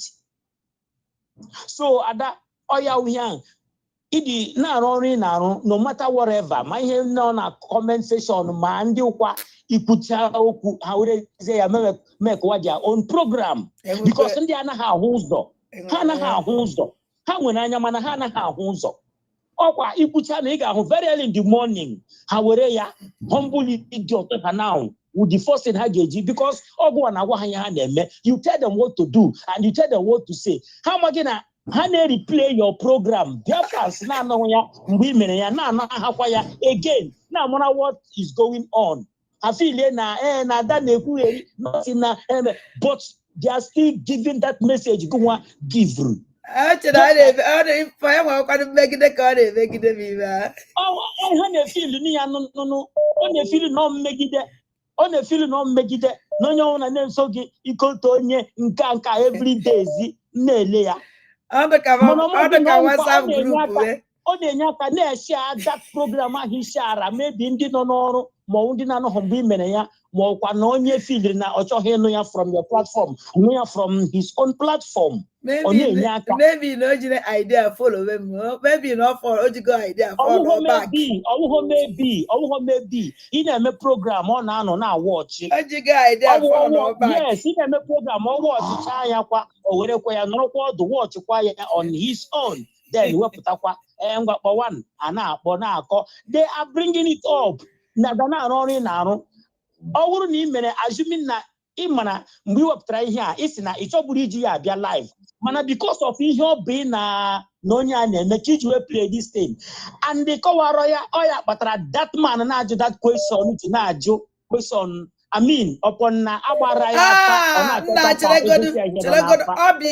Chelegodo kanza obi you see I make ekwu okwu so ịma na made this video analyze na so we had so in well idea na made this video and ogo nwa mere njije wepụta ya because go na Victoria mere njije wepụta ya achọbụ m ikpe ya wi achọbụ m ikwu ya wi if I just watch I die ya jewalo onwe because I do go tired mana ogo na Victoria na kita gị na-ekwukwere kwenye na na-efi delu.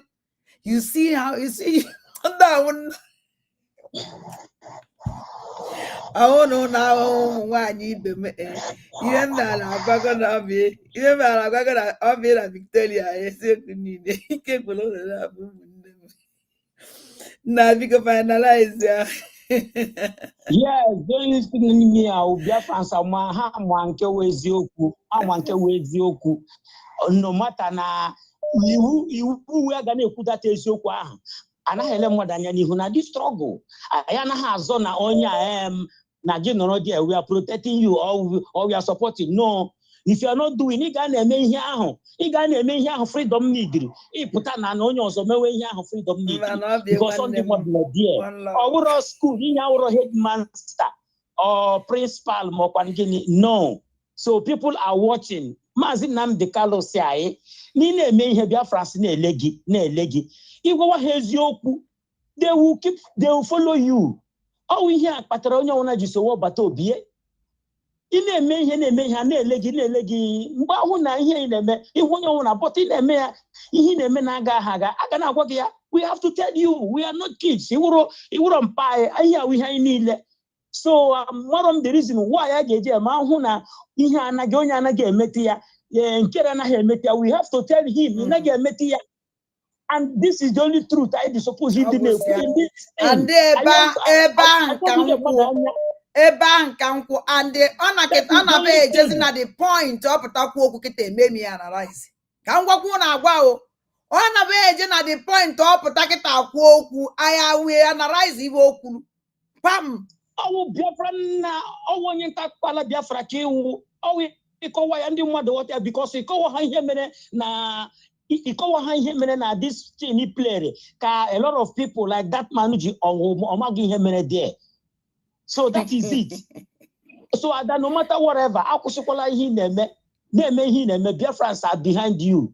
Asị m ka jisike n'ọrụ na onye nta akpala Biafra.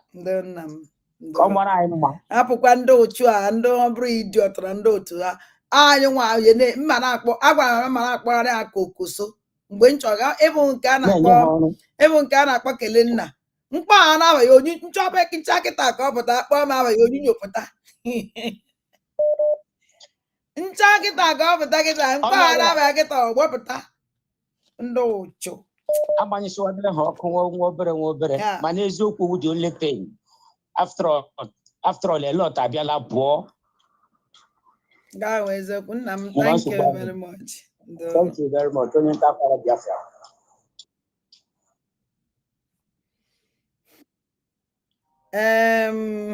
Christian, I just miss your call again because I don't want to hear you. I just make by anything with you because you will be the kitchen when you yeah, what do me na zamami na drag. Hello. Come here. One kwala kwota to 12 like Megan. Adamumma. I know. Even I got television nearly got what to see the bright or not. Why? Or now, Casey, the secret one them. The secret, oh, I got the chama. Yeah. This from on your from Casey, come get she maybe doku. Casey one doesn't come to Canning. It's and I got this disappointed. More to be about Pataquaya, yes. Then a lot I get shot, they disappointed. No. Ngoso rabo fulani dominated this struggle. Na the PM when ensobu yana aga court. Onye ha ngomod idea. Amara so na aga court. Ya ge mepe towa. Ele disappoint I got na PM opata.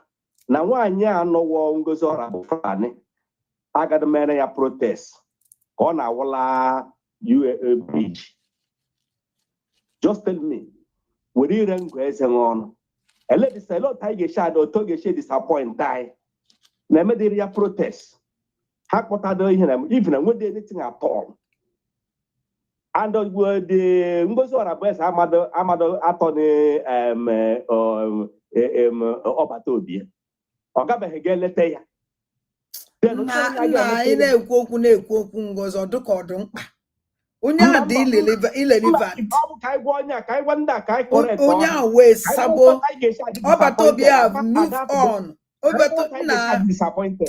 ihe na-ekwu okwu ebe okwu dị na-ekwu okwu ebe adịghọ ka eji asị na ọbata obi ebe akụta ọ chọba ya ka uche ha dịrị ya ka uche ha dịrị ma uche ha adịghị ya because ihe ụmụ Fulani amụrụ wụsachara anyị n'ala Igbo ọ ka ibunye ha uche olee otu ị ga-esi dị disappointed onye ijide ahụ somebody dị elete onye nke ọzọ abịara elete ịpụtazie gị ịgbakezie gị gakwuruzi onye na-abịaghị elete kwa ya kwata ị ga-esi adị disappointed agbata obi ya adị disappointed na nsị na ofu onye ji otu onye ji ọkwa na atọ chere yes ọ fụta ọdụ disappointed na asụsụ were ọlụ ka suke ọlụ eke onye eke na-abịa defend kabinet anọ ala na-arụ kabinet anọ eburu ihe na MNL attack 2 times Imo State aga even here na the third one na Imo State attack Uguta agbala ọsọ ya nke ahụ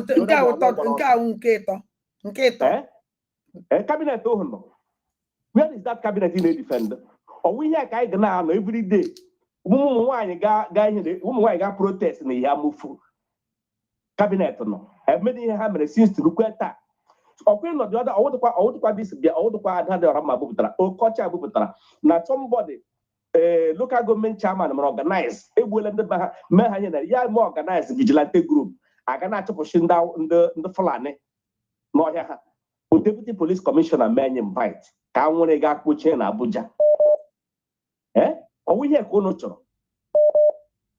where is our defense where is our being okay akpọchiri ahịa for 3 months 4 months anyị nwere ọnụ na-ekwuru anyị ọbata obi nọrọ ihe ọ ga-eme ụrụ ọ dịghị redi ime ihe ya eji nwaanyị ta oghere n'ụzọ ị gara nụrụ ka were anyị niile kogodo ofu ebe iji defense iji finance ịwụkwa APM a na-eme ya eme onye ọbụla gbarakwa ọgwụ ịṅụọ ma afọ onye na-adị apụta asụ igwe pụta ụzọ ka m jikere nwoke m mgbe PM nọ ị na n'olu igwe pụta ụzọ ọ na-apụta asị na ihe riri bren ụnụ I don't know ịpụta asị na ọpụta ụmụazị nọ ihe a na-alụ gorilla warfare ha pụta ha dị army like Nigerian army ha na-aja aja ha ndị ihe asị mmadụ ka m gwa ihe awụ ndị agha ọla ọgbara aka ha kọọ ibele ha gbafuo ga another place if you don't know it ga-esi ha pụta ihe oke mgbe ihe ha mere ya wụ chief of defense staff ọ dị iche na minister of defense onye anyị na-ajụ this man si ya oge nkere ele onye wụ defense minister dị iche na chief of defense staff asị mmadụ gị mara ya na and ihe na-ewute mgbe dis people pụta ha na-ajụ ajụjụ na-enweghị isi na ọdụ ajụjụ na-enweghị meaning ajụjụ na-enweghị ike lead to any place at all how can it be brain ọnụ mee ihe ụmụ Igbo anya kwesịrị ịdị na-ajụ ụmụ ajụjụ a onye na amademe asị nwere defense minister na ogo megana ya mufu asị nọ ị na-follow up onye a na-akpọ Solomon Nkwọchọ ya defense minister emere chapụtara a na-adị ọrapụ Fulani ka ihe megana ya sọpụ defense minister ka ọ chọrọ ọnụ.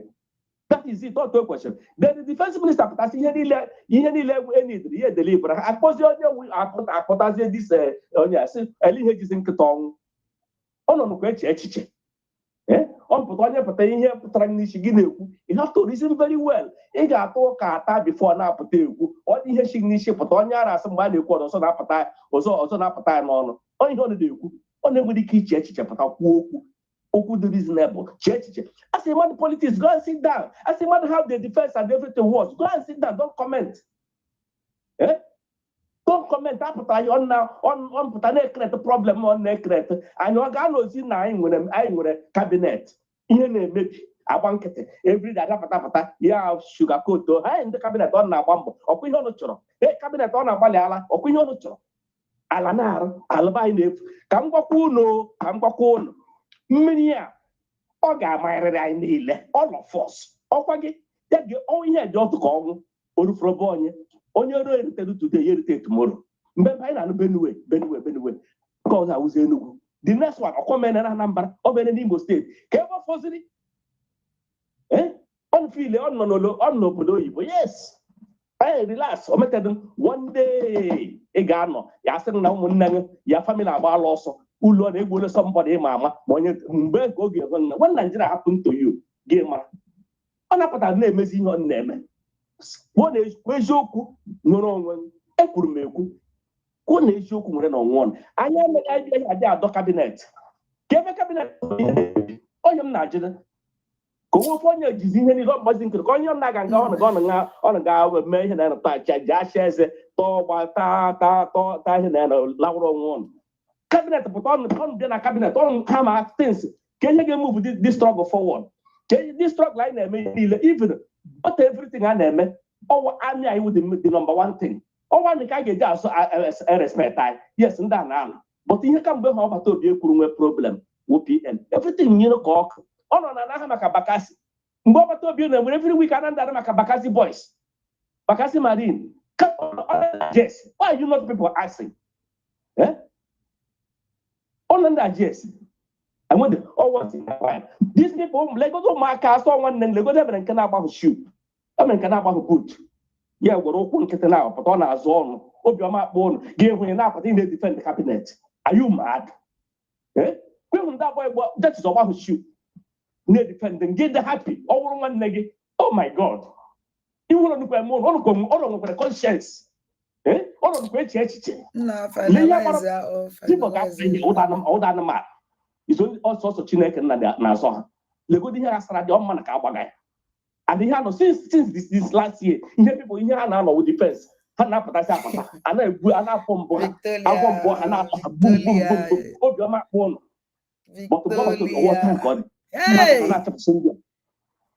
ha pụta ha na-achịchịchị ndị a na-achị ha even everywhere for them everywhere ihe na-eme bido plan ka m gwụ nke bụ eziokwu ma A and B plan ha mere there is nothing like B.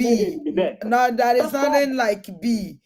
B were terrorist group. Yes, so there's nothing like B. Okay.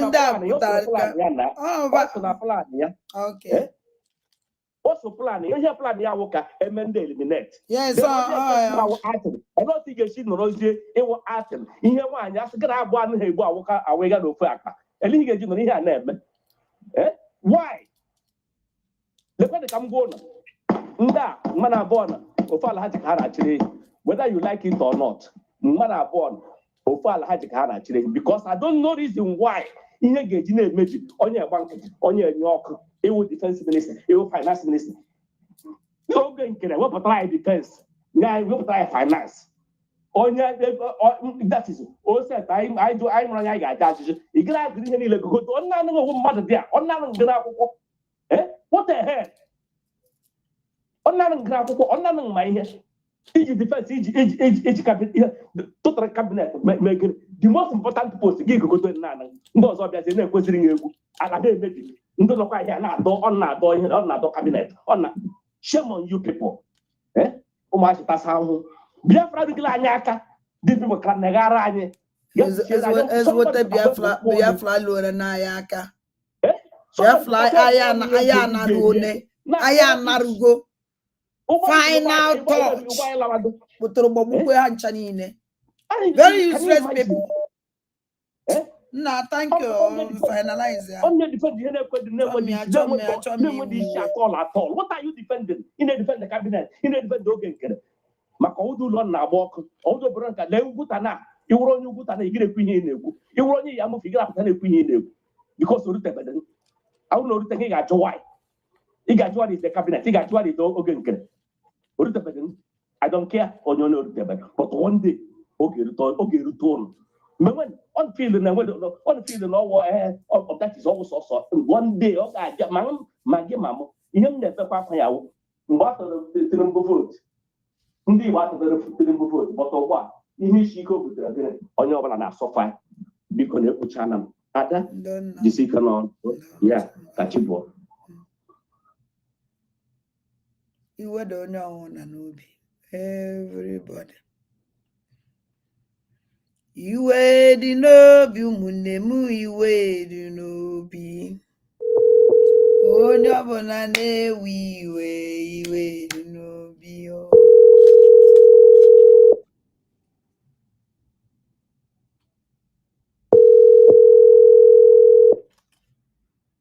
Bon.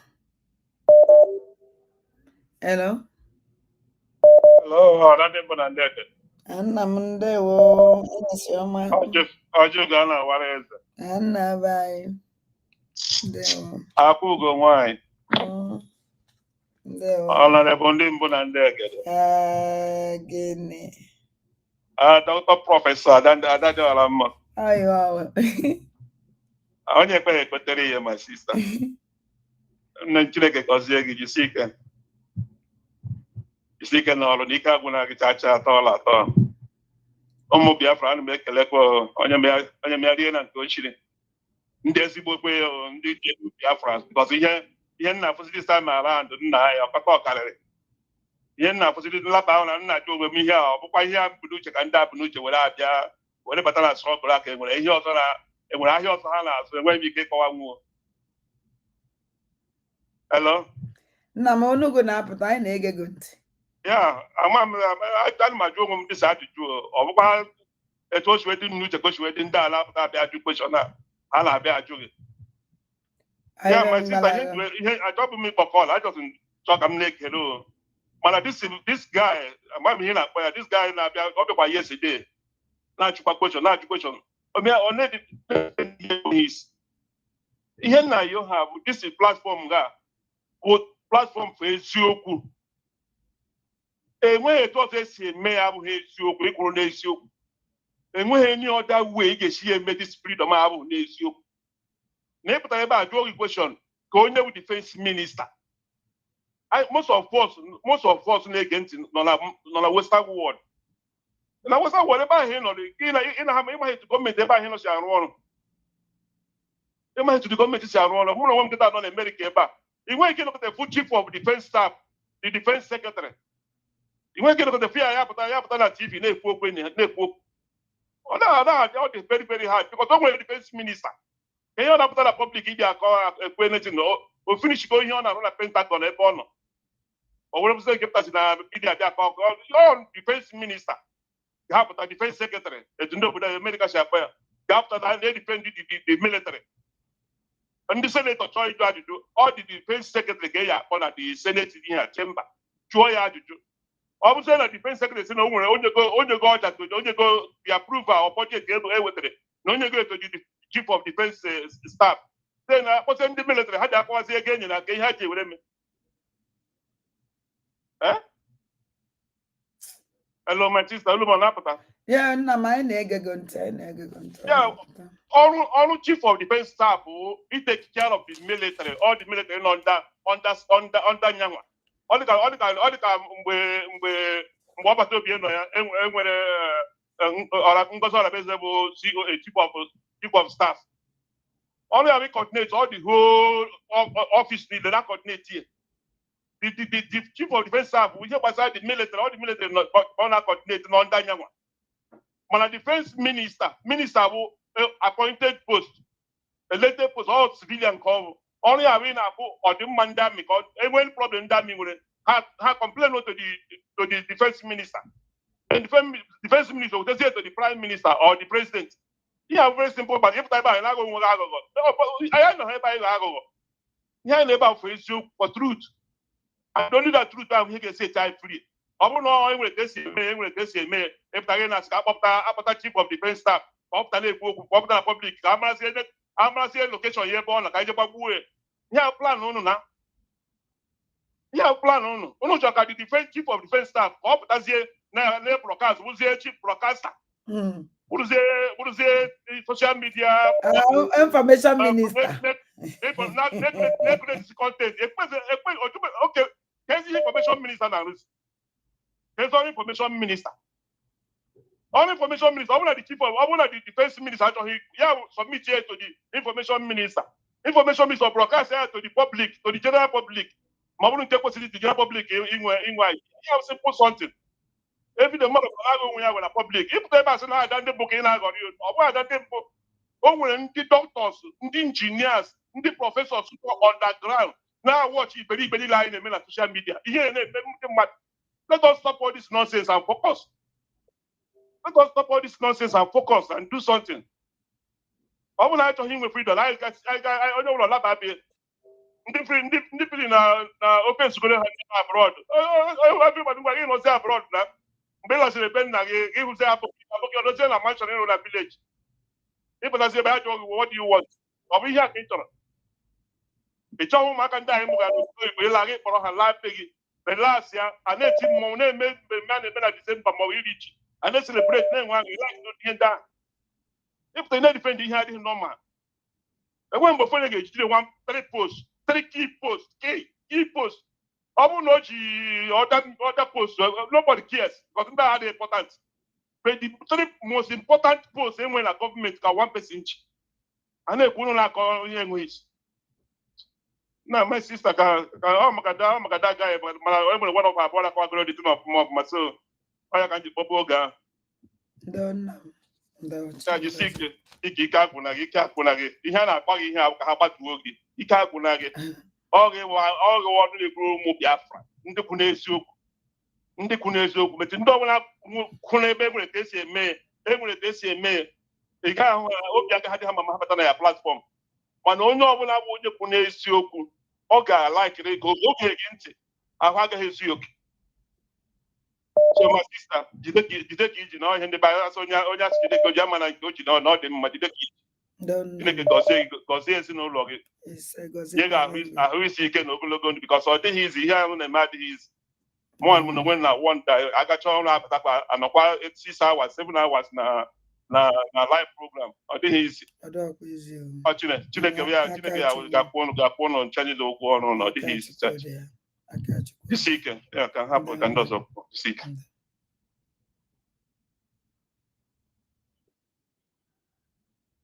Hello. Ụtụtụ ọma. Yeah. O nwere nwanne nwoke okwu bifo ọkwụkwọ okwu kịta na-emekwa the adres. Onwe onye na-apụta sị ka defense or ka Biafra Liberation Army bịapụta ndị broadcast. Mụnwa na-eme my own donation na support kwa otu m si nwoke m kwesịrị na support. But ọ bụ na ihe a na-aga ọfụma ọ bụ na defense minister ma ọrụ ya ọ bụ sọnsọ onye nwụrụ anwụ ka a na-agbazi olu onye dị ndụ tu a na-agbazikwu ya olu. So ihe na-eme because echetara m mgbe anọmekwu ya ka iwe bụ ego iwe wekwala gị ihe anyị nọ bụ okwu eziokwu bụ okwu eziokwu ime ka ihe dị mma ka mmụta nyesi nweta Biafra bụ ihe onye ọbụla nọ. O nwere mgbe ipule one video si Kele Biafra Liberation Army na hana ango gari, no gari ka hana ango, no gari ka hana ango, which na the thing aburu ezoku that time. Many people believe or no ezoku based on Aiwa, Omajana, Otanisha Sogi, na Nihile. Then, Owen Boruru, Ifu, Oya, Commander, Jetu Yahoo Pota, they are say, no way, Obasan goes on the base, but I know him about Basan goes on the base. Oya Nihe, and we will do Haka, Biafra Nine Noya, Iwe Butus on Wea Potako Poya. One yes, Kobia Potabian, or online, they are near Kuoku. One year like that. I don't make defend Ogen Kerry.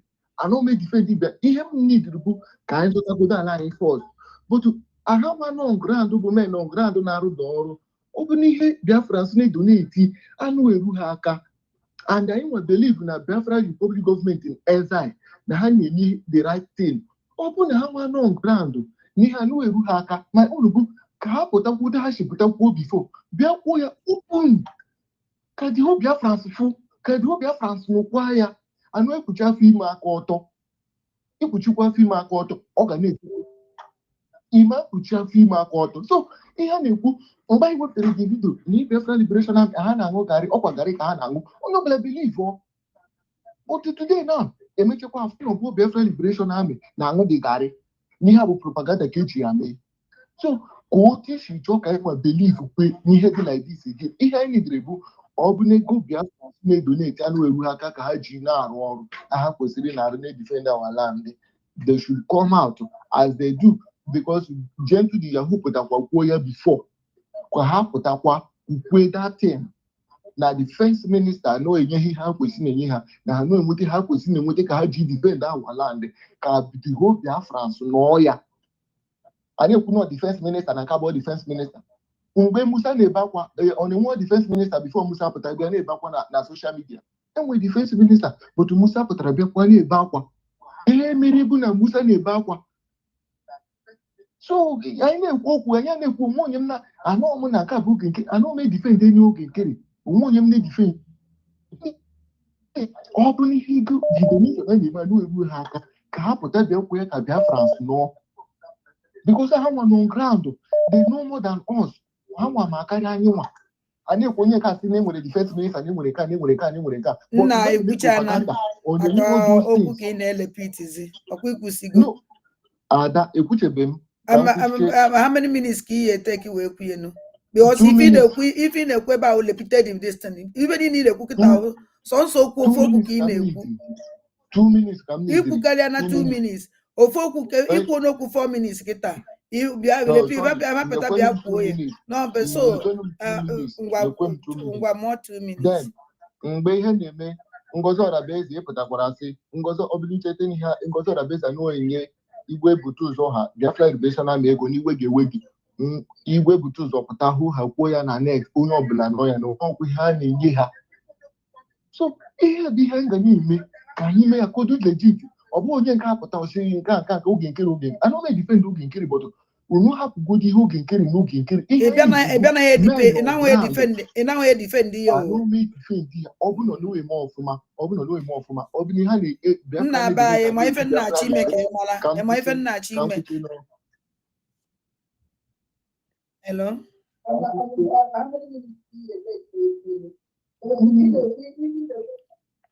Hello. Hello.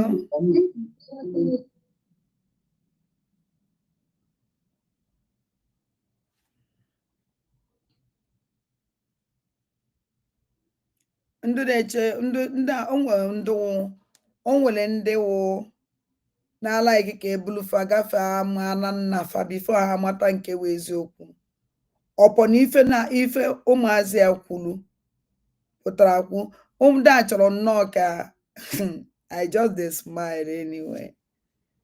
I continue. Let me just continue.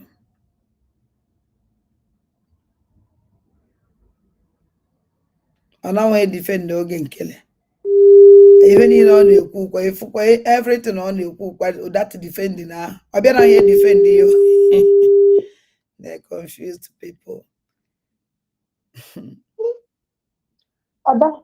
And on my side, they were. There was one name. November. Okay. So they call on out to get your way. Go. Olembe, ayayiga, onyenganzo. Olembe, agabue.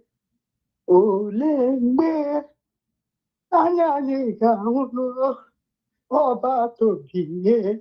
Olembe, agabune. Olembe.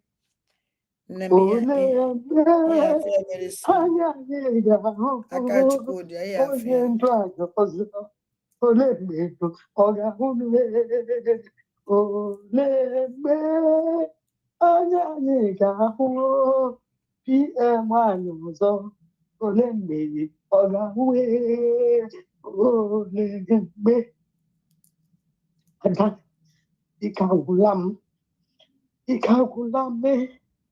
Ikagulame, Lehemegange, Levangi to the Gagongang and what time.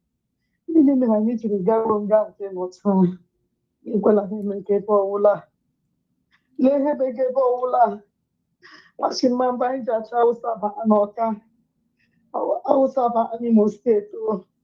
I was saying, man, I know to that young one, she went on the Galahani. Ashishita, Ufanana, Eleguzuno. Ufinele Shatane Ledo. I hear Mega Megam Mana. Elevate the Gadonga in the town. Ubicon Nanya Bere. Woman Nanya Bere. I don't take a man of Munana Naga. I don't know for you now. Otawa Parozo, Yozayana Apuquaco. Only Rubella Masha, only Aqua, some Mashitera. The couple and me very bad on your singing Mike. Bala na yo se ni maka nde chango ni shibiko na iji chineke ayoga biko no ebe ka mbuga ama na msipa mje uga kwe akpa nde ji afọ ọzọ je ewuge ebe aka m ụmụ Igbo ma achala ọhụ ndọfuga karacha elebi mkpakpa akpaga ọbụla anyị n'anyị biko nụnụ na anyị ebe nnụ mara nacha na omume Igbo nnụ mara nacha na ahụ ụmụ aja ala biko ala na yo se ni maka nne ekwepụla chi iri anyị o nne ekwepụla chi iri anyị ihe na ha eri anyị o biko nụ anara anyị ala nna anyị elebe anyị ga-eje elebe anyị ga-agbaje ike agwụla anyị biko dunyela anyị ebere isi achala ufu elebe nọ lekwula na ọbata obi anyị nnukwu gakwa ya o chere nọ n'okpoji anụ ga-akọ ọchị nnukwu gakwa ya obi omegakwa nnụ mmiri ebe nwanne nnu nwoke nọ nwanne nwoke n'uchegakwa ihe gbasara anyị onye kwu ihe anyị onye kwu ihe Biafra niile abaga ahụ n'ulegakwa ya n'ihu nna ahụ gaghị ihu ya bikokwala nmenana ya ebere ụmụaka chere agha agbara nnụ ebe ọnwụsi onye akpụrụ ilu kọwala ya amanọ mgbe jiri lụọ nne ya ụmụaka chi ngwa agha nwa agwụla nna nọrọ ga-ahachi ọtụtụ agaghị ekwu ya ma mba hapụ ndị inyo na-abịa akpa akọ rọbish hapụ ndị inyo na-abịa akpa akọ rọbish ụmụ nọbi agwara ha na m enweghị ike igezi ha ntị bikos ihe sendị ya ka ha mee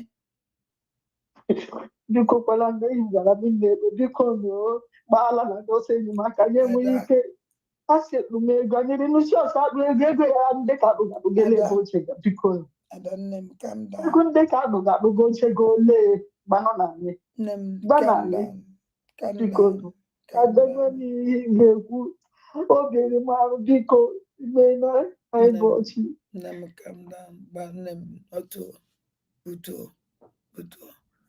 o nwere ife nchọrọ ịgwa some people ndị na-asọpọtụ mpụ ndị na-alaghị ka a na-akọva mpụ like this mmadụ na-aba akpala ebe a kọrọbish na-achọ ka our angels pụta ife achọ ka ha pụta ka a bịa gbawa egwu si na soshal midia kwanelivoro na meseji ifere ọ na-emekwedo ụnụ na nke a na-eme ya ugboro ịtọ ndị Fulani terrorist na-eme attack n'Imo steeti.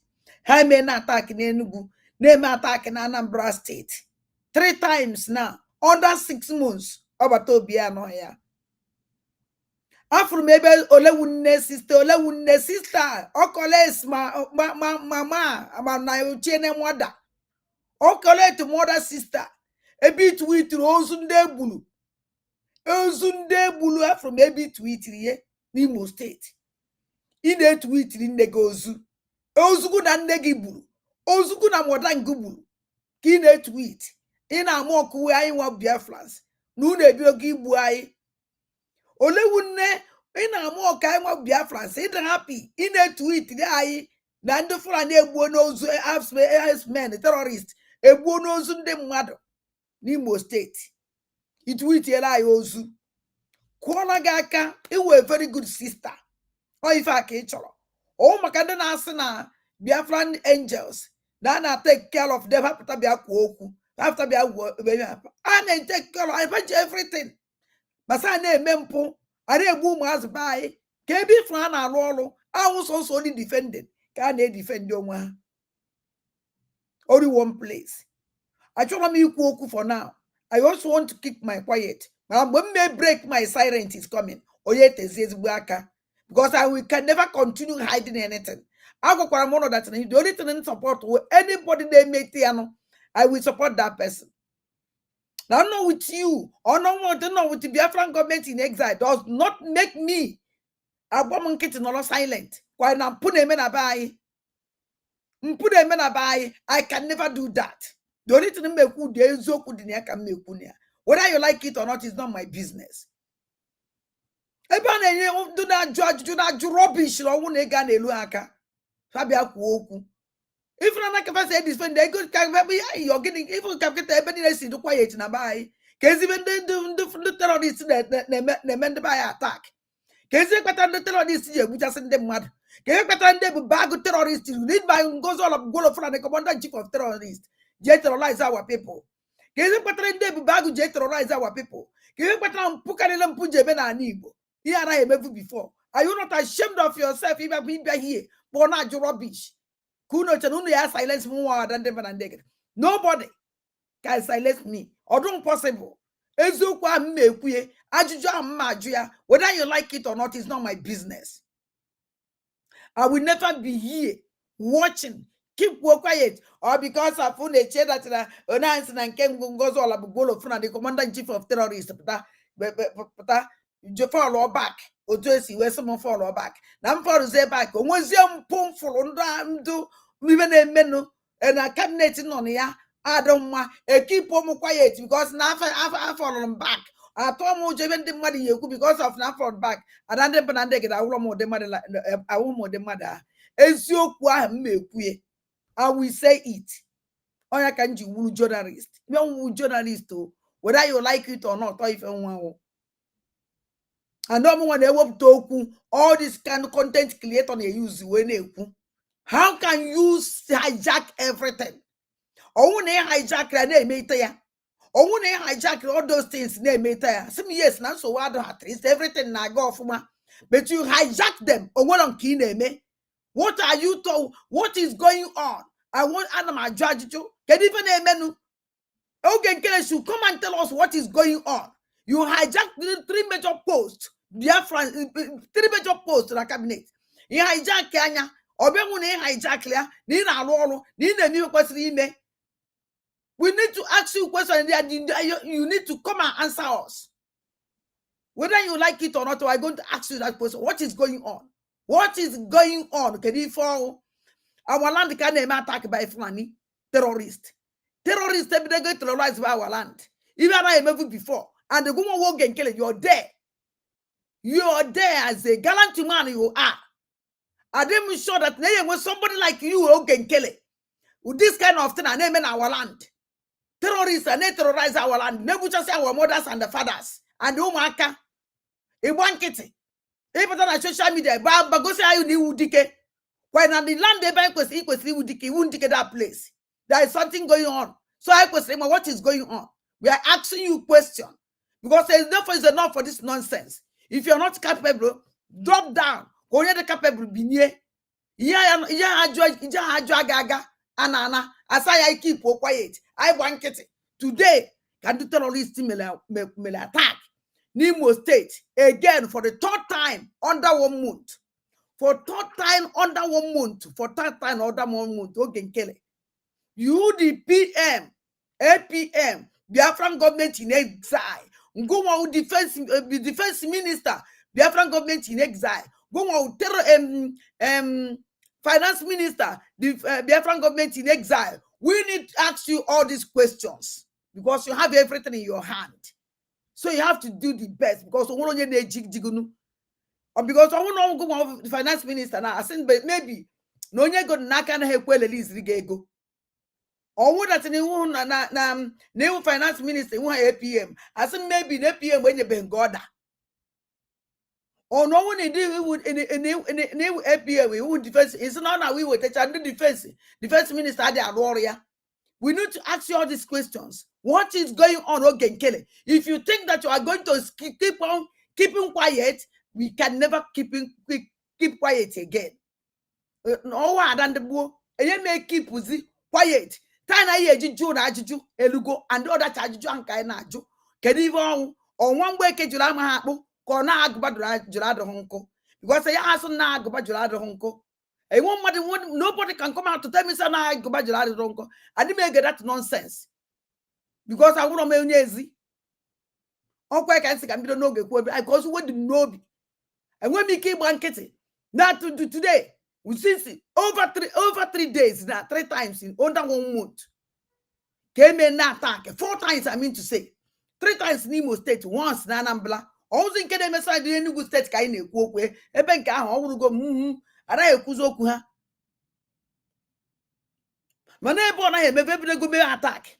And you keep quiet. Ida kudoku, Ida condemn with dear, another happen was in a quick menu on your warning. No, you could buy a blanket. Always said when you put a judge, all the rubbish she could do. Then I defend. Nonsense, I was he defend. I be I don't attack. I got a mono that's now. Attack you can never change, even on a high my will ourselves. Because on a nine attack, even an nonsense on a soon on up. I am make Kuzoku again because if you know chow. And nobody can silence me. Hello? Hello? Hello? Hello, good evening. Hello, good evening. Hello. Anyone goes here? Now, thanks for you. Ebunu nke eziokwu ana m ekwu steady na anyị na-ekwu onu go apụta okay ebunu nke eziokwu all these Biafra agitators apart from Nengiwa News Biafra Unite thanks one from the speak out apart from 4 of you. Others are joking with the blood of our innocent people. If I name na Igbo, Obusi Ada Amaseha, who victory kunu? Ne na Prime Minister Samuel Anonime Ada Fusi Akpa Musa Nebe. If I awo Egwundo ya I work with the terrorists in a uniform. The post. In Malotwa, it's half Zifa. In Finland, get belief. We have the Nigerian against him. Yes, so if I want to know. Because I am push you to Obona men on ground may PM outside. They will believe, even Nigeria will believe. No bro, PM medicine. So these people, these 2 groups of people, just one kete. Now, this young man has by a banket. If I he had him without men on with that army, in a mere honey name with PM no outside. Without my dear me power, Hannah implicate PM more. In the final, yes. No one in a CC Gidena. Now, what we see in the terrorist uniform now. Now, was in a put now, put here, now, put the legs open. So, over now, these people, ma, or Nahaman Haneso, PM, Nahaman Hana shop Yapa, Nahaman Kaha, Nahaku PM Monazo, Kaya listen one, name all this is no, not just now. People now, liberation and people to liberate you. How will they make that? Open heart or email. Let's start financing this man. You know, the defense don't want to believe how it's painful. It's painful. Now this man, this boy in Apata, and we have Abuanya, Obuto, the working and the Danua, also. I put you must buy, I put you kidnap her, no uniform. Now, not the amazing. So, what was the amazing now? That they believe no PM, they know the thing. Not just now cause havoc. And these two people, these two groups, they know what they are doing. If they really love him, let them start funding this man. Koboda Malo, Kobodofin and the Malo. No PM now people try to break to win. I'm on him. Yeah, I'm Chamudia, Biafrans, Negaguntin Nabai. And the man, I'm quite that even in Papanina and Dana, Panimo statement, and Nugu statement, Buba on the Flanina, and I was Jenna Finland. Nah, fat, nah, oh my God. Yeah, on a wutemu na ebusi beni na PM was ni man ebusi ndebaye ada wo busi nde terrorist na uniform because upon na yomba ho na kata obobuteni na mbe akwo ebelembo wa obobuteni na exit anafu obu na nda na-eme otu a aga na nda na-arụ ọrụ aga na ọ bụrụ onye ma by now kaptago n'ime ọ gaptago biko eji m opportunity ayọ ndị ha dị n'aka nyenu these boys ego ka ha mebe a na-egbusi ndị be anyị ọ na-akpọzi na ndị gọvanọ na ndị senator those people are ife ji akpọdo ha illegitimate abiketishon oyibo do biko nyu ebe nwata na-ebe akwa na-atụ aka nne anọrọ ya Biafra ji na-aba mba na-ekwu okwu na complain na-ekwu obi ha na-asị na this men on ground na-adapụtazi na-abụzi ibe ha na-eme onwezi ibe ha na-eme na ha na ibe ha nọzikwu na oke na ebido esendịrị ụbọchị a na onye na complain na nke ha jizi nke ha ji echere onwe ha ịghọta oke na let me say this pe a na-ekwu na jentụ hapụtago si na n'ọbrigi n'oge nkiri ha na-eweta mana remember if you can remember what he said us na nwa obere that day us na nwa obere ha na-afụ wụfọ oge nkiri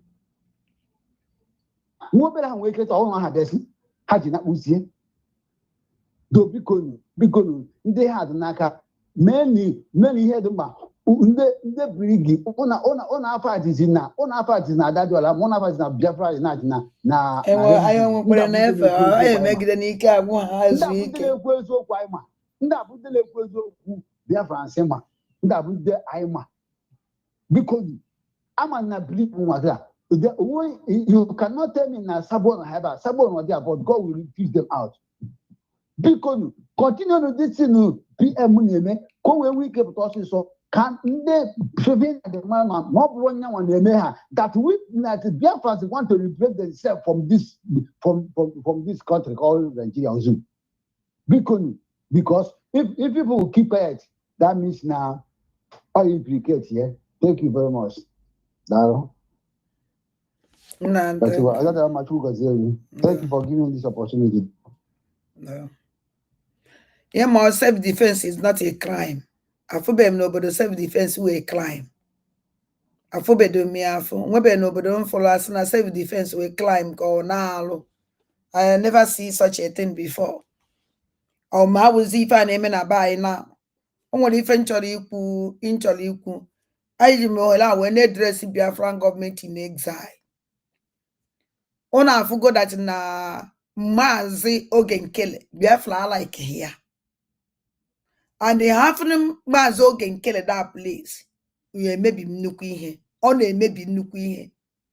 Wopunu Mazi Ogenkele yore na onye ọzọ tinye. Especially na finance. Wele na onye ọzọ tinye. Ịhapụ Ogenkele that place we na-achụ unu chụsasịrị Biafrans achụsasị. Ndị ahụ eweta ego ahụ eweta. Onye ka o ji awa bịa na fundraising nwere onye a na-afụ. Olesizikwe na ife unu laikere. Olesizikwe na ife unu chọọ. Because afụlọ nke Ogenkele ya eji wee were 3 posts alone. Ọ bịa hụ na ọ na-eme ịta. Onwụlọ nke even APM enwe sef ọ naghị eme ịta. Because otu o si agwa Biafrans okwu awụrụ otu APM si ekwu okwu. Odida si ekwu okwu. Number 1 ọ dara ya wofili. Onwedị nke ọma. Ọma dị ekwu cha o nyere ya. Secondary, afro nke onye esi wele wuru defense minister. Owu defense minister mpụrụ eme na bai, arụ na-eme na bai, na-egbuchasị ụmụazị bai. Still, onwere anything ọ na-eme. Onwere anything ọ na-command. Onwere anything. Achọrọ m ịba deep. Because ọ na-aba deep ọ dị mma. Ana m agwụ ya si ya biko. Because na onye ekwe etezi aka. Ana m agbakwa ọkwa mmiri maka ozuzo. Ana m ama nnọọ ọkwa mmiri maka ozuzo. Because instead, I hope no no. And I buchasi I. Instead, I want you hope no ya. And I bucha so much no to say boom ajan. Or bangu like was in kete. Oh no, is always this so weird. If you people are not capable to protect the land, it's not oh no, I belong young. Can't the man kata yesi we protect you because the bite was a obi. The bite was a obi. Sage Mahola when I on the cabinet. Because Ofonya de Akoha. Wopluna Yogenkele complete. Wopluna Yogenkele. Wopluna Yogenkele. Kabia Franci Biani Nigwe. We take a Jew. Chekwa na self determination awalo. Self defense awalo. Enough is enough for this nonsense. I do go tired. The Ghana friend here has made again. Terrorists may attack again Nimo State for 3 times under 1 month. Under 1 month. It in came in Anambra 4 times under 1 month. Is it not too much? Is it not too much? Hello? Hello, ma. Good evening. No. Biko anyị chọrọ ka anyị wepụ anyị oge kele ọsịsọ taa na echi sef anyị chọrọ ka ọ pụọ taa na echi because anyị adịgo tired anyị amaghị ya eme echi ọnwa n'echi ọ na-abalị asekwa anyị amaghị ya eme ha wepụrụ anyị so that anyị bido ime donation ntọ ya ọ ya esi wee dịrị anyị mma and if anyị na-emekwa donation anọ anyị afụwo ihe a na-eme anyị wepụkwa ha onye ọzọ na-anọchi anyị form our own group because we cannot be waiting for those people there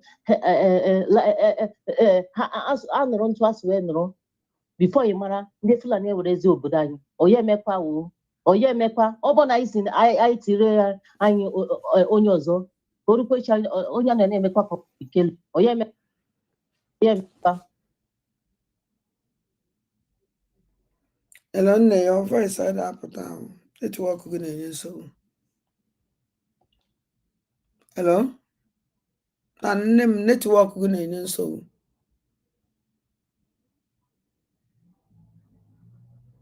Hello? Hello? Hello, ị na-anụ ihe na-ekwu? Biko mụ na-asị na a wepụrụ anyị oge nkele and ọ bụ na ewepụrụ anyị oge nkele ọ continue because anyị ama ndị agha ahụ ọ continue dịkwa ntụ anyị si emekwa anyị achọkwa ebe ọzọ anyị eji ntụ anyị esi wee gbakọ ọnụ na-edonate ego nyebe ndị amị anyị because ike agwụ na onye ọbụla anyị ga-echere ka igbusisi anyị before anyị achọrọ wee ọzọ biko thank you ma. Don't know.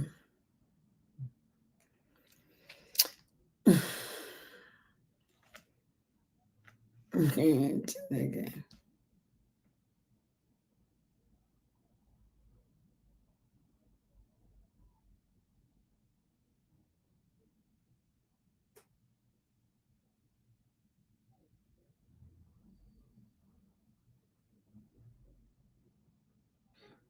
So, Umajan, it's also if our message in a leave Biafran government in exile.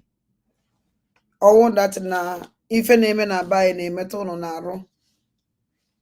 And I don't know what equals on certain things. Ono my phone here, me. Ono no one when idea. I want to go on ma.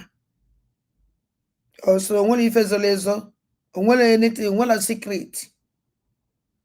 So, only a made it for. Ndono na-achị ndị unu nọnyitere anya fa ndị unu na-eruru ya wa ọrụ a na-agwụ agwụ so mara ka esimi ya wee ife sọsọ ya bụ mkpa m. Hello? Ndewo godi mgbede ọma ụtụtụ ọma m ntụse. Ana m ekelekwa unu niile maazị ka onye chiri eze mezi adịle ofu ihe na-achọ onye gara aga forward more forward I need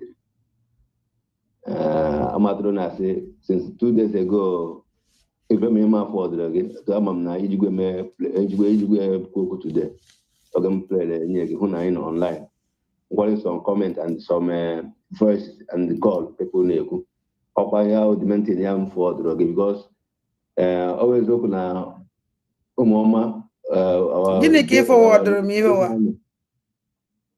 na WhatsApp ma forward and the thank God na ọkwa ya m forward gị but enter the ịhụ dị ahụ but ọkwa ya maka use gị because of ibe our men fight with ndị ebube agụ na ndị nye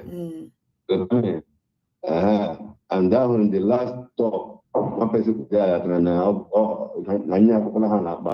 understand and them man this country they never since up to Biania this country or they that's of our relation I mean no I cannot complain that's of no shedekwa so but all them say that na for me come na-ekwu ọla maybe na before ekwu enye na maybe na gara fam dị na mma onye nwere ike ibu ụzọ kpọgode fam sị edo mama ụzọ ọrịa ahụ kpọgode egbu okwu ya onye nwere ike ịkpọ oge kere na ihe ndị ọzọ gbuo ka amara because o nwere ike dị na ọ na-anyichi aka ọwụ acting prime minister ọkwa ya financial igwechikọta na dị nwere ike na ome ọ gaghị akọsịtịga wofu ma onye so and onye ọnụ ndị nọ na cabinet always okay na ugbo ịnọ na but ịnọ in group of even go na enwere much population more than them understand and to go gị flow and go anyị na-follow Muhammad onye gogere before ọngụ maka anyị ma ngụ ahụ onye anyị fọm ma ofu nnukwu ezinụlọ understand but menye ga-eme to the close you can call from they know because I didn't happy and I know life for you I didn't happy that our men make up and I know they can make small complaint because of when you had wrong or do good you got to even because my mama lost it over ebe my family no nwanyị ụlọ ọgọ nwoke ndị mi sino gbe ọkụ understand so and them go ha no na osa ora ha mbra ko ale me kamera ta on 30th me 30th na ho do hona atro bo be anyhow understand so many things ide maybe this is umasho na gabiga all the to you can't tell them to have backup outside by the wall. Mbana, or you guys have guys always because in the got the phone and woman is always and a Jewish law. So by having any did by we can they baby face. So because all that come even again you are poor pass of na be go also activity acha go reach oge kere aso m ibe province okowa kana ga be pata social media ani mo dize ka maybe la me problem no me problem no ni na we ho iku but ni je ho ni ja ho ya ko ya se m ibe some problems am machi ba ho ni mo la ga understand so because I would much happy she could take the thing because come when I'm happy because I have my own brothers. Nobody made the thing. So and I tell them they can maybe me call maybe I say I'm not complaining. No, all the good. Madonna say because only game van you are rich here. It's clear, man. All the ego and the adinye. I'm not about to later I'm not direct. I'm not the thing that some things from my own side. Understand? Ka onye able to nye them ayabo. That mean so because come on shaga. Thank you. Don't thank you. Kachi. Wow, ụmụajani anyị anakpụnụ o nwere ndị ekwubeghị okwu and ama na ndị agha anakpụne. Ana m ekene unu nnukwu na-asị unu na ma ndị dị disappoint ndị iwe m na-ewe ya ewezi n'ụlọ ọ mmadụ ya ekwuye ọ mmadụ ya ekwuye then ọ daịtakwa na ndị agha ya ekwuye eso na one of them then m nwakwukwa n'anya onye na-achọ wa ọdịmma ndị be anyị then ọ na anyị push gidezie awa gọọmenti ọ na awa gọọmenti gba nkịtị onweghị ya meziri anyị amarazie dat na ha efelugo anyị amarazie onye ọ na-aza afa nna ya ọ gwụsị ya onye ọ na-aza afa nna ya ndị be anyị si nwanne fụrụ n'anya ka ọ na-eti ihe dịka my brother na-asị m kpọọ onye nna m onye niile ka mma apụta na soshal midia kwuo ma ana m eji ogu na ọfọ were eme ihe ọbụla na-eme ana m eji ogu na ọfọ were na-eme ihe ọbụla na-eme ana m anọkịta mee ife without ogu adị m anọkịta mee ife without ọfọ anyị m anọkịta binye kwuo okwu na m emerụzụ ife onye si merụzie ijizie wee kwuo okwu ahụ onye nwanwe ife nna ya chọka ụnụ nwee idea so anyị ma anọkịta pụta na soshal midia kọwa nọnsensị ana m eji ogu na ọfọ megidezie mfuze dat na onwezighị isi na I need to come and talk ka ndị be anyị mara ihe na-emenụ eziokwu dị mma okwukwu ọwụ dat na anya dat na ihe m kwuru na ọ na-akọ ọsụ nsogbu edozie ya ihe ahụ protest anyị nọ na demokrasi the only thing anyị chọwụ our people na anya ife na-emenụ mana sister olewu ne shame on you ihe postu nke nne gị gburu postu nke nna gị gburu postu kwa nke gị nwa na onwe gị gburu shame on you amụrụ m ụdị kind of sister o amadụ m onye na-echala devil dị ka ga-anya chie ya echichi eziokwu niile maka na ọnwụ na-echi ya echichi ihe eri anụ mmadụ na ọnwụ na ya eri ọnwụ na-echi ya echichi ihe eji anụ mmadụ were mere anụ eji ya ihe eji anụ mmadụ na-esi nri every day the kind of heart ị nwere anyị just wepụta nọ tweet enya gwa anyị datara ndị otu gị all the criminal group your mother susu protect all the criminal group your mother susu protect say metụkwana ha aka na anyị ebido na gbuwe mmadụ ị na-etweet ziri anyị ozu shame on you eche na your mother sị na ya nwere army eche na your mother sị na ya na-fight for Biafra. Why can't she take a criminal gang group terrorist where they protect Eva? in it with Israel ozu ebulebu. Why you protect those people ebulebu? Why you just protect Ifa? As in Chineke ya buru ni no one after the other. We flow mo abja na egbuchasi. Eziokwu niile. Okwe flow obala ụmụazị ahụ o ya ana n'iyi. Because they have revenge. High revenge. Don't worry. Ụmụnne anyị anakpo. Maka ndị na-akpọ m iyi. Ndị dị disappoint. Unu ebidobekwe ho. Afutabe m afuta unu adịwara disappoint. Aka ndị naanị. Unu dị disappoint. Mgbe m ebinyizi n'ọlụ ana. Amakwa m ife unu ya aduzi. Ma ya wuruzi ubinyizi ọtọ. Amakwa m ife unu ya aduzi. Ma ya wuruzi iri n'ọla ijebe ije. Ama m ife unu ya adu. Ma ya wuruzi na mgba oziri ọsọ. O ya adụkwa egwu. Disappoint unu ka na-eji ọsọ. Amakwa m unu bido n'ụtụtụ. Unu n'aka bido na gbuo. We may disappoint. I have said what I said, whether you like it or not. Manu because unu niile na cover mpo. Because unu na cover mpo. Amono nkunu yesu we nyunyoro diri ara na bonu. We fu na ofu onye ji wu the finance minister, defense minister, APM. Ona onwe ife ona egosi unu. Onwe de anything unu will understand.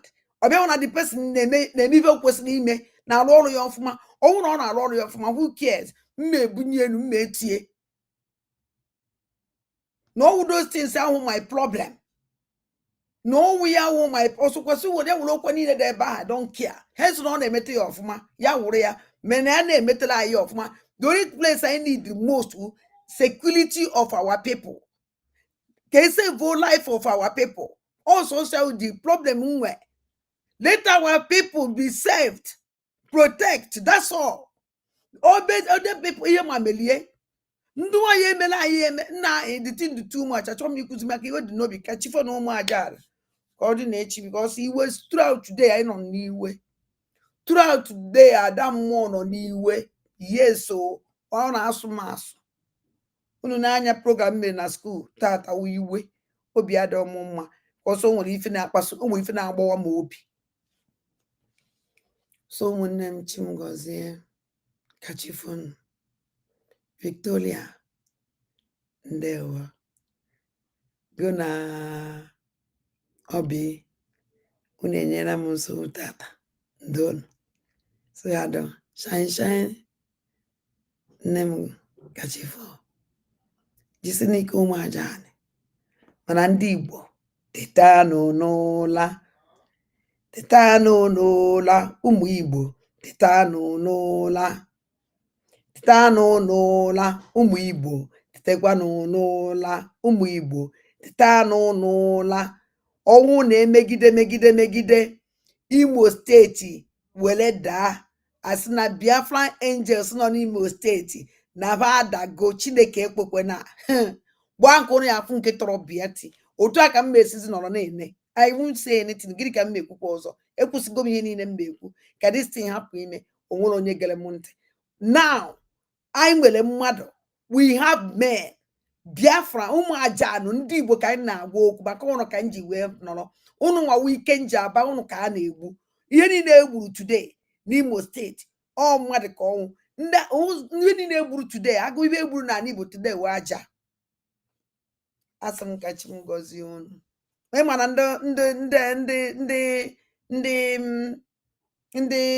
ndị terrorist gbuo ba na-ahapụ ozu onye ka eji malụ quarter of ndị na-egbu onu buru onye nke ka unu esi nwezi idea ndị ahụ ụmụnne nkachi fon ka ọ dị na bye bye